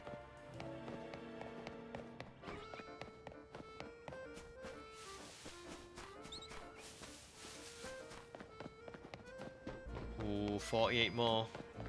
And then we're done.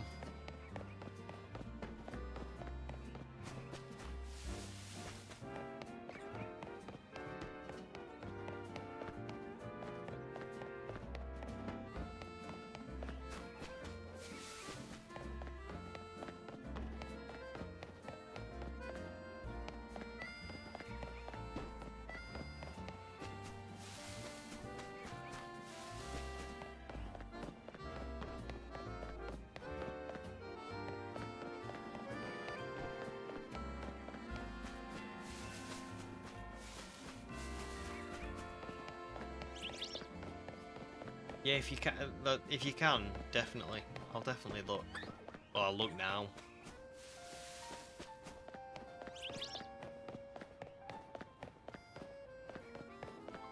That's it. I've seen shinies sparkle like 5 times. They will sparkle over and over again, depending on how close you get to them. So like, let's say that Eevee was shiny. and I got to here and it sparkled, if I just backed off to here and then went back, it would sparkle again. It would sparkle over and over and over and over and over and over again, as long as you trigger the distance. But I know what you mean, Meebo, like that Froakie was clearly quite far away from you. And that is odd. That is odd. And that's what I'm trying to say. The Bellsprout that I caught wasn't that far away from me. It was quite a low roof, and it made me think, actually, I'm not sure that I experienced what you guys have. I think I might have just got close enough to it that it sparkled like it would normally sparkle. Because I know that in this game, the vertical distance or whatever is different than the so like if I'm here, that Flabébia will only sparkle when I get really close to it. But if I was like here, something might sparkle if it's down there. I think anyway. That's what I've been told.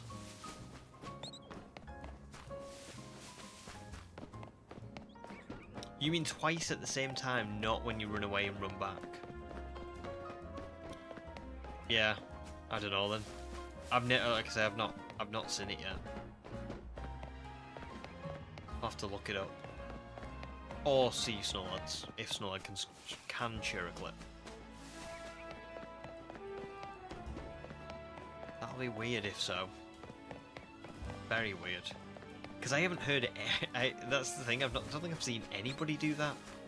That Froakie, every time I've seen someone go for it, it only makes the noise when they get really close. Then again, I suppose a lot of people I've watched are probably looking right at it. So maybe there's some. Maybe I don't know. Maybe there is something in that.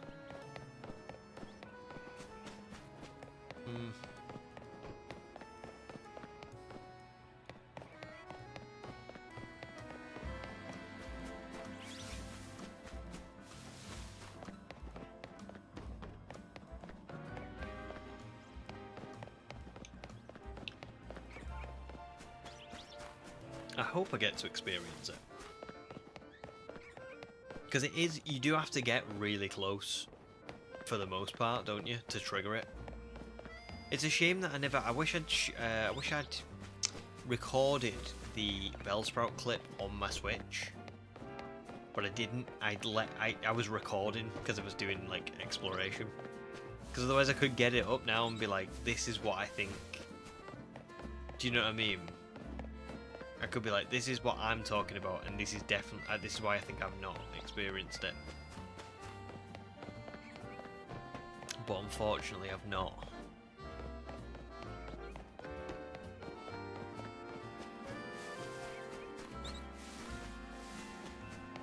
When you were hunting Gibble, you were running around being chased by a bunch of crocodiles, and one Drillbur keeps sparkling twice. That's why I remember it so vividly. It's like, that's so weird. Yeah. I've definitely not seen that. That's mad.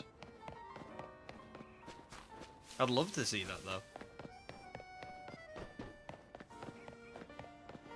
It sounds fun. So does it sparkle twice over and over again? Like like how I said, if you walk far enough away and then you walk back to it, it sparkles again. Does it sparkle twice again and again and again and again?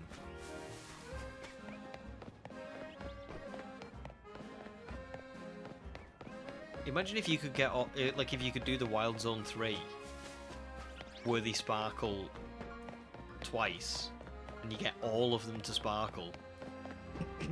Like all of them to be shiny and sparkle twice. Can you imagine the sheer noise pollution that would enter your screen when you came down from the tower? I think you'd immediately get sick of the shiny noise.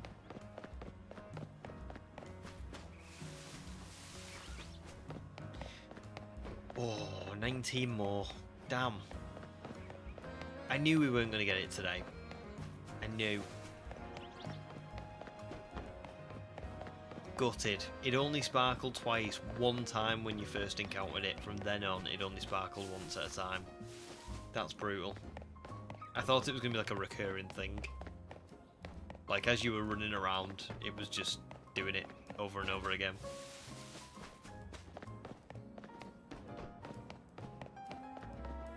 Don't know, maybe it's just a bit of a glitch then. Or maybe in like 3 years' time someone will come out with something like, this is a rare double shiny. Nah, it sounds more like a glitch. If it only happened once and then it didn't happen again, then presumably that's what it is.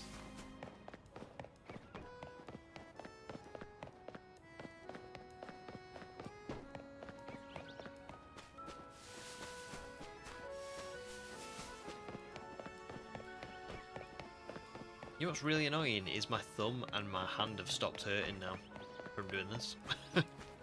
Just as we're about to finish, I've got a second wind.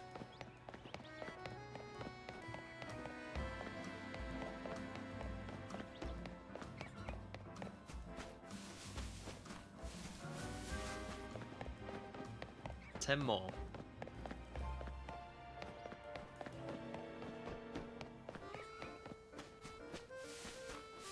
9. So you think it's definitely one to announce its existence, then one to announce if it's nearby. But that's only happened to you once. This is what I'm saying, that doesn't suggest that it's like, I don't know, that's just odd, isn't it? So do you mean that only happened once with Drillbur?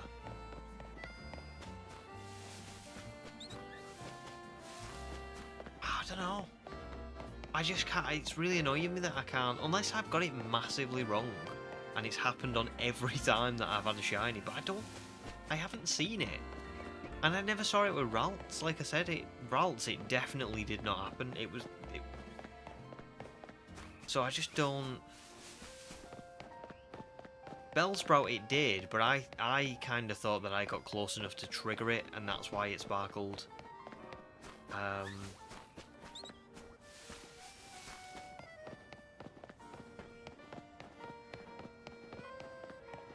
You've had quite a few Pokemon that sparkled twice. The thing that happened once was the Froakie. Oh look.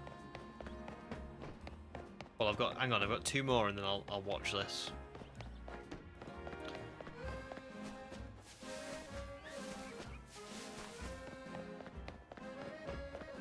Final one.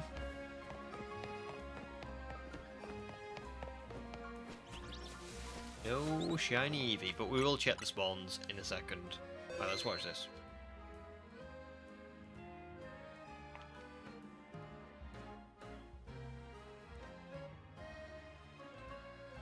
Yeah, that has not happened to me yet.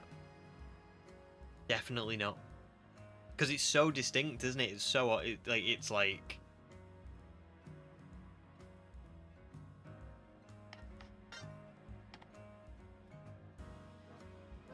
And you don't even move. You don't, it's not even like you trigger its proximity, and then you trigger it again by moving closer or by, like, moving back to your original position. It's like, it sparkles, and then it sparkles again when you turn and see it. Definitely a thing. But that's not happened to me. 100% not happened to me. And that's odd. Because like I say, it's Spritzy, that didn't happen. Spritzy was very similar. Let me try and see if I can. We're going to go right. What we're going to do before I log off. But I've not got much longer now. I'm going to go and just check the routes. I don't think there is going to be anything. But we'll have a little check.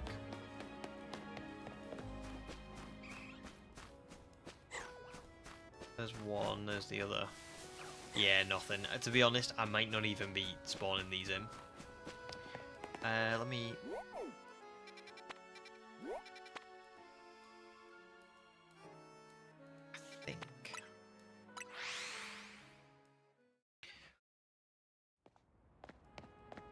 Let me work this out.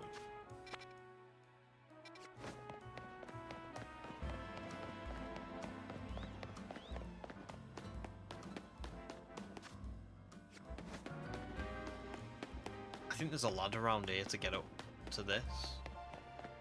Yeah, there is. Okay. And then maybe I can fill in the gaps from my side. So, not this Spritzy. I remember I was running down here, right? Exactly like this. Forget these guys. I turn around here, I'm running here, I turn here, and that Spritzy was shiny. And it did not make that noise. It was not... It wasn't like that. It was... I was running this way, I turned, I saw it, and I went, wait, is that like a purple colour? And then I got to like here, and it sparkled. So that's not... That's really weird. Really weird. Is there a... Hear me out on this one. Is there a potential that only happens if you run past like a shiny that is in such close proximity to you that the game's like, it's here? Does that make sense? So let's say I did something like get to here, and I was looking down there all the way, and that Spritzy there was shiny, right? But I'm not looking at it; it's off camera. Would it sparkle? And then I would then go, oh, it was right next to me. Is it maybe that it doesn't do it in the instances that it spawned in and it's shiny, but it's not close enough to you that if you're not looking at it, it can sparkle? Does that make sense? Am I making sense with what I'm saying? Because that would explain why it happened to you when you were right next to it, but it didn't happen to me when I, like... It was spawned in, but I wasn't really, really close to it. No, but you weren't out of sight of it. This is what I'm saying. You could see it on the lamppost. If you'd looked up, you would have seen it. It's not like if I was up here with this and it was down there on the floor, that's different, isn't it? I think the main difference between mine and yours is proximity. You were right next to it. Which, give me a second. Let me find this. Where was it now?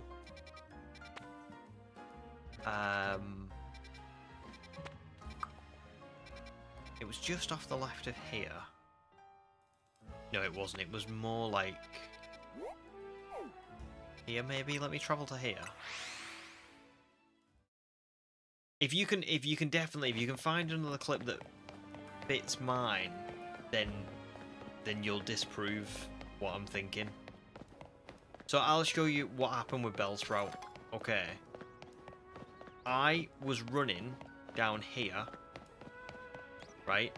And I got to here, and I went underneath here, and I heard a shiny noise, and it was on that roof. But I was quite close to that. Like, if I was here, it didn't sparkle. It would only sparkle in the event that I was under here, right? Then I went up to the roof, and it was...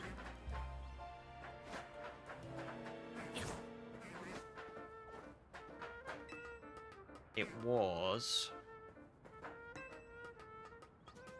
that Bellsprout there. Now that Bellsprout is right on the edge of where I was. So proximity. Whereas if I'd been, like it didn't sparkle when I was here. Or here. But it did when I was, like, really close to it. I don't know. That's all I'm thinking is, when you ran past the Pidgey, you were like here, weren't you? You were really close to it. So I'm just wondering if that's a part of it, maybe. Is that it will warn you when one of them is out of sight, but you still have to be within a certain proximity. But I don't know. That's the vibe that I'm getting. Because that would also, like I say, that would also explain why the Spritzy didn't do it, but the Bellsprout did. It's very interesting, isn't it? I love when a new game comes out and you can, like, theorize on what it is.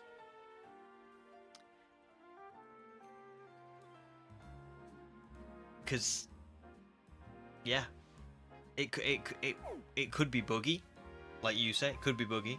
It could be that it changes randomly.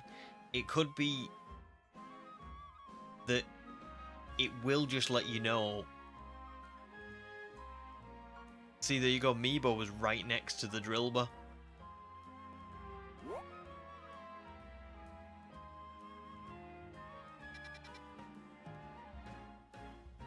I don't know. I just think there might be something in that. Purely because, like I said, the Spritzy didn't do it, but the Bellsprout did. But I am still quite early into this game, so there might, maybe there'll be more.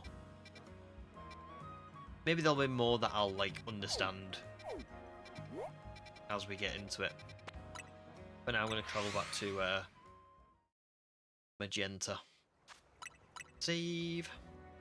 Oh, Wookie, welcome back. No, don't worry, you're not missed a shiny or anything. We were just trying to debate something because quite a few people were saying that there are shinies that sparkle twice, and I was like, I haven't had that yet. And what they meant by sparkling twice was, they'll sparkle once if you see them and you get close to them. But if they're out of sight, they will sparkle to alert you to the fact that they're there, and then they'll sparkle again when you get close to them. And I was like, I haven't had that. See, there you go. But I genuinely, right, I've only had that once, and it was with, we were just talking about it, it was with a Bellsprout that was on a roof that was like, really, where it was a low roof and it was just on the edge. And I passed really close to the building and it sparkled. But then I had another one where I was up on a roof and I had a Pokemon that spawned in that was shiny, but it wasn't in my field of view. So it was spawned in, shiny, not in my field of view. I turned to look at it and was like, oh, that's shiny, but it hadn't sparkled. It then only sparkled when I got close to it. So what I was trying to say was, does it only sparkle twice in the event that you're really close to it to say to you, hey, there is a shiny right here, you dumbass, you have missed this? Does that make sense?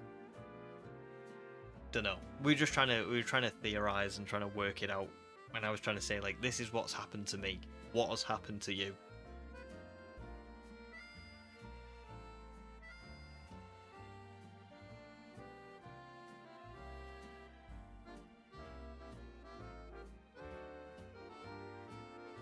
I never explain myself well, but that's what I'm trying to say is it definitely is like, it's like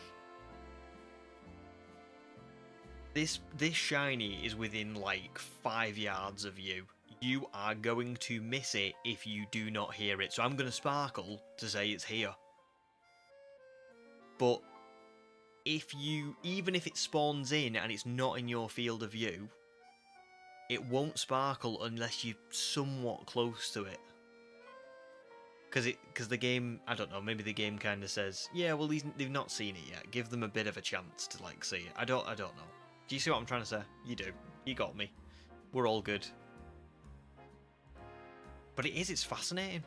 And that would explain as well why I've not had it yet. You guys have had it, but every shiny, apart from Bellsprout, has been, like, I've seen it So that's pretty cool. I do like that. It's a good feature. Very good feature.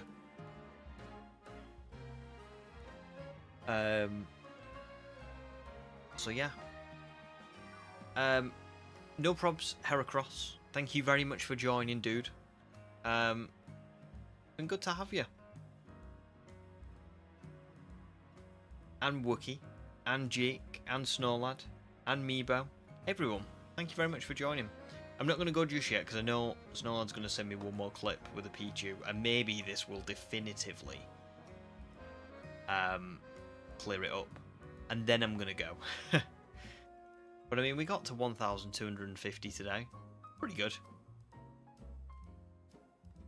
Pretty good, actually. No. Okay, here we go.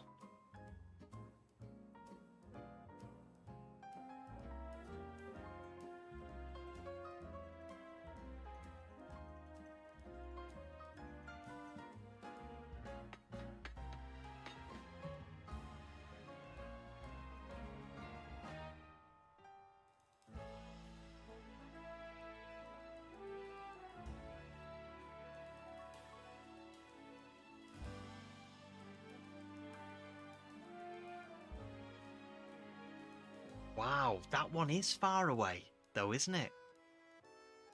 That's a lot further than the Pidgey.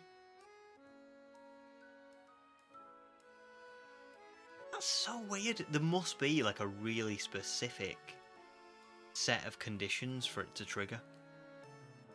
Because why didn't it trigger for my Spritzy? Just doesn't make sense. It doesn't make sense because it's exactly the same. It was like out of my field of view, spawned in, shiny. Unless the game can sense that something's like through a wall, but that just doesn't. Surely that's not the level of detail.